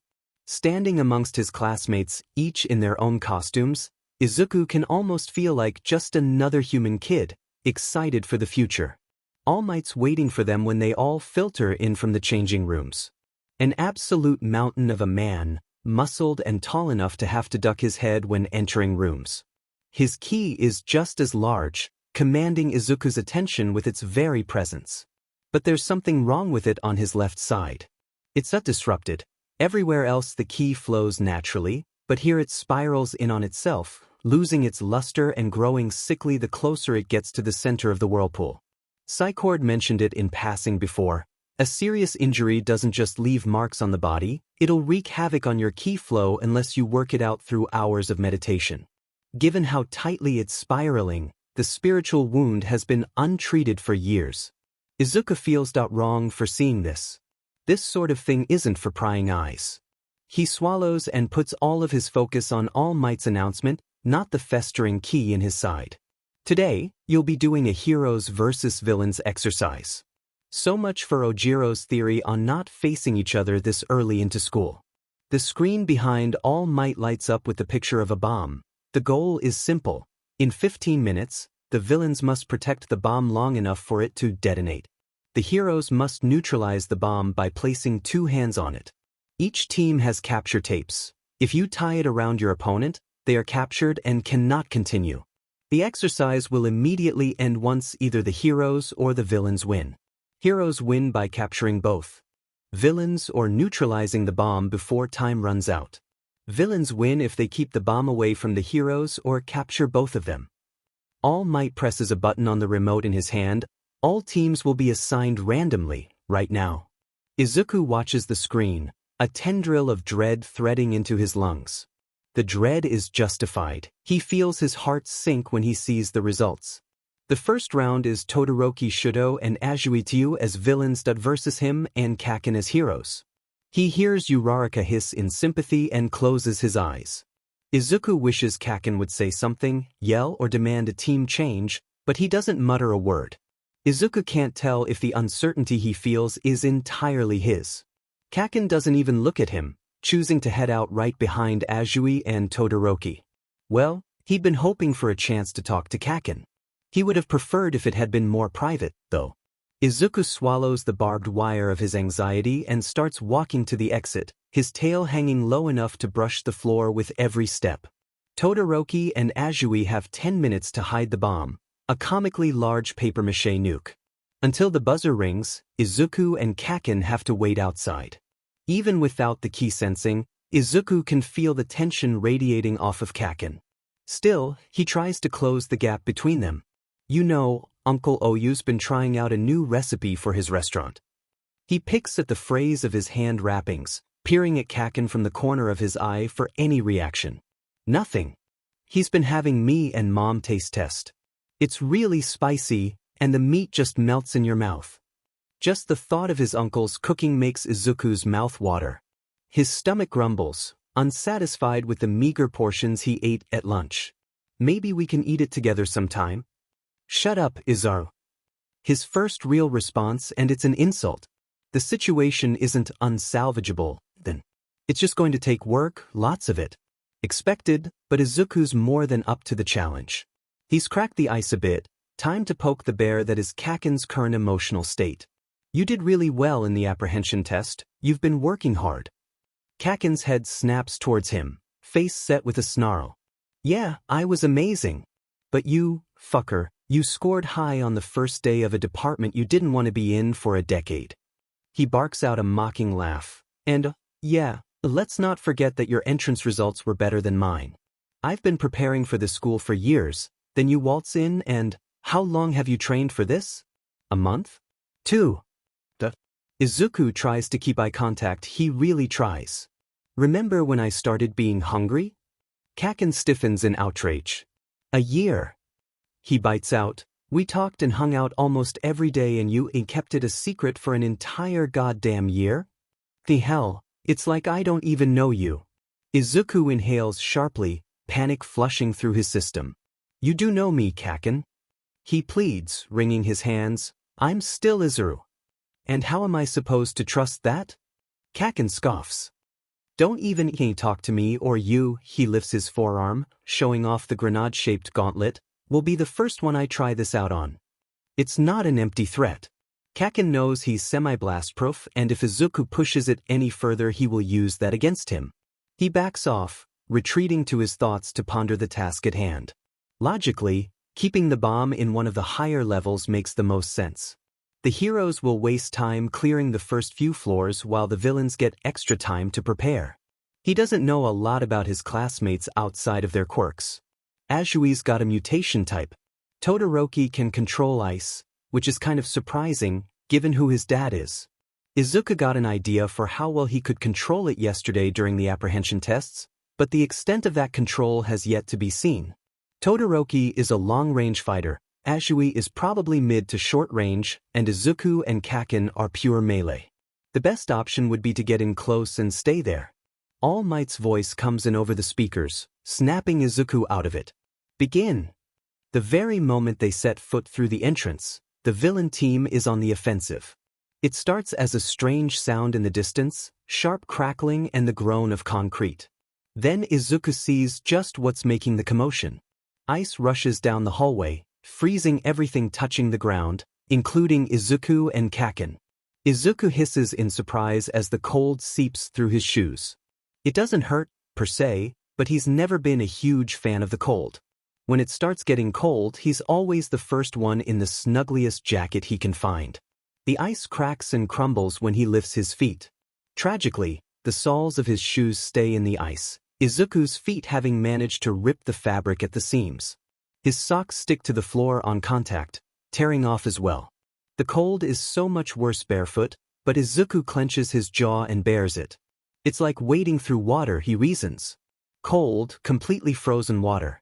Kaken sees his freedom and curses louder, eventually using one of his stronger explosions to weaken the ice. He shakes his feet out, sending stray ice shards clinking against the floor and sums up the situation with a well-placed, "What the F" before marching onwards. The effect loses most of its gravity when he almost slips 3 steps in. Izuku watches Kaken struggle from where he is, hopping from one foot to the other. Kaken dash? Shut. Yeah, Izuku figured as much. Kaken marches ahead, checking and clearing the rooms himself as Izuku follows behind. Could he catch up? Easily. Is it advised? Definitely not. He already lost his shoes, he'd like his GI to stay unscorched. Stop if you're following me, Izuku. We're on the same team. Izuku points out. You'd hit me for staying at the entrance, and you'd hit me for coming closer. He spreads his hands out where he stands, his bare foot on the next step of the staircase. So I'm just going to stay here, out of blast range. Kaken growls and stalks ahead. Izuku maintains his distance as they pass the first few floors with minimal cursing and much slipping. As they ascend, the icicles get bigger and bigger, starting to grow from the walls and ceiling. They eventually have to start ducking and weaving their way through. Izuku winces as the sole of his feet sticks to the ice again. If he wasn't so durable, he'd surely be bleeding by now. He could use ki and make this a little easier, but expulsion isn't on the line right now and it still feels like cheating. He's regretting the short sleeves now, rubbing at his exposed arms with an annoyed scowl. The sooner they get this over with, the sooner he can get some proper warmth. And sucks. His feet are going to be cold for hours after this. They've just ascended to the 3rd floor when Izuku pauses to crane his ears. Footsteps. He can't pinpoint it, the ice jumbles everything up, but he can say for sure that they're not alone anymore. Kaken incoming. Can't tell exactly where, but he's somewhere up ahead. On the He cranes his head further. Right? Probably. I don't need your help, Izuku. Maybe I'm talking out loud. You said my name, idiot. Point. This is, evidently, not his day. They take a right turn to see Todoroki just stepping into the same hallway on the other end. He looks surprised, and to be fair, if it had been any of their classmates, odds are the initial ice would have frozen them in place. The surprise fades away, leaving a neutral expression. Ice clings to Todoroki's clothes, to his very skin. If Izuku is cold, he must be freezing. Something's wrong, though. The frost is only on one side of his clothes. His key on that side is what? You move, you idiot. Izuku yelps and shatters the wave of ice with a kick, wincing as the cold shoots up his leg. The only benefit of this stupid ice is that his cheeks are already flushed. Ugh, getting distracted in the middle of a fight? Psycord would have held him up by his tail for it. Right. Izuku and Kaken shatter every ice wave sent their way, constantly moving to avoid getting their feet frozen again. Todoroki keeps them both at a distance, which is smart since they all saw how the two of them did on the softball throw. He has a great amount of precision, Izuku notes, but he can't manipulate his ice after he makes it. So it becomes a pattern. Ice wave gets sent, ice wave gets shattered, and Todoroki uses the time in between to retreat further into the building. Izuku is a patient person, he prides himself in his control, but his knuckles are chapping under his wraps and his fuse has started to fray. The pinching pain in his stomach does nothing to help. Kaken isn't doing much better, his curse words are veering into the chimerized, made-up territory. Izuku's personal favorite so far has to be FING 2-piece chicken nugget Elsa knockoff. It really resonated with him. Todoroki disappears into the stairwell. Kaken moves to run after him, but his foot slips out from under him. Izuku catches him without thinking, grabbing onto the gray handle of his grenade gauntlet and holding firm. Kaken hurries back to his feet, yanking his gauntlet from Izuku's hand. Let go of me, you dash. Shut it and listen. Izuku snarls. Kaken's face does a weird twitch, but he closes his mouth. Running after him isn't working. Izuku continues, we'll run out of time before we get anywhere with that. We need to work together. Any other time, Izuku would be mortified at how rude he's being. Frankly, he's too hungry and his feet are too cold for him to care about being polite. Besides, getting right to the point never hurts when dealing with Kaken. I'm not working with a liar. Izuku stares him down, unblinking. SCK it up, Kaken. He says simply, do you want to be angry with me or do you want to win? Evidently, Izuku used the magic word. FNG fine. You pick out his location and I blow up the ceiling under him. When he falls, I blow up his face and tie him up. Got it? We don't know how stable the building is, Kaken. The entire floor might just fall on us. So what? Kaken scoffs, I can handle some debris. Would a hero risk collateral damage and civilian injuries just so he could win? They've had this discussion 1,000 times back in middle school. Izuku's always erred on the side of caution. Kaken tends to favor the ends justify the means approach. Kaken opens his mouth to say yes, just to prove his way of thinking is superior, but then Izuku's logic catches up. Kaken scoffs and crosses his arms. All right, bricks hit. Do you have a better plan? Izuku blinks. Don't know, he admits, a little stunned. It was 50-50 you would even agree. But I'll think of something. He always does. Figures. Kaken snorts, not sounding angry at all. Izuku shoots him a quick, what can you do? Grin and starts thinking. He's going to try and trap us in the staircase, so we don't use a different path. Izuku says, we'd still be iced down on the first floor if we were anyone else. He knows he can't take us both on, so he's going to stall until time is up. Izuku fishes around in H's pockets for the capture tape All Might gave them. We can't fight him and capture the bomb, so we need to neutralize him with this. If I break the ice, you can blind him with a blast while I follow after and tie this around him. Izuku seeks in a gulp of air. Man, he forgets how much talking takes out of him. Kaken stares at him. I'll tie him up, he declares. Izuku slumps, his shoulders drooping with his tail. But then we're not working together.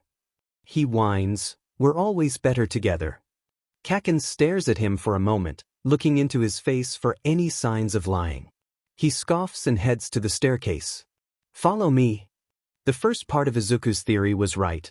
Todoroki does box them in, just not in the way he was expecting. He and Kaken make it to the platform in between floors before their opponent makes his move.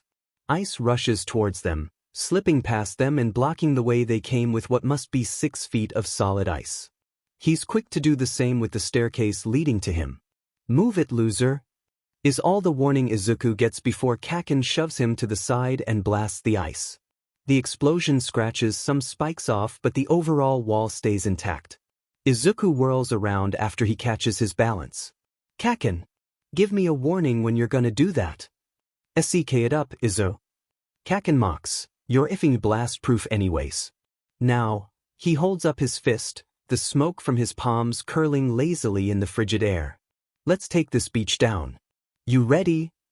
The breath stalls in Izuku's chest. Kaken is smiling at him, really smiling. He's thrown back to summer days in the woods, with tailless butterflies and dreams shared under the tree-line. Izuku bumps Kaken's hand with his own. Born ready. He cracks his knuckles and steps up to the wall.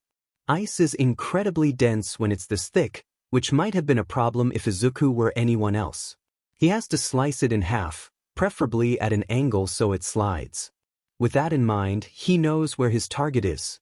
He gives it a single hard knife hand strike and listens to the glorious chain reaction. A large crack starts where his hand hits, spiraling out into more fractures as the ice groans under its own weight. Still, it's not enough to get the ice facing Todoroki to slide down the way Izuku wanted it to. Without a word between them, Kaken leaps up and blasts the edge just below the ceiling. Now that he's out of the danger zone, Izuku doesn't have to worry about breaking the ice in a specific way. It makes things so much more satisfying. Winding up the punch, Izuku shatters the lower half of the barrier with a single hit, and a second later Kaken's explosions give it a push above. Concrete groans and screeches as the top half of the ice barrier starts to slide downward. Kaken's already vaulting over and rushing Todoroki.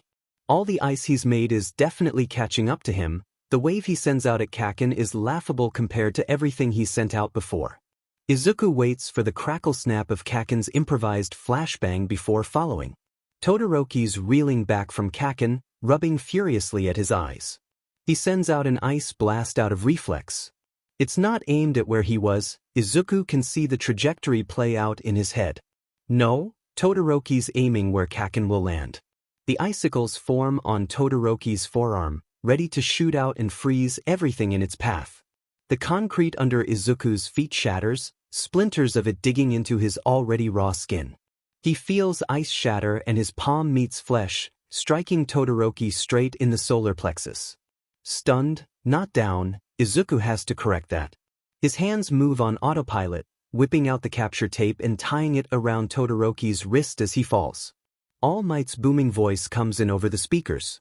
Todoroki, you're out. Izuku grins, savoring the victory before realization strikes. Oh my gosh, I just hit you. Izuku crouches down and starts poking at Todoroki's ribs. Are you okay? Can you breathe easy? Any pain? Izuku's going to have a hard time forgiving himself if he broke someone's ribs over a practice exercise. On the second day of school. That I'm all right.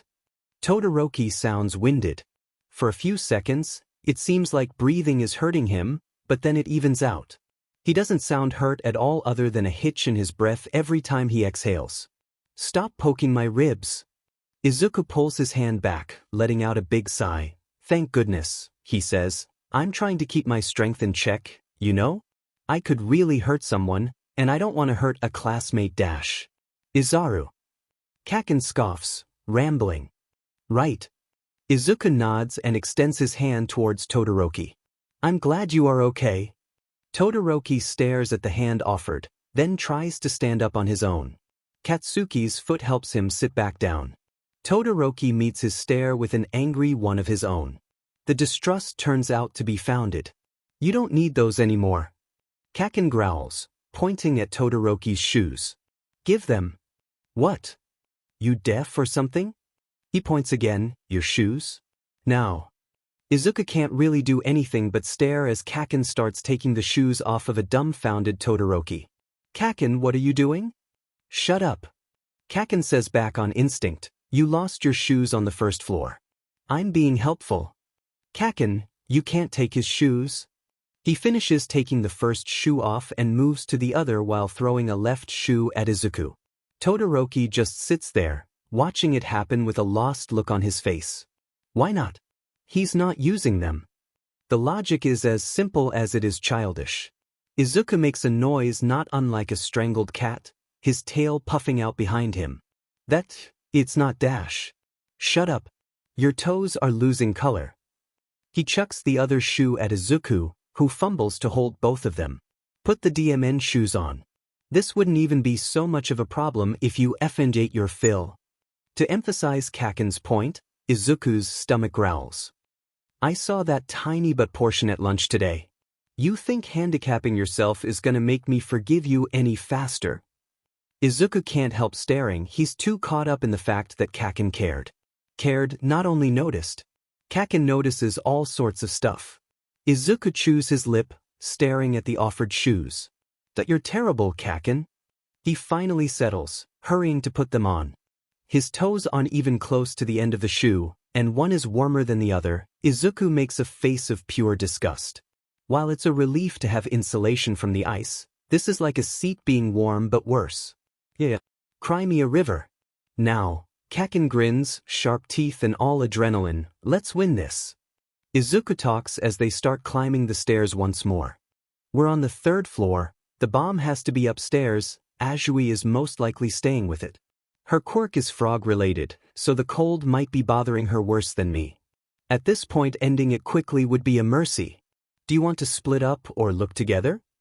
We got this far, might as well stick together. There's a moment where he registers what he said, and like hell I'd let you take all the credit. Izuku hides his smile by thinning his lips. Of course, Kaken. And just what the F do you mean by that, huh? Nothing at all, Kaken. Stop calling me Kaken, you shitty nerd. Okay, Izuku pauses. Kaken. He at least takes the explosion to his arm with grace. When they reach the 4th floor, Izuku lets his senses stretch out. He can feel Azui's key in the second to last room on the left, standing near the door to catch them off guard. It's much duller than what it felt like in class, concentrating near her center in what he assumes is an effort to conserve heat. Her costume didn't look very insulating. It's not cheating, Izuku's reflexes would have made any ambush useless. That's what he tells himself as he shifts over to Kaken's left side. Azui is going to attack the person closest to her, and Kaken wouldn't even entertain letting Izuku go in first. This is the best solution. For a building meant to simulate real life, there's a notable lack of doors. They can see the bomb from the doorway, right smack dab in the middle of the room. Izuku would like to file a complaint with whoever planned this. They cross the threshold. Something thin and long swings at Izuku from the side. He snatches it out of the air on instinct, and then promptly lets go the second he realizes it's Azui's tongue. So he was right about the mutation quirk. He wipes the saliva off on his pants. Gross, but interesting. Azui's tongue returns to her mouth with a slurp and a whimper. He definitely shouldn't have grabbed so hard. ISS surrender. She croaks past chattering teeth. Smart choice. Kaken stalks towards the bomb, leaving Izuku behind with Azui. The ice that filled the entire building ends here, in a radius a few feet away from the bomb. Azui's entire body shakes with the strength of her shivering. Izuku's already halfway done taking his GI off before he realizes what he's doing. His undershirt is poor protection against the cold, but Azui looks like she needs it more than him. Thank you. Azui croaks, pulling the GI over her shoulders. Izuku wraps his sash around her for good measure. No problem. He clears his throat. Do you not want to lean on me? For heat? How good are you at heat retention, anyways? Do you hibernate when it's cold? Do you dash? Izaru. Rambling. Sorry. Azui doesn't protest, slipping under Izuku's offered arm and pressing up against him. He breathes in and focuses on concentrating his ki towards his torso. It's nothing like what he'd do for a ki blast, but it will make him warmer while they make their way out of the building.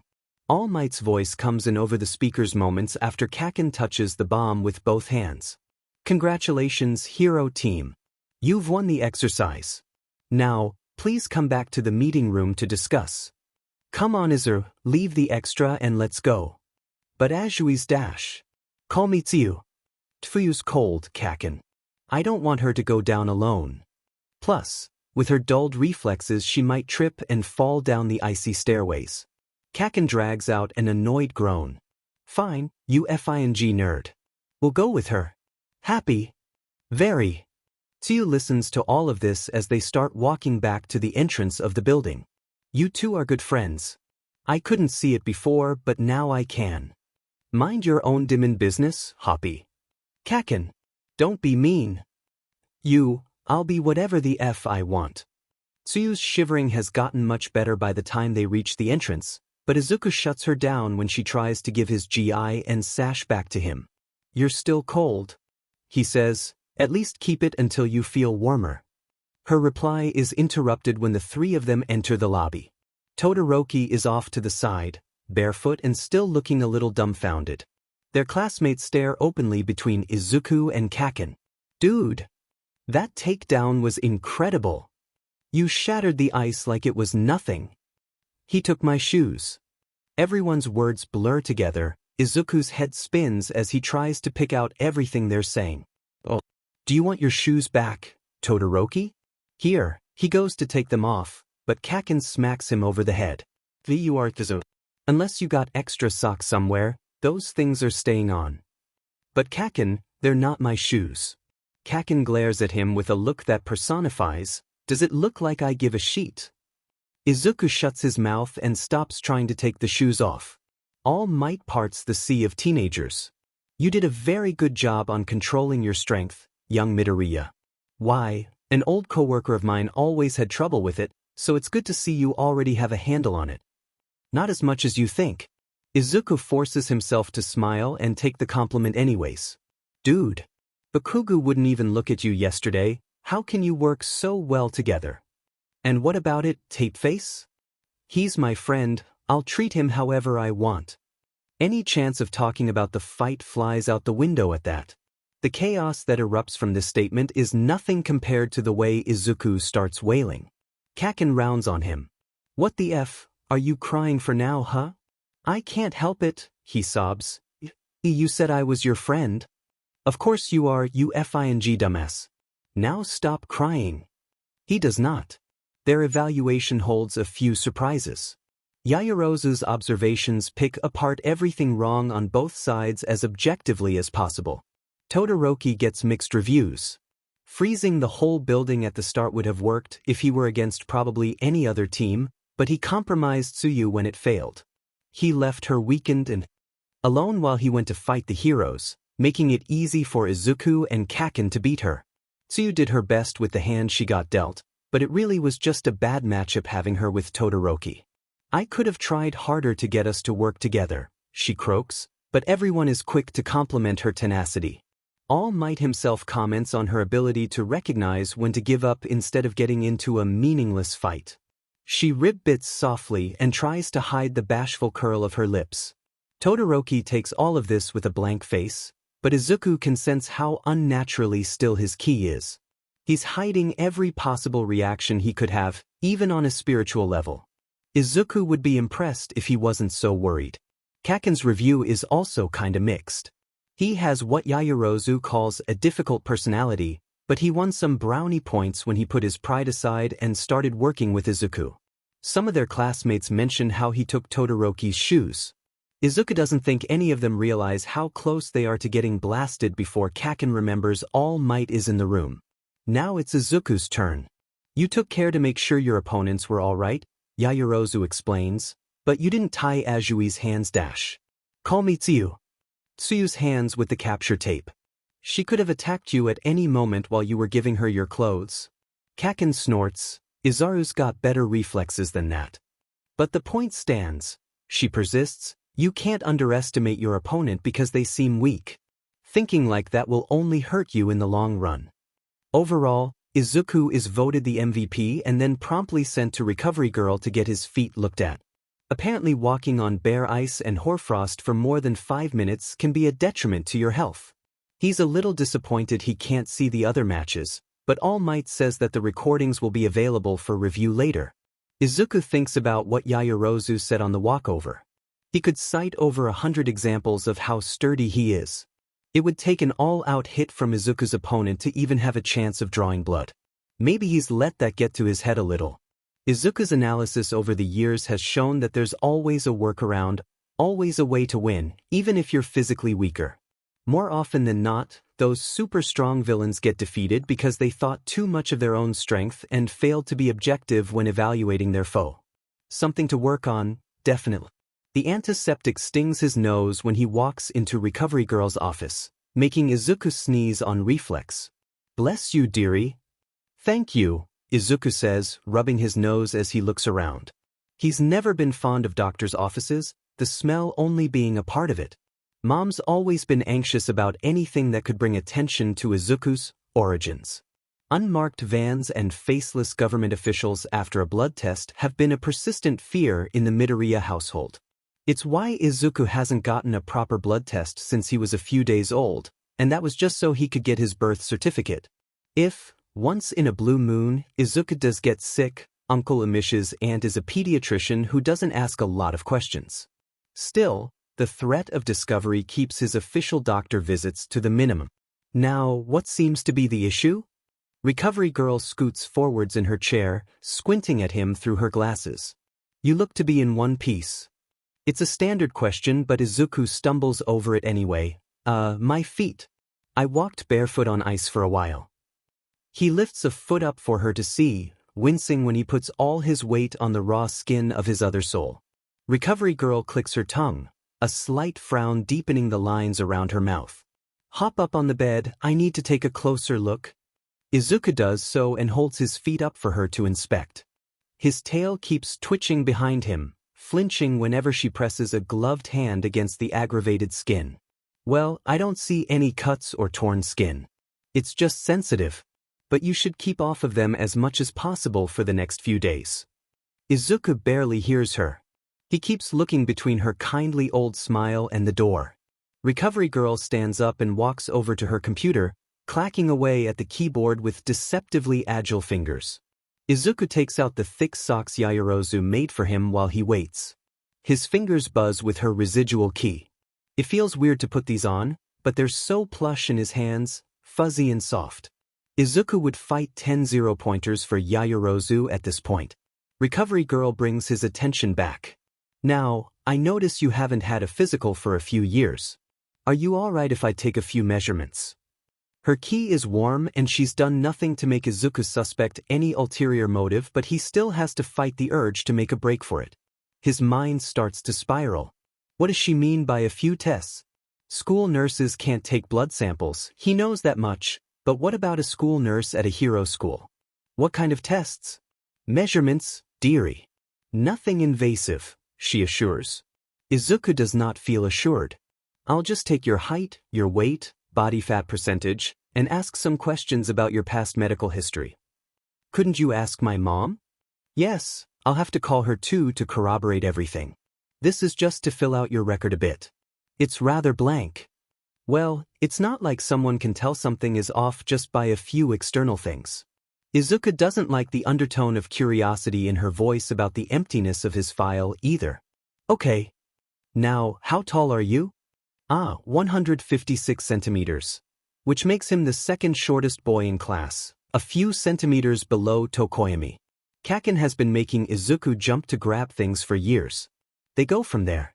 Recovery Girl asks a question. Izuku answers it to the best of his ability and then worries about the little changes in her expression. She tries her best to hide it, but Izuku can see how her ki dampens into something cloudy, concerned.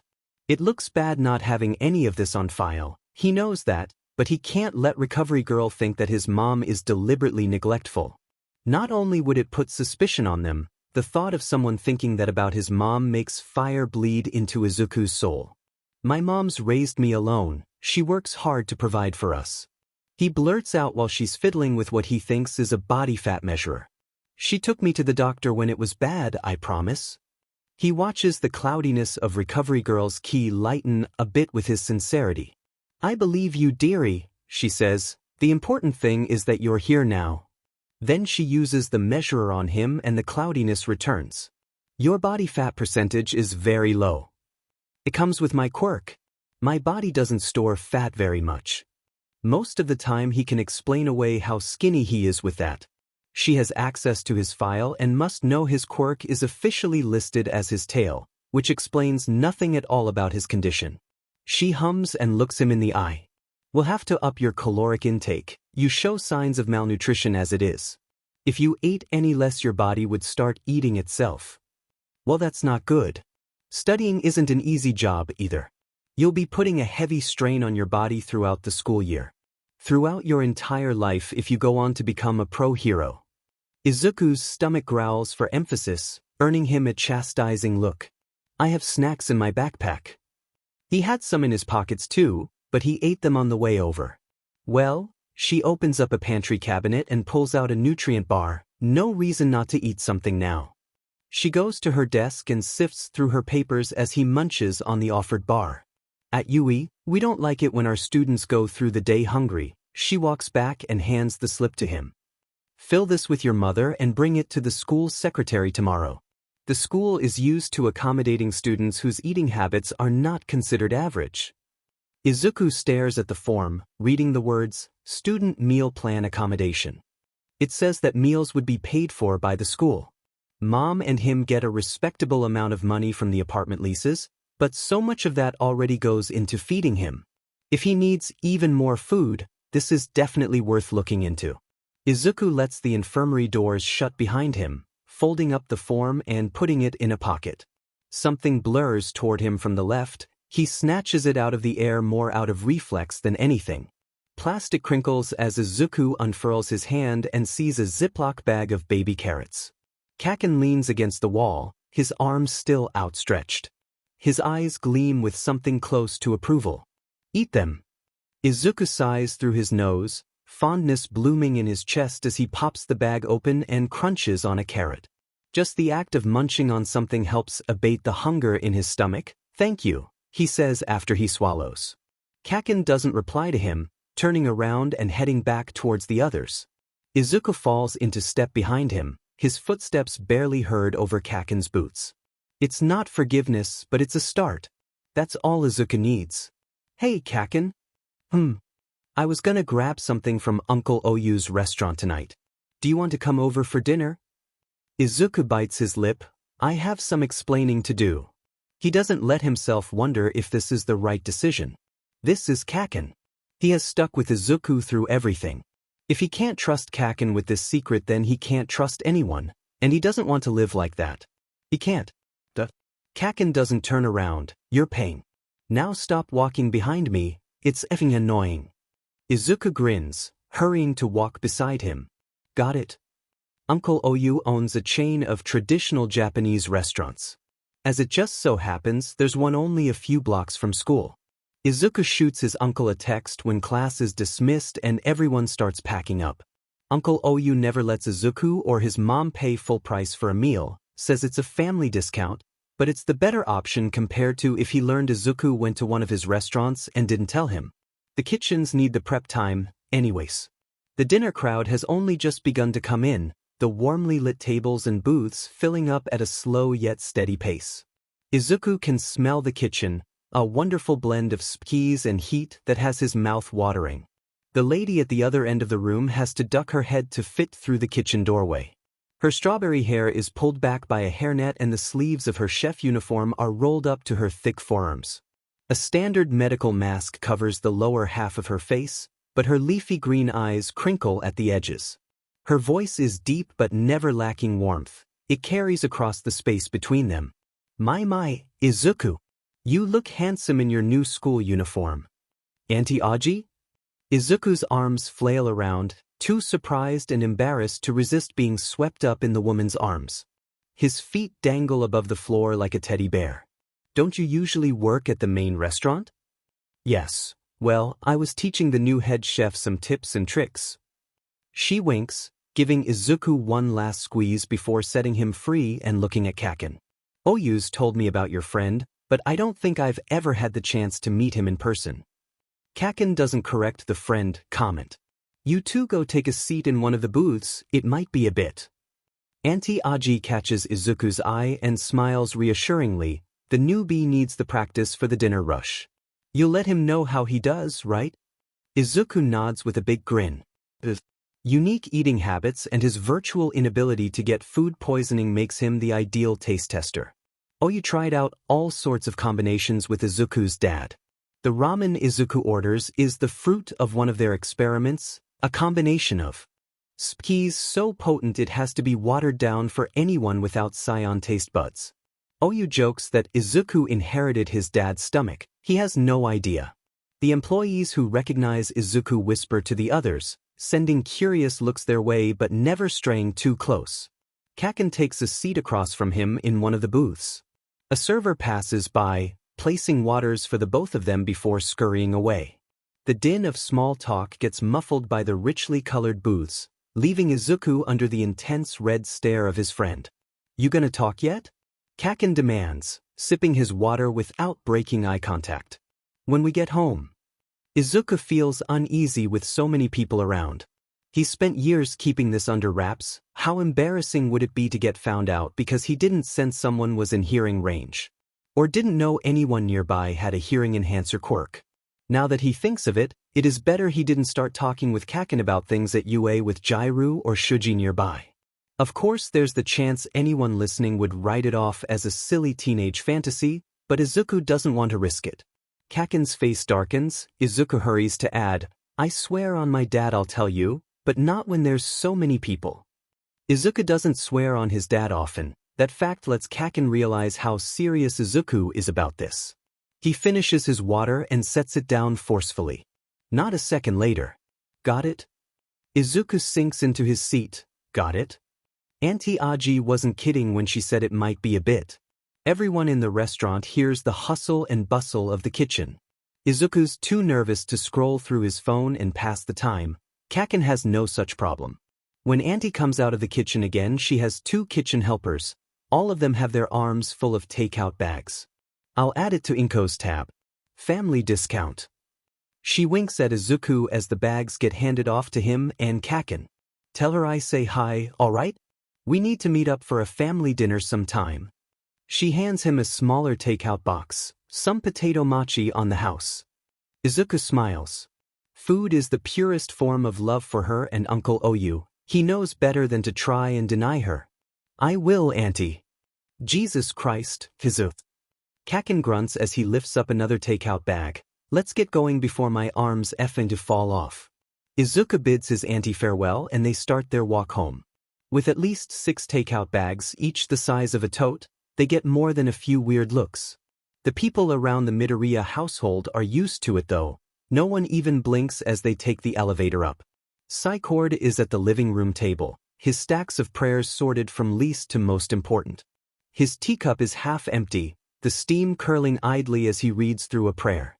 His ear twitches when Izuku and Kaken come in. His black eyes focus on Kaken. This must be your friend. He's not surprised at all. Psycord probably sensed Izuku coming from a while away and noticed Kaken's keys sticking close by. Who the F is this? Kaken demands, eyeing Psycord like one would a ballsy raccoon sifting through the trash in front of him. A new tenant. Izuku replies, Psycord, meet Kaken. Kaken meets Psycord. Izuku makes a pleading face at the god, internally begging him not to start anything. Call me Senshin. Psycord still hasn't stopped staring at Kaken. He breaks eye contact and goes back to the prayer in his hand. Go ahead and eat without me. I have work to catch up on. Kaken looks ready to say something, Izuku grabs his wrist with his tail and gently tugs him into the kitchen. Kaken grudgingly comes along, helping unpack the takeout bags and grabbing 2 sets of chopsticks for them both. Izuku takes the lid off one of the many takeout cups and sighs in delight as the delicious aroma fills the room. Kaken coughs and scooches a little further away from Izuku so he can enjoy his own ramen, which had been clearly marked by Auntie Aji so they don't get mixed up. Did they even put water in that broth? He demands, wafting the smell away from him. The ratio of water to vinegar is probably 35 to 65, so technically, yes. But Izuku is too busy pouring some of the takeout cups into the giant galaxy-patterned bowl he got from Uncle Oyu for one of his birthdays. Kaken watches in rising levels of fascinated horror, his chopsticks stopped a few inches from his mouth, as the broth fills up to an inch away from the top. Izuku gives thanks for the meal and, finally, starts digging in without holding himself back. God, it's so good. Especially after the meager lunch he had. It takes everything in Izuku not to start drinking straight from the bowl. Kaken starts eating himself. They eat in silence, the only noise being slurps. Kaken's halfway through his bowl when he comments, "You eat a lot more than before." He scoffs, staring down at his food.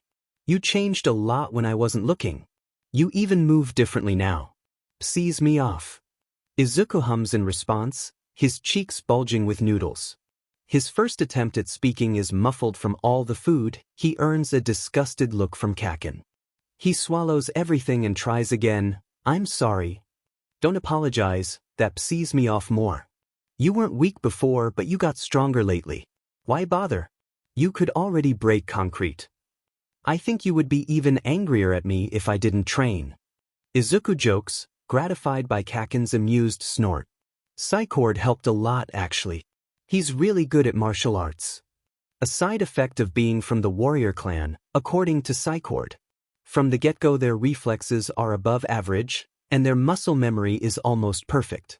Kaken squints over his ramen. "That white-collar snail head? Oh man, that nickname won't go over well. The way he looked at me, it set me off. What's up with those papers anyways?" "It's for his job. They're effing blank. It's a quirk thing. For confidentiality." "What does he even do?" "Confidential? Don't bullshit me again," he growls.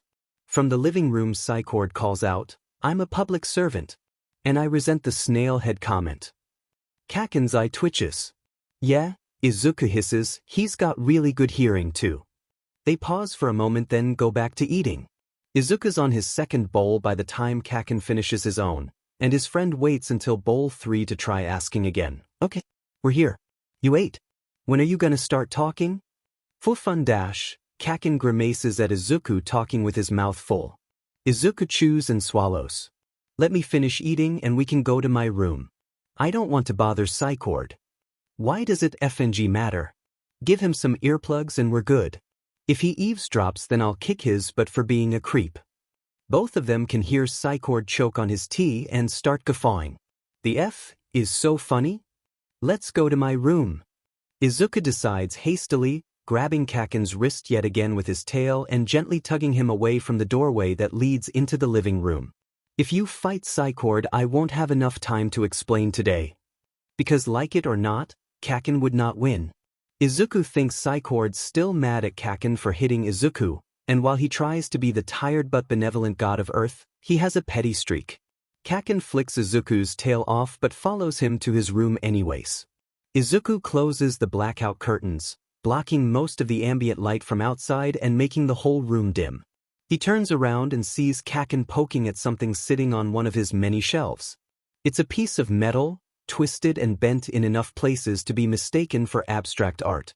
Scorch marks mar the bottom half, giving the metal a gradient of dark to lighter gray. Isn't this from the melon incident?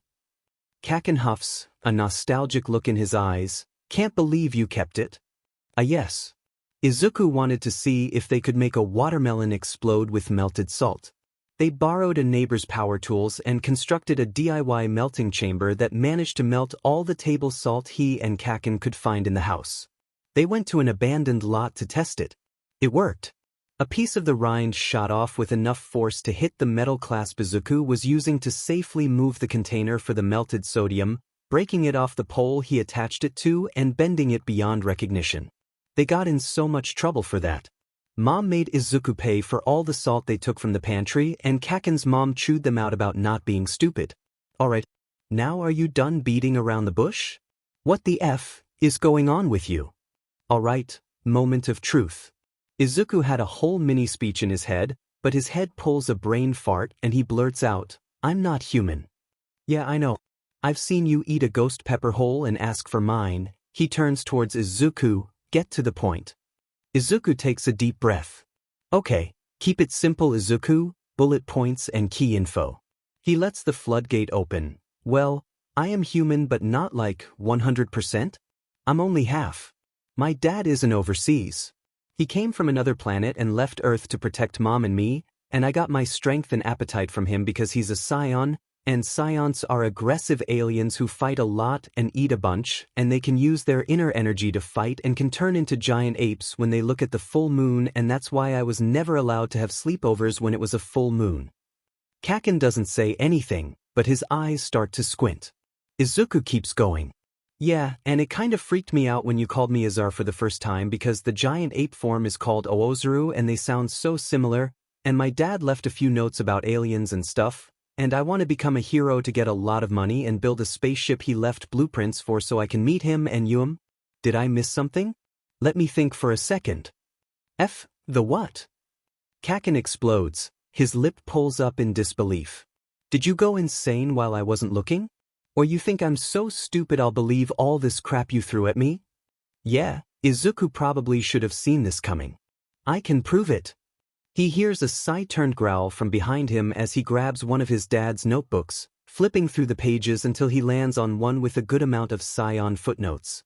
"My dad, he left these journals and I didn't know what these meant at the time, but they're in his native language and I've been learning it from a hard drive he left behind." The hard drive might be a bit more convincing than the notes alone, but Izuku doubts he can find it in the chaos of his room within the time limit that is Kaken's patience. To his credit, the notes do make Kaken pause, red eyes flicking over the pages, taking everything in. But Kaken shakes his head, crushing the tentative hope in Izuku's chest. "Everyone always said your dad was Russian, so those could just be what? Cyrillic or whatever scribbles for all I know. Your attempts are getting pathetic." Izuku feels the heat in his face as the first waves of desperation seep into his skin. Kaken only just started to talk to him again.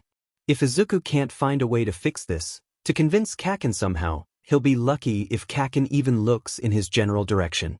Against his better judgment and the knowledge that Psycord is going to kill him, Izuku says, "Wait, Kaken, let me. Science can use their inner energy, their key, I told you, right? I learned how to do it, look." He focuses some of his own ki into his hands, holding them together to allow him to see. A tiny yellow ball floats in Izuku's cupped palms, bobbing gently and humming with power. Kaken stares at the ball in his hand, looking back up at Izuku and then again to the ball. The disbelief and ever-present annoyance is washed off Kaken's face, replaced by a new flare of anger in his eyes and ki. "So on top of lying to me about school, you lied to me about your quirk, too?" The key ball flares with Izuku's panic.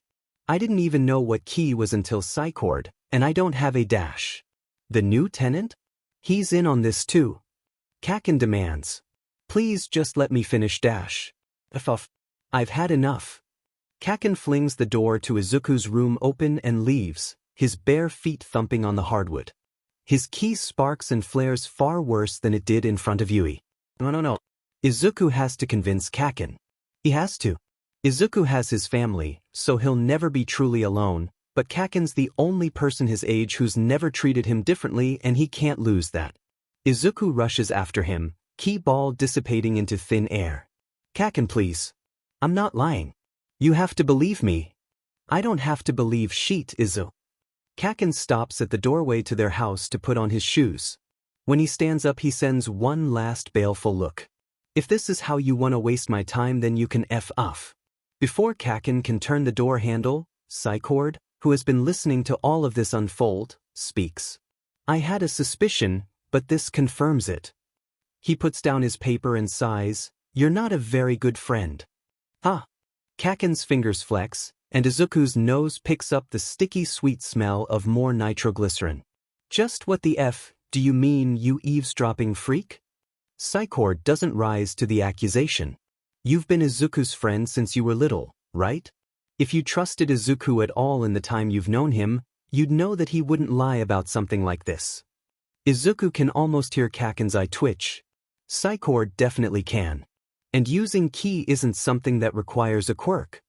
To prove his point, Psycord makes a ki ball float on the tip of his nail. For a good 10 seconds, Kaken stares at the ki ball, Psycord, then Izuku. The denial is gone from his eyes, replaced by confusion. Izuku feels a wave of relief. They got through to him, thank goodness. All three of them freeze when keys rattle in the front door and Mom comes in. She raises an eyebrow at Kaken being here, but her voice is conversational when she greets them. "Hello, boys." She shuffles out of her shoes, placing them next to Izuku's discarded sneakers. The mood of the room is tense. She offsets it with a light-hearted question. "What's going on?" "Oh man, Izuku probably should have run the whole telling Kaken about science thing by her." He esigas in a breath and resigns himself to a lecture later tonight. "I told Kaken about Dad and science and, everything." Kaken stays quiet, taking in Mom's reaction. Despite what Kaken might think about Izuku being full of it, he knows Mom doesn't tolerate outright lying, which is pretty ironic now that Izuku's thinking about it. "Can you use inner energy ki whatever it is too?" "No," Mom says. "Psycord has offered to teach me, but I turned the offer down." Izuku didn't know about that. "It can be a little hard to believe, I know, but dash." "The key thing I believe," Kaken interrupts her. Both Psycord and Izuku's eyes widen. No one interrupts Mom, no one. But is Zara being some discount Klingon monkey offspring? "Don't make me laugh." Mom levels him with the look. The one where her brows furrow in disapproval and her lips twitch down a little. Kaken goes silent. "Katsuki," she steps in front of him and smiles, putting a hand on his shoulder. "I married a Saiyan and had a child with him. If someone can confirm Izuku's origins, it's me." She pats his shoulder with the same smile, then walks past the boys with the many grocery bags she brought with her. That's Mom for you, settling everything with a look and a sentence. Izuku fears what she could do if she ever took Psycord up on learning ki. Going off the look on everyone else's face, they agree. "Izuku, what have I said about leaving food on the table?" she demands once she sees the state of the kitchen. Izuku yelps, back going ramrod straight, "I'll clean it up." Izuku replies in a panic. He looks at Kaken, who's staring after Mom. "Kaken dash." Kaken shakes his head, kicks off his shoes and follows Mom into the kitchen. Izuku can't see his face, but Kaken's voice is quiet. Izuku's never heard him be quiet. "What's your proof he wasn't lying?" Mom blinks at him. "I'm sorry." Izaru's dad. "How did you know he wasn't lying to you?" Izuku's chest puffs up in indignation. Doubting Izuku is one thing, he hasn't exactly given Kaken many reasons to trust him lately. Which he will work on.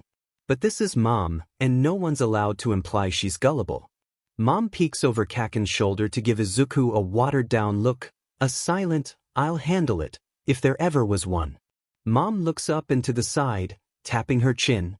"It was the little things," she decides. "I was in college, so I'd met some foreigners before him. He didn't act like them at all. Out of his depth, yes, but it was like he didn't even know what Japan was. I suppose he didn't." Her smile is sadly gentle as she continues to reminisce. His brain was just different.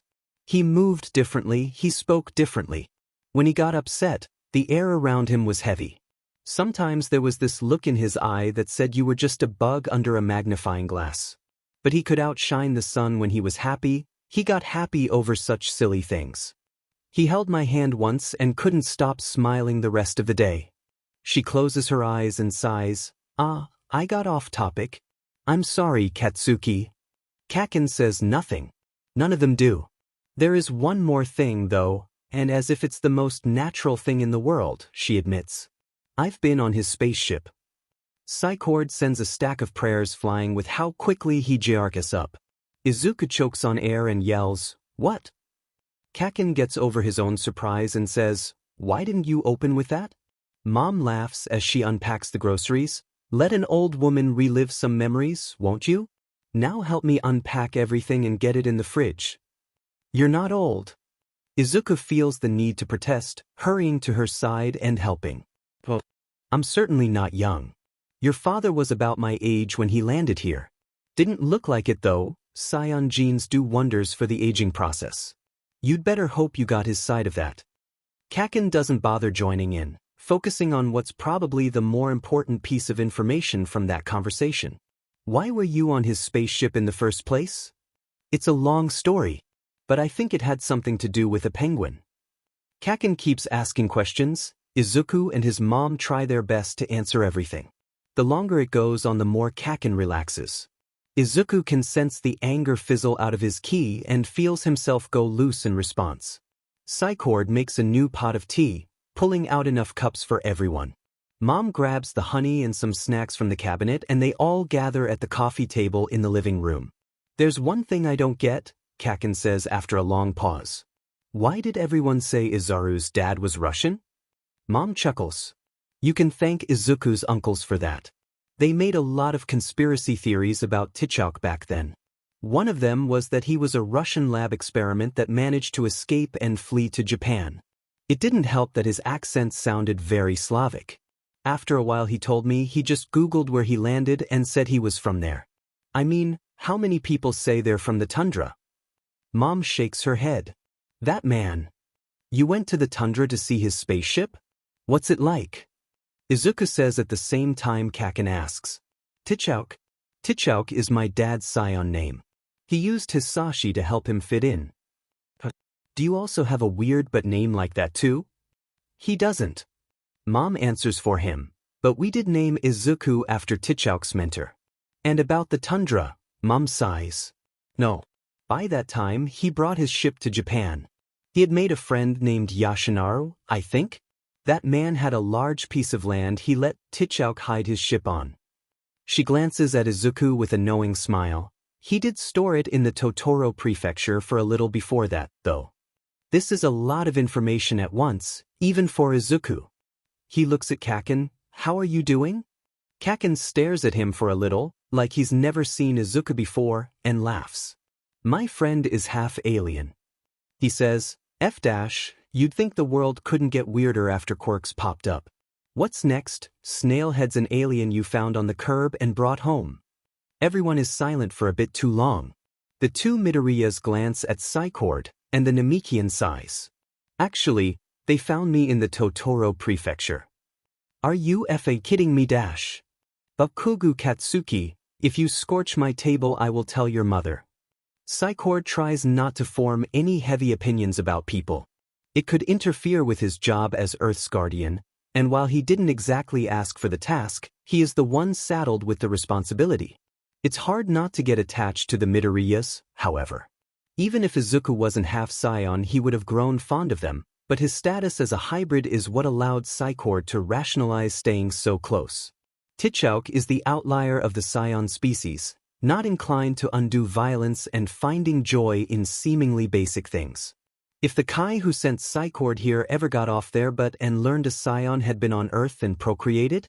Izuku is strong by human standards, but that's nothing compared to a Kai. He wouldn't stand a chance. This way Psycord can say he's monitoring the situation, making sure none of Izuku's Saiyan tendencies bring any harm to the population, even though Inko's parenting has been more than enough in that respect. He's a good kid. A little reckless, but only the kind that comes from having the sturdiness of a Saiyan. Psycord was young when T'Chok came to Namek, but he remembers the man doing all sorts of things to make him and the other kids laugh. Izuku resembles T'Chok sometimes when he gets wrapped up in his tinkering or accidentally bites his chopstick in half, but the boy is self-conscious in ways T'Chok never was. He's always toning himself down, holding back in conversation where T'Chok would have gladly butted in. Izuku helps where he can when he thinks no one is looking, but in almost any other situation he weighs the pros and cons. How strong is too strong? How inhuman can he act without raising suspicion? He never takes more than a second to decide. Some things have become so ingrained he doesn't even realize he's doing it. Psycord has never had to hide himself before coming to Earth. Some things were just implicitly known, like his status as a Namekian and his place in the warrior clan. He's never known isolation like he has on Earth. He didn't talk to humans often, but sometimes Psycord would use an idiom and wonder why he got a strange look in return, just to realize that it was a Namekian saying. He lost more than he initially thought, being moved to Earth, having to change the very way he spoke just to properly interact with the inhabitants. T'Challa had made adapting seem easy, but Namek is a planet where life beyond their stars is common knowledge. T'Challa didn't have to worry about hiding who he was. He couldn't hope to pass as a native, but Namekians had already made contact with other life forms. Humans, they fear what they don't understand. Psycord has seen their history, from the burning of libraries to witch hunts and genocides. They are a messy and selfish race, much like the Saiyans. But that's not wholly true. Psycord has seen kindness in everyday people. For every fist there were 2 helping hands, but bruises and blood speak louder than gentle touches and soft words. He didn't see the appeal of humans, but time with the Meteorites has helped him. The first real flash of anger that wasn't directed at the Kai who sent him here came when Izuku broke down crying after his entrance exam.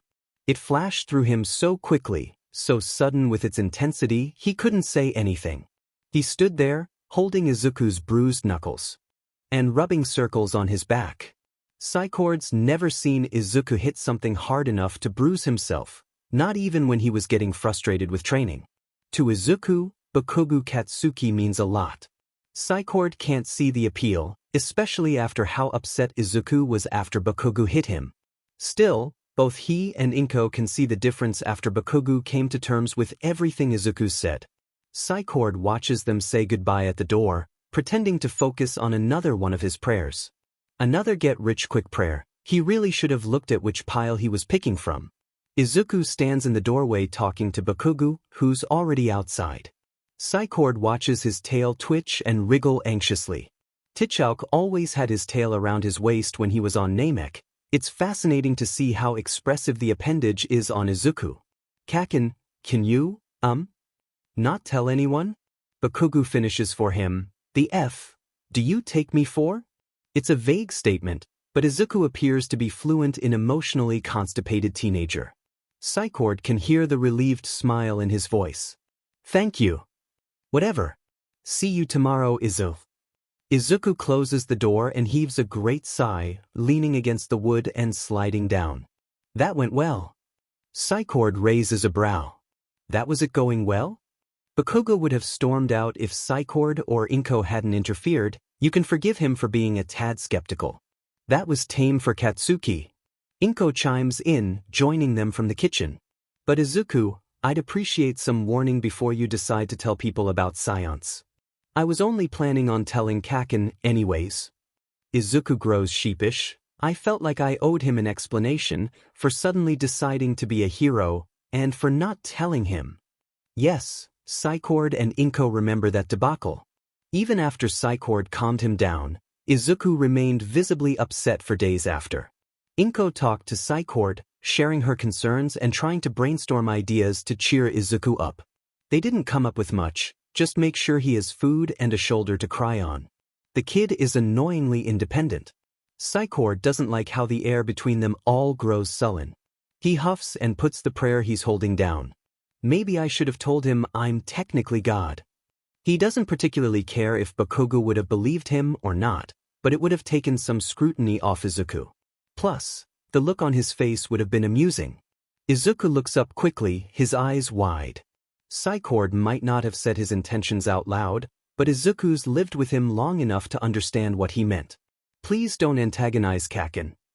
He made you upset. I reserve the right. Izuku looks at his mother, pleading for help, but Inko just sighs. He's a god. Izuku, what do you think I can do? A lot, actually. He is living in her house. And besides, not just anyone can raise a scion. Power isn't always something physical. The elders on Namek prove that. Psycord knew from the moment Izuku revealed himself as a half-scion. Midoriya Inko was someone to be respected and feared. Izuku shoots up from his spot against the door. I forgot. Auntie Aji gave us some potato mochi. Something Psycord has learned from his time on Earth. Food is an effective way to change the topic. He doesn't comment on it, instead choosing to let Izuku rush about and bring a takeout box to the table. He's never had potato mochi, or much food at all. Psycord doubts his stomach could even digest such things, but he appreciates the aroma that rises from the round pieces of flour and starch. By the way, in the afternoon I got an interesting call from Ratsuka. Inko says, apparently, Lunch Rush called him to ask why the boy he heard so much about only took 2 plates of food. Her eyes bore into an increasingly nervous Izuku. Isn't that interesting? Only 2 plates? That's nothing more than a light snack for a full-blooded Saiyan. Psycord turns to focus on Izuku, who caves under the combined pressure of his and Inko's stares. I don't know, I didn't want to cause a scene, he mumbles. A foolish reason, but Psycord has learned that human adolescents put a lot of weight on the idea of fitting in, which doesn't make much sense when you factor in quirks. Nonetheless, the idea of fitting in matters to the half-human adolescent he shares a roof with. Psycord doesn't approve of his actions, but he can understand the reasoning. Inko sighs, putting down her serving of mochi. Izuku, we've talked about this. I know. Izuku hangs his head, his tail coming up to curl tightly around himself. I'm sorry. Don't be sorry, she tells him, just eat as much as you need. Ratsuka explained everything to Lunch Rush. They actually have a program for students with increased metabolism. You won't be taking food from anyone if you eat your fill. And it all boils down again to Izuku's main flaw, putting others before himself. Don't misunderstand Psycord, selflessness is an admirable trait, but only when it's sustainable. A person who gives everything they are until there's nothing left isn't admirable, they're a fool. A well-intentioned fool, but a fool all the same. Both Psycord and Inko know Izuku will do great things, but that won't matter if he burns or starves himself out. Moderation will come with time. Inko and Psycord will guide him in the meanwhile. Whether that guidance is a gentle nudge or a not-so-subtle shove is up to Izuku. It's been getting better according to Inko. Some time ago Izuku was afraid to express his hunger at all, much less to her. Now he sits with Psycord at the table, working on his homework and snacking on the mochi. He licks up the leftover food from his fingers and wipes his hand into his t-shirt. His eating habits have improved, but it looks like his manners need some time to catch up. I wish I had pointy nails like you, Psycord. Izuku mumbles, poking at one of the white ball with blunt fingernails. I could just stab the mochi and eat it without getting my hands all gross. Inko's voice rings out from the kitchen. You'll be paying for your own bedsheets then. You tear enough of them as it is. Psycord remembers a time when Izuku accidentally tore his own shirt by tugging the sleeve. His strength is destructive enough, no need to add claws to that equation. Your mother's right. If that comes in as a prayer, I'll automatically deny it. Izuku makes a noise of disapproval. But now that we mention prayers, Psycord picks up some of the papers and Izuku's head perks up. He's always so eager to hear about Psycord's duties. Well, someone has to be excited for them, he reasons. Can I ask you two to help me with a few? He doesn't blame Izuku for looking surprised. The few times he's asked their opinion on a prayer it's always been from the trivial pile. However, these are from the far smaller yet so much heavier serious pile. The prayers that come in usually stand by themselves, but it happens every now and then that some prayers gather into clusters. These prayers have some relation behind them. Most of the time it's people wishing for the same thing, relatives wishing for the same person to heal from illness, a group wishing the same manager to get fired, etc. Now, the first two prayers are normal. They have a name, the date the prayer was done, and two tiny boxes at the bottom of their prayers, one reading approved and the other denied. The third is what made him set this particular cluster of prayers aside. There are glitches, sometimes, in the prayer system. Psycord can't find any better way to describe them. The words are barely legible, almost blotted out by extra ink scribbled all over the place. It's like a crime scene and a toddler's finger painting at the same time. They never have names. And half the time I can't even read them. I tend to toss them out, but this is the first one that had other people praying the same thing. One Yamada Hisashi and Aizawa Shoyuta, specifically. Saicord can't remember ever reading a prayer from these two before, and his memory isn't anything to sneeze at. Inko comes back from the kitchen, taking a seat on the couch. What do they say? Two of them say, I want to see him again. The glitch prayer says the same, but with them instead of him. Nothing else. Nothing else. Izuku hums, his tail swishing back and forth. I don't see why not. He says, I mean, if the weird prayer has two normal ones wishing the same thing, it's not fake, right? How would you even fake a prayer? Saicord has a theory, but not the courage to share it. Without any proof, it would only serve to upset the Midoriyas for no reason. He sighs and taps the cluster's big accepted box with his nail. A bright green check mark appears on all three prayers. Hopefully nothing bad will come of this. There's a text from Kaken when Izuku goes to bed. Next time show me your dad's notes. The blueprints too. It's the first message from Kaken since the whole entrance exam debacle. Izuku grins, typing out his repi. But Saicord's stacks of paper have shrunk considerably by the time Izuku emerges from his room for breakfast. Namekian skin doesn't bruise like human or Saiyan skin, but Izuku knows what eye bags look like on green skin at this point. Another all-nighter? Saicord nods. Even drank coffee. Izuku hisses out of sympathy. Good thing caffeine works on you, it just makes me sleep. I can already feel the headache coming, Saicord admits with a grimace. The little things you do for your people, right? He shrugs, stretching his arms and showing off sharp teeth as he yawns. Izuku doesn't bother stifling a yawn of his own, showing just as if not sharper, teeth. Hey you two, put your hands over your mouths. The world's not ready for those canines. You can always count on Mom to squeeze some manners into her boys.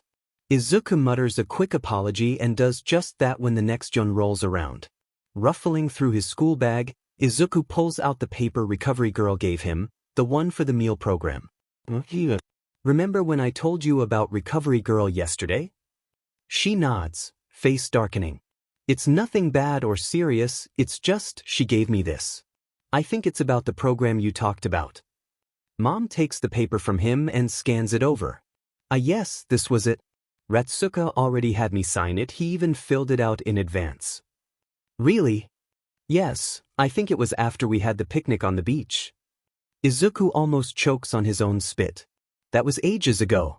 Strange, I don't remember this being on the list of application documents. Because it wasn't. Izuku read over all of those papers himself out of sheer excitement. It's a document for enrolled students. Oh my god, he prepared it way before the entrance exam. I can't believe him. Talk about trust in your nephew's abilities, Saicord pipes in. Also, what is it my Christian colleague says? Thou shalt not take my name in vain? That gets him a groan from both Midoriyas. Thanks to the barely a meal Izuku had for lunch yesterday, he's almost ravenous with hunger. He cracks an egg into his rice and stirs it in before inhaling it in less than a minute. The egg adds richness to the rice, but it's still not filling. Izuku reaches for seconds, cracking another egg and repeating the process. He eats almost double of his regular breakfast before the biting edge to his hunger fades. Mom's completely unfazed, taking a polite bite of her own breakfast. Breathe, honey. You're going to give yourself a stomach ache. Izuku swallows his current mouthful. Sorry, Mom. It's more for your sake than mine.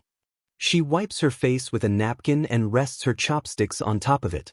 Well, while we're all here, I can finally ask this.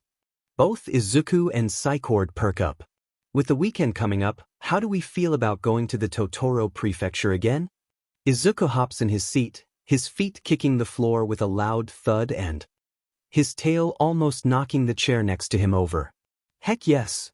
Saicord's more contained than Izuku, his brows furrowing. I'd love to, he starts, looking away, but the prayers? We'll be there when we get back, Mom says.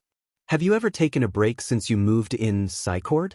I swear, every time I see you you're going over those papers. But if I don't, the miracles will just be granted randomly. Mom doesn't budge, holding his stare. And you work yourself to the bone every week over it. You're going to burn out if you keep going like this, and how helpful will you be then? Psycord struggles to find another excuse, but falls quiet under Mom's stern look. I suppose I can come along if it's no trouble. Psycord's key settles like ripples in a pond. It's no trouble at all, Mom affirms. It's no good working all the time like you do. Even God needs to take some time off. She turns to Izuku. Now that I remember, we need to buy a new tent. The old one still has the holes from the spider incident.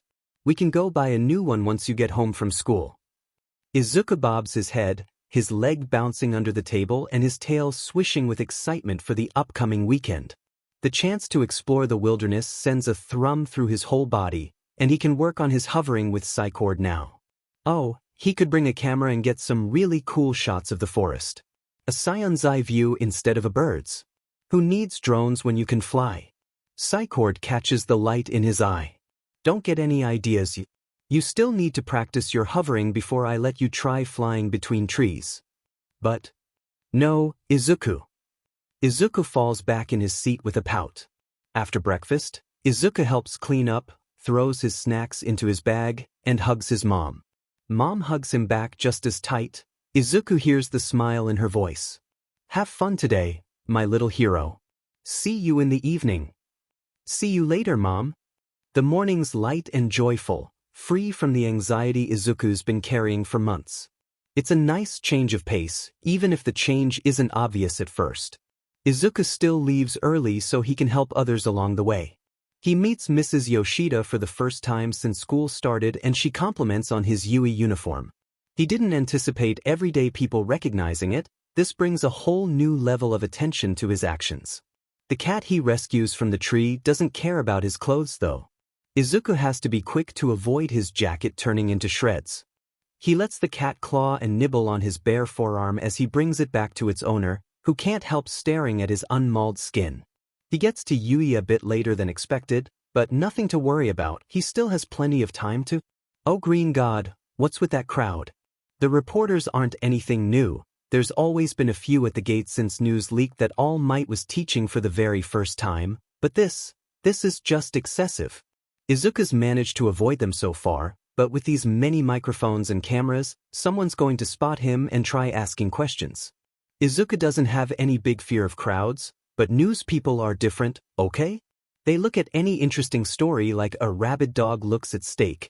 If they see the shoulder buttons of his uniform, they'll know Izuku's in the hero course and they'll be all over him. He's half Saiyan, and Saiyans don't run from any enemy, but no Saiyan has ever met a reporter, so Izuku's caution feels justified. They've actually featured in a few nightmares of his, because if any random person could figure out Izuku's not entirely human, it would be a reporter. It always takes him half the day to calm down from those dreams, to shake the dread whenever he checks the mailbox or even steps outside. If he had any plans with Kaken to see a villain fight or go shopping for hero merch at the mall, he'd cancel it the second his phone was in reach. Kaken was always mad, but he probably would have been even angrier if Izuku had a panic attack because he forced himself. Izuku lets out a sigh and prepares himself for the inevitable. Harmless as reporters might be physically, their harassment can go far enough to cause real danger to ordinary people. Izuku feels something in him set on fire at the mental image of these reporters crowding over his mom, trying to get her to talk about dad and... Izuku's head snaps down to see the remnants of a cracked strap adjuster in his palm. His face warms up as he crams the broken plastic into a pocket and adjusts his bag to hang from the other shoulder. Mom's not gonna be happy about another ruined backpack. The strap of Izuku's backpack creaks under his grip as he gets closer to the crowd of reporters. Crowds of people worked up like this have a distinct feeling to their key, like a beehive that got stirred up or white noise from a TV set. Some of the reporters have caught a few students in their clutches, shoving microphones into startled faces and demanding answers. The thought of just jumping over the wall has crossed his mind, but in the end it would just get him in trouble or worse, get the reporters' attention. So Izuku plays it cool as he can. He sends a thanks to Psycord for his smaller frame, keeps his head tucked a bit down and his shoulders hunched, trying to come off as a Gen Ed student. Izuku's tail curls up against his leg. It's likely to get stepped on in this crowd, and if he looks more like a baseline human they might ignore him. Yep, nothing to see here, just a normal, boring student going to class. Please don't look over here, please don't look over here, please don't. He can see the exact moment a reporter spots him. It's a lady with a complicated-looking, moving hairstyle and an overwhelming shade of red lipstick. She takes a step toward him, opening her mouth, but Izuku's already gone, weaving through the remaining crowd like a startled minnow. He hears her try to follow, but the second her hand tries to reach for him, crossing the threshold to campus, there's a deafening siren and she has to retreat as a wall of pure metal slams in place, just barely missing Izuku's tail. Izuku heaves a sigh of relief, sagging down where he stands before looking at the wall with consideration. It's pretty thick, but it moved so fast a second ago. Isn't that kind of dangerous? Those reporters had been pretty intimidating, but that lady could have gotten really hurt if she didn't pull back in time. Hey, young listener. Izuku startles, spinning around to spot an excessively gesturing present Mike. Me and a few other heroes are gonna open up the gate and escort the students who got locked out. You're in Eraser's class, aren't ya? He's a stickler for attendance. You better get going or you'll be late. Izuku lets out a very intelligent eep and scurries off. He's not scared of the reporters, that's silly. He just doesn't want to be late. He barely gets through the door to class right as the bell rings. Aizawa stares at him from the teacher's podium. Izuku stands up straight, his tail going stiff right along with him. Sorry, sensei. You weren't late. Nothing to apologize for. Now take your seat. Yes, sir. He passes Kaken on his way to his seat. Kaken looks up at him. There's no real anger in his eyes or ki, just his usual annoyance, as he leans back in his seat once Izuku sits down himself. Somehow, it serves as a confirmation, a reminder that things are on the mend, and focusing on school will get easier. Then Aizawa announces the class representative election. The class starts buzzing, and Izuku's attention is on everything but studying. He's been through class rep elections before, but back when everyone knew everyone and rumors of Izuku's monstrous strength ran rampant, he was never even considered. Kaken wasn't either, but that was probably more for personality reasons. People vote for the people they like, not who's the strongest or loudest. It might have been different if they were all Scions. When they're adolescents, Scions form the units they'll fight, eat, and possibly die with. Izuku doesn't know how they choose their leaders, but it doesn't sound Scionish to exclude someone because they are stronger. Fun fact, Dad translated the name of these units to troops, the same as a group of monkeys in English. Ironic, the one foreign earthen language Izuku studies at school, and it makes a pun on his origins. Izuku wonders if his dad ever figured that out. It must have been a surprise. Izuku's never been a class representative, and he never felt any deep belonging to his previous classes to call them his troop either. Based on how they avoided him, the feeling was mutual. Being a half-blood scion and well into proper human adolescent age, this feeling of belonging to a school class might just be an experience he'll end up skipping. He tells himself his disappointment is from his curiosity, but that doesn't do much for the achy feeling in his chest when he remembers everything. Never mind all that, Izuku's in a human high school on Earth now, electing his new human class rep. He's older now, he should make a more mature decision here and vote for someone other than himself, right? He doesn't really know the others besides their quirks and key signals. He only talked with Uraraka, Ojiro, Yaoyorozu, via the socks. She told him to keep them, but Izuku asked Mom to wash it and now they sit at the bottom of his bag. If he remembers to, he'll return them at the end of the day. He can still feel her key in the socks. Fascinating. He scribbles Yaoyorozu's name on his piece of paper, folds it up and leans back in his seat. Job well done, one more adultish decision made. He's on his way to become a responsible citizen. He doesn't worry about anyone voting for him, he's never gotten a vote before, and he hasn't done anything to convince them he'd be a good leader. All they've seen is how he can crack glacier-thick ice like freshly fallen snow. That kind of power is scary to people, and humans don't vote for someone who scares them. When they start counting the votes, the anticipation makes the base of his tail itch. Surprise jolts through Izuku when Aizawa announces the first vote for him, then another, and another, and another. Congratulations, Midoriya, Aizawa says at the end, you got the majority vote, your class representative. Wait, what? Have his classmates gone mad? This has to be the work of some kind of manipulation quirk. He looks up at the board again, noting that Yaoyorozu got one less vote, making her the vice rep. Maybe he can forfeit his position? Give it to her instead? He doesn't know the first thing about leading people. He's always been off to the side, doing what he's told. What if he messes up? What if he makes things hard for everyone? He couldn't bear it. Kaken turns in his seat, giving Izuku a light bap to the head. Earth to Izar. You gonna get up or what? Izuku shakes himself out of his stupor, seeing Yaoyorozu already at the front of the class. Her ki is very unique, a mixture of pliable but firm like concrete. Now it's reined in, flickering a bit. She's upset she didn't win class representative, most likely. He understands, he even agrees. She gave Izuku socks, that's class rep behavior. Izuku hitting Todoroki in the solar plexus? Not so much. He gets out of his seat, trying his best to keep his tail still. It doesn't matter how hard he tries to keep a calm expression, his tail would give him away in a heartbeat. He only succeeds a little, managing to disguise the lashing anxiety as casual swishing. Yaoyorozu gives him a polite smile and congratulates him. Izuku nods, thanking her and turning around to face the class. More than a dozen faces stare back at him, a range of hair colors and quirks and walks of life. They're a class now, they'll work together from here on out, training, growing stronger, eventually fighting alongside each other against villains. That last thought makes something in Izuku's head click, a long-forgotten instinct that makes his anxiety dampen and fade entirely. Japan is big, the universe is even bigger, but this small class is now his. And he's going to do everything he can to see them thrive. His voice comes out far steadier than he feels. Thank you for putting your trust in me. He bows, closing his eyes and trying to show as much sincerity as he can. I'll do my best. I'll protect all of you. A hind part of his brain whispers. Yaoyorozu does something similar, and the class claps with a few good-hearted comments and encouragement. It's nothing uncommon, but it feels huge for Izuku. He's shown them his strength and what he's capable of with it. He threw a ball into oblivion, he destroyed ice walls and punched a classmate in the chest.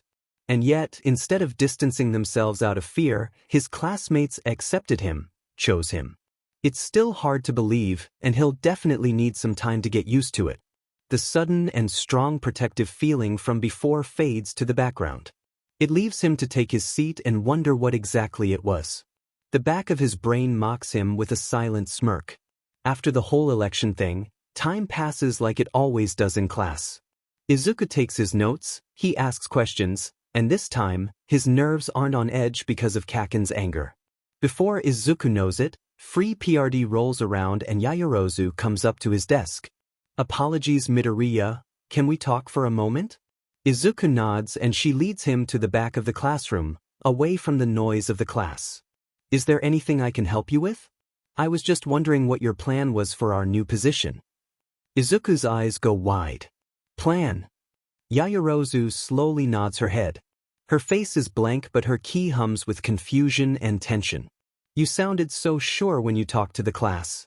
It gave me the impression that you've been class representative before. Izuku's loading screen starts up. First of all, he sounded sure? He gave a confident impression? Second of all, are class reps supposed to have plans? Like politicians? He thought this only happened in anime. He doesn't remember his old class reps having anything like that, so he has no real-life example of what to do. If he knew he had to have a plan, he wouldn't have run for representative. Wait, he didn't even run for representative. Off to an eloquent start, Izuku. I haven't been a class representative before and, I don't have a plan? What about you? Oh, Yaoyorozu shakes her head. I'm afraid I don't either. Then we're in the same boat. His voice comes out lighter than he intended, but it makes Yaoyorozu smile. Uraraka's encouragement from yesterday comes to his mind, so he adds, whatever happens, we'll handle it, right? Right. Yaoyorozu nods, her ki steady. As if on cue, something in Izuku's periphery comes flying at him. his tail snatches it out of the air with a crinkle. He blinks in surprise at the bag of carrots. "Whoa man, nice catch." Kirishima turns to Kaken, "But why'd you chuck it at him like that? If he can't catch it, he deserves to get hit. Stop sticking your nose in other people's business, shitty hair." Izuku smiles, opens up the bag and takes a carrot, munching on it as he watches Kirishima laugh and pat Kaken on the back, which only makes Kaken yell louder. Despite his noise, Kaken's ki is a steady flame compared to the sparking fire from before. Yaoyorozu says, "Are you sure you two are friends?" Kaken's kind of like a cat. Izuku says, "You know, the kind that hits you when you're not paying attention to them?" Yaoyorozu looks like she understands everything now. He holds the bag of carrots out to her in a silent offer, one she takes up with a quiet thanks. "Your quirk is amazing, by the way," Izuku says. "Being able to create things has a lot of versatility." "It's not as simple as that," she says. "The materials come from the lipids in my body, and I have to know the atomic structure of what I want to create." That's all Izuku needs to hear before the gears in his head kick right off. "Do you make it subdermally or on the surface of your skin? Does it leave any marks on you? Is it any lipids at all or just the ones your body stored the extra energy in as fat? Do you increase output when you eat fatty foods?" He catches on to her staring and forces his mouth shut, taking a breath to slow himself down. Sorry. Stupid Izuku, Mom would pinch him by the tail for asking a girl about her eating habits and fat tissues, but he has so much more questions. "Did I hear that right? Do you need food to use your quirk too?" A classmate, Satu, if Izuku remembers correctly, interjects. He rummages around his lunchbox and pulls out a neatly packaged mini loaf, holding it out to her. It smells like homemade banana bread. "Here." He sees her hesitant look and explains. "Don't worry. I can't stockpile my sugar levels for my quirk. You'd actually be doing me a favor. I need a taste tester." "Your quirk is Sugar Rush, right?" Izuku asks, trying his best to speak in between mouthfuls of carrot. "Is there a limit to—" The conversation takes a turn for quirks and eating habits, getting livelier by the minute. Sata promises to bring more pastries in, for Yaoyorozu and Izuku both to try. "Gotta support our class reps, right?" he adds, scratching his neck. Without any sort of prompting, Yaoyorozu takes the loaf of banana bread, splits it in half, and hands a piece to Izuku. "Last time I checked, you were a class representative too," she says with an indulgent smile. Izuku takes it from her shyly, eating a small bite only to try his best not to scarf it down once the flavor touches his tongue. If Izuku had eaten this a day before, he'd have been evenly split between voting for Yaoyorozu and Satu. Kindness seems to come easy for his new classmates. Izuku just hopes he can offer them the same in turn. At one point it dawns on him that he's talking to people and it renders him speechless for a good 2 minutes. Luckily, the others keep on talking, satisfied with his nods and hums. The rest of the morning goes on as usual with Izuku occasionally freaking out about recent developments. Kaken doesn't start anything, but he glances at Izuku a lot more than in the past few months, his ki splotched with curiosity and impatience. He must have questions about yesterday's, well, everything. Kaken acting like his old self again puts Izuku at ease. He doesn't know how things would have turned out if Mom didn't come home at the right time, preventing Kaken from storming off with half-finished truths.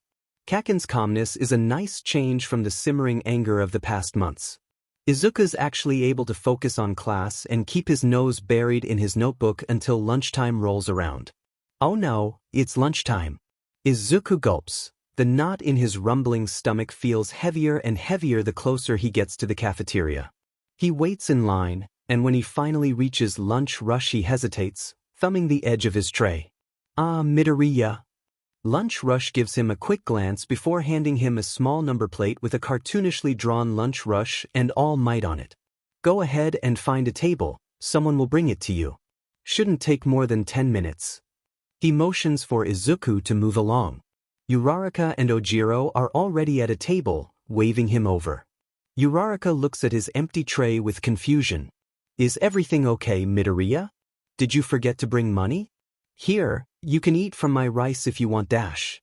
Izuku's face heats up and he almost chops off the corner of the table with how hard his arms and tail flail.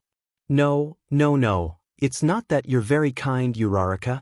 Lunch Rush said they'd be bringing the food to me. He almost drops the number plate as he shows it to them and takes his seat. Better explain it now before chaos erupts. My quirk gives me an enhanced metabolism. I have to eat a lot more than normal to keep up. It's to his great relief that they just hum and nod and don't press further, unknowing of the shock that awaits them. Do you mind if I sit here with you? Someone ribbits. Izuku looks up to see Tsuyu standing next to him. Of course not. Take a seat, Azui, Uraraka adds. Call me Tsuyu. Oh, okay. Tsuyu takes the only remaining empty seat next to Izuku and turns to him. How are your feet, Midoriya? They ached for a few hours after they thawed, but nothing turned blue, so Izuku counts it as a success. All healed up. And you? Hope you didn't catch a cold. Wow, he managed to say 3 entire sentences to a girl without rambling or stumbling over his words. Tsuyu shakes her head. I'm okay. Thanks for taking care of me yesterday. It was nothing. Tsuyu ribbits. I say what's on my mind. I'm glad you became our class rep. Knew it was a good idea to vote for you. The wheels in Izuku's head stop. Huh, is all that comes out of his mouth. Same here. Uraraka says. Me too. Ojiro adds. But why? Izuku presses. You don't know me very well. We don't know anyone really well yet, Uraraka argues, but you saved me from the 0-pointer in the entrance exam, and you even helped me out from the rubble. That's not something a total JRK would do. Tsuyu croaks, you kept me warm. Ojiro scratches his chin, it felt like the right thing to do. Izuku splutters. But dash. A food tray hits the table with force, the sound silencing Izuku. Kaken leans on the table and glares at him, demanding, what the hell are you being an idiot about now? He leaves to grab an extra chair before anyone can explain, coming back to sit down with a scowl. Midoriya thinks we shouldn't have voted for him. Uraraka tattles. Which is stupid. Kaken scoffs, muttering, this effing idiot, before raising his voice. Of course you'd play the moron when the plebs want you to be their zookeeper, is it? His eye twitches when he catches them staring. The F, are you looking at? Izuku squints at Kaken. Did you vote for me too? Who the F do you take me for? That's a relief. The world hasn't gone entirely mad. Kaken huffs. I'd be the best DMN class rep, but all they do is deal with clowns, and I'm in no mood for that. You've never been half bad at that anyways, and if you want to be the ringleader to this shitshow, go ahead. It's as close to a verbal vote of confidence Izuku's going to get from him. Of course he has to ruin this 1-in-a-million moment with a, does that mean you consider yourself a clown too? Kaken stops mid-bite. The wheels of his brain click loudly, keeping everyone at the table in a tense silence. Uraraka lets out a weird noise as she tries not to laugh out loud. Before Kaken can explode, Izuku admits in an awkward voice, I didn't expect you to sit with us. Frankly, he expected Kaken to sit at the next table in silent defiance, observing Izuku from afar. Izuku just shared his secret with him, and something like science and alien life takes more than a day to get used to. Izuku expected him to come around eventually, just not this soon. This isn't a bad thing, he concludes. Changing the topic seemed to have defused Kaken in time. Yeah, well, someone has to make sure you actually eat. Then, after a pause, he tosses out, dumbass, for good measure. The air at the table stays awkward until Kaken speaks again. But I'm warning you, Izu. First the entrance exam, then Aizawa's test, now this class rep bullshit. He glares into Izuku's eyes and snarls. Don't think I'll let you win next time so easily. So it's all about competition. Izuku nods with a smile, ready for the upcoming challenge. The side door to the kitchen swings open. What's that? Uraraka rises halfway off her seat to have a better look. Izuku glances behind him and turns back to the table right away, hiding his tomato-red face in his hands. Lunch Rush comes out of the kitchen with a cart of food. The dishes placed on it are heavy, filling foods with plenty of meat and vegetables. Other students stop and stare as the cart goes by, eventually settling their gazes on Izuku when Lunch Rush stops and starts unloading the dishes in front of him. "I'll be back with more once you're done," Lunch Rush promises, taking the cart back to the kitchens with him. Izuku nods weakly. Uraraka stares at the multiple dishes laid out in front of Izuku. Ojiro and Tsuyu look a bit skeptical too. "Are you sure you can eat that, Midoriya?" she asks. Izuku understands the doubt, but she hasn't seen him at a buffet yet. He picks up his chopsticks and readies himself for this upcoming battle. Instead of the people around him, he just needs to focus on food and eating. As a half Saiyan, he's supposed to be good at that. He takes the first bite from a bowl of udon and holds back and... Ratsuka must have told Lunch Rush what kind of flavors his nephew liked. The seasoning in the broth is way too strong for normal human taste buds. Conscious of everyone still staring, he goes slow, but the food is too good for Izuku to let any of it go cold. He keeps his eyes focused on the food, but he can feel the rapidly mounting disbelief from everyone at the table who's not Kaken. Izuku picks up the bowl of the last dish and drinks the remaining broth, putting it down with a content sigh. All the dishes have been picked clean, and Izuku's stomach feels somewhat satisfied. Lunch Rush comes back with another cart full of food. The students watching start to murmur. A few tables over, an older student hands over some bills to her giggling classmate.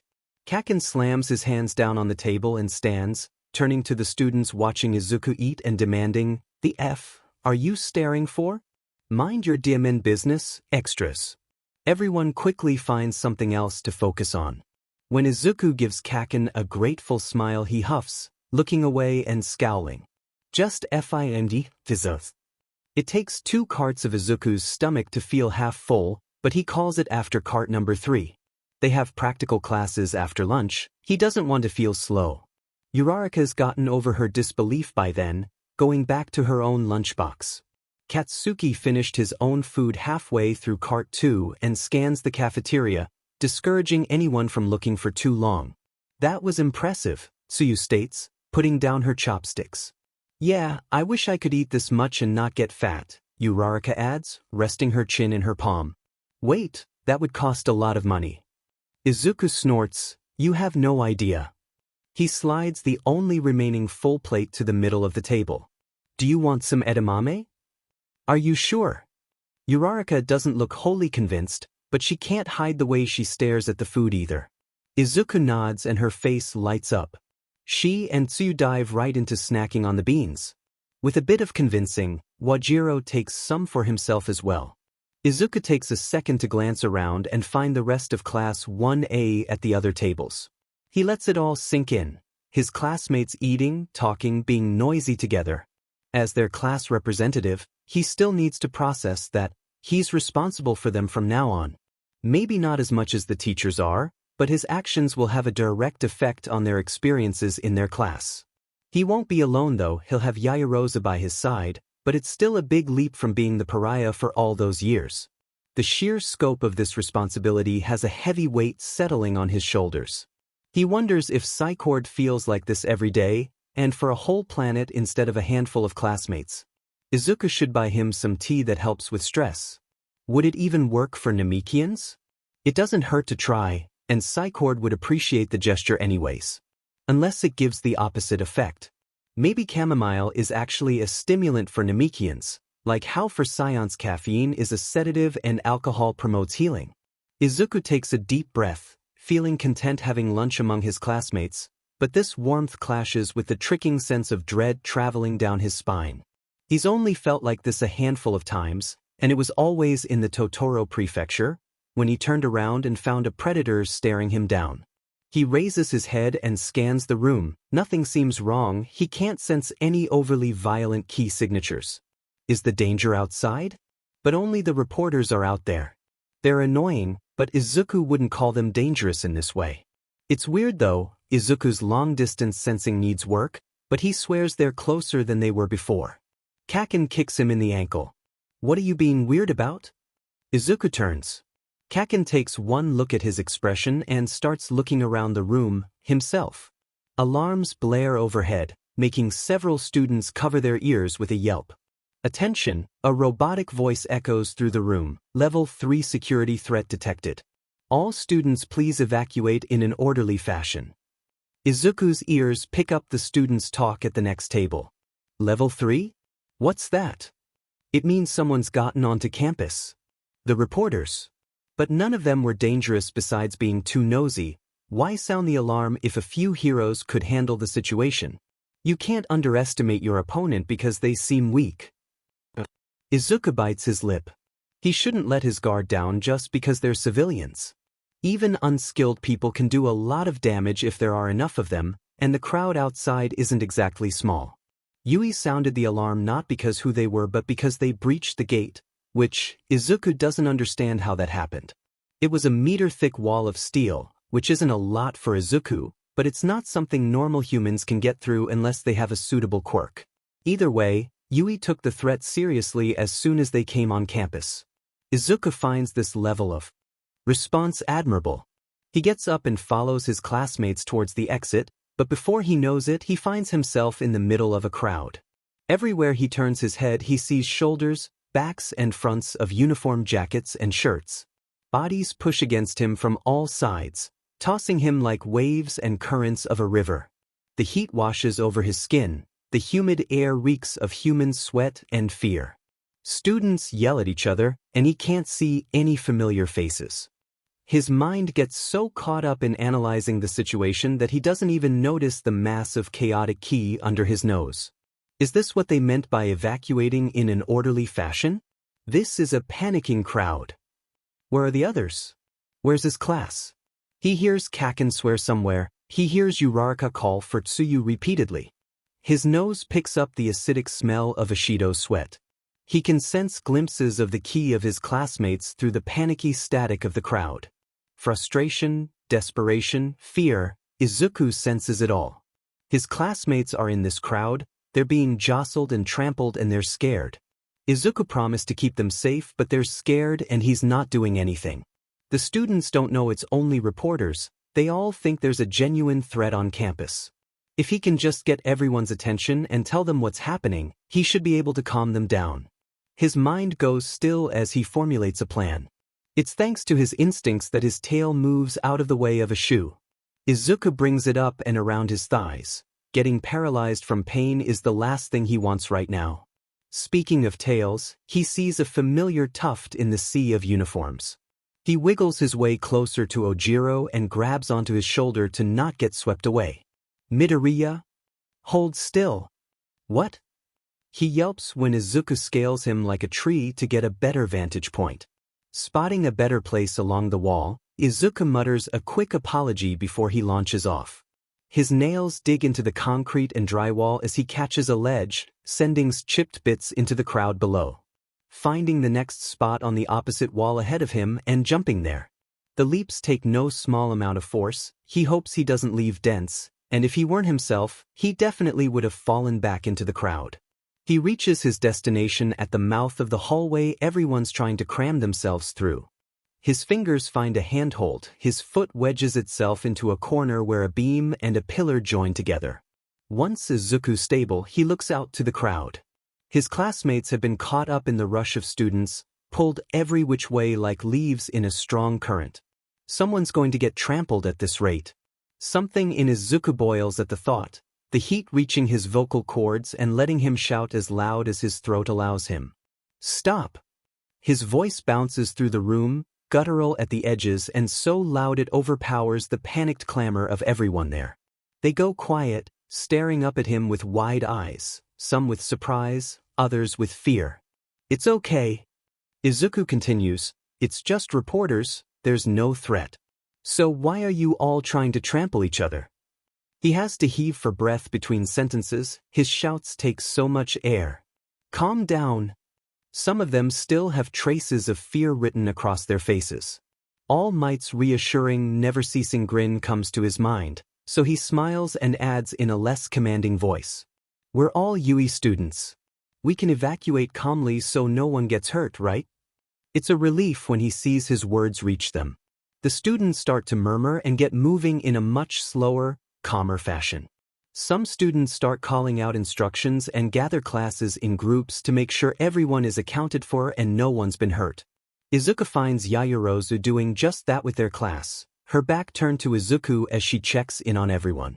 She's already proving herself in her new role. Izuku's tail swishes at the thought, thumping against the wall with pride. Izuku clambers to a windowsill so he can sit and continue to watch the evacuation, waiting until the crowd thins to have enough space for a landing. The cafeteria starts to feel eerily empty. 1A is one of the last classes to pass beneath him. They are almost through the exit when Izuku drops down, landing with barely a sound. The waves of ki coming from them tell him to join, but his feet can't seem to move. Izuku rubs his throat. That was much louder than he ever dared to yell, much less at people, and it sounded different than his usual voice. He doesn't know if Saiyans have war cries or what an Oozuru sounds like, but that could be close. No wonder so many of the students got scared, not from the mass panic, but of him.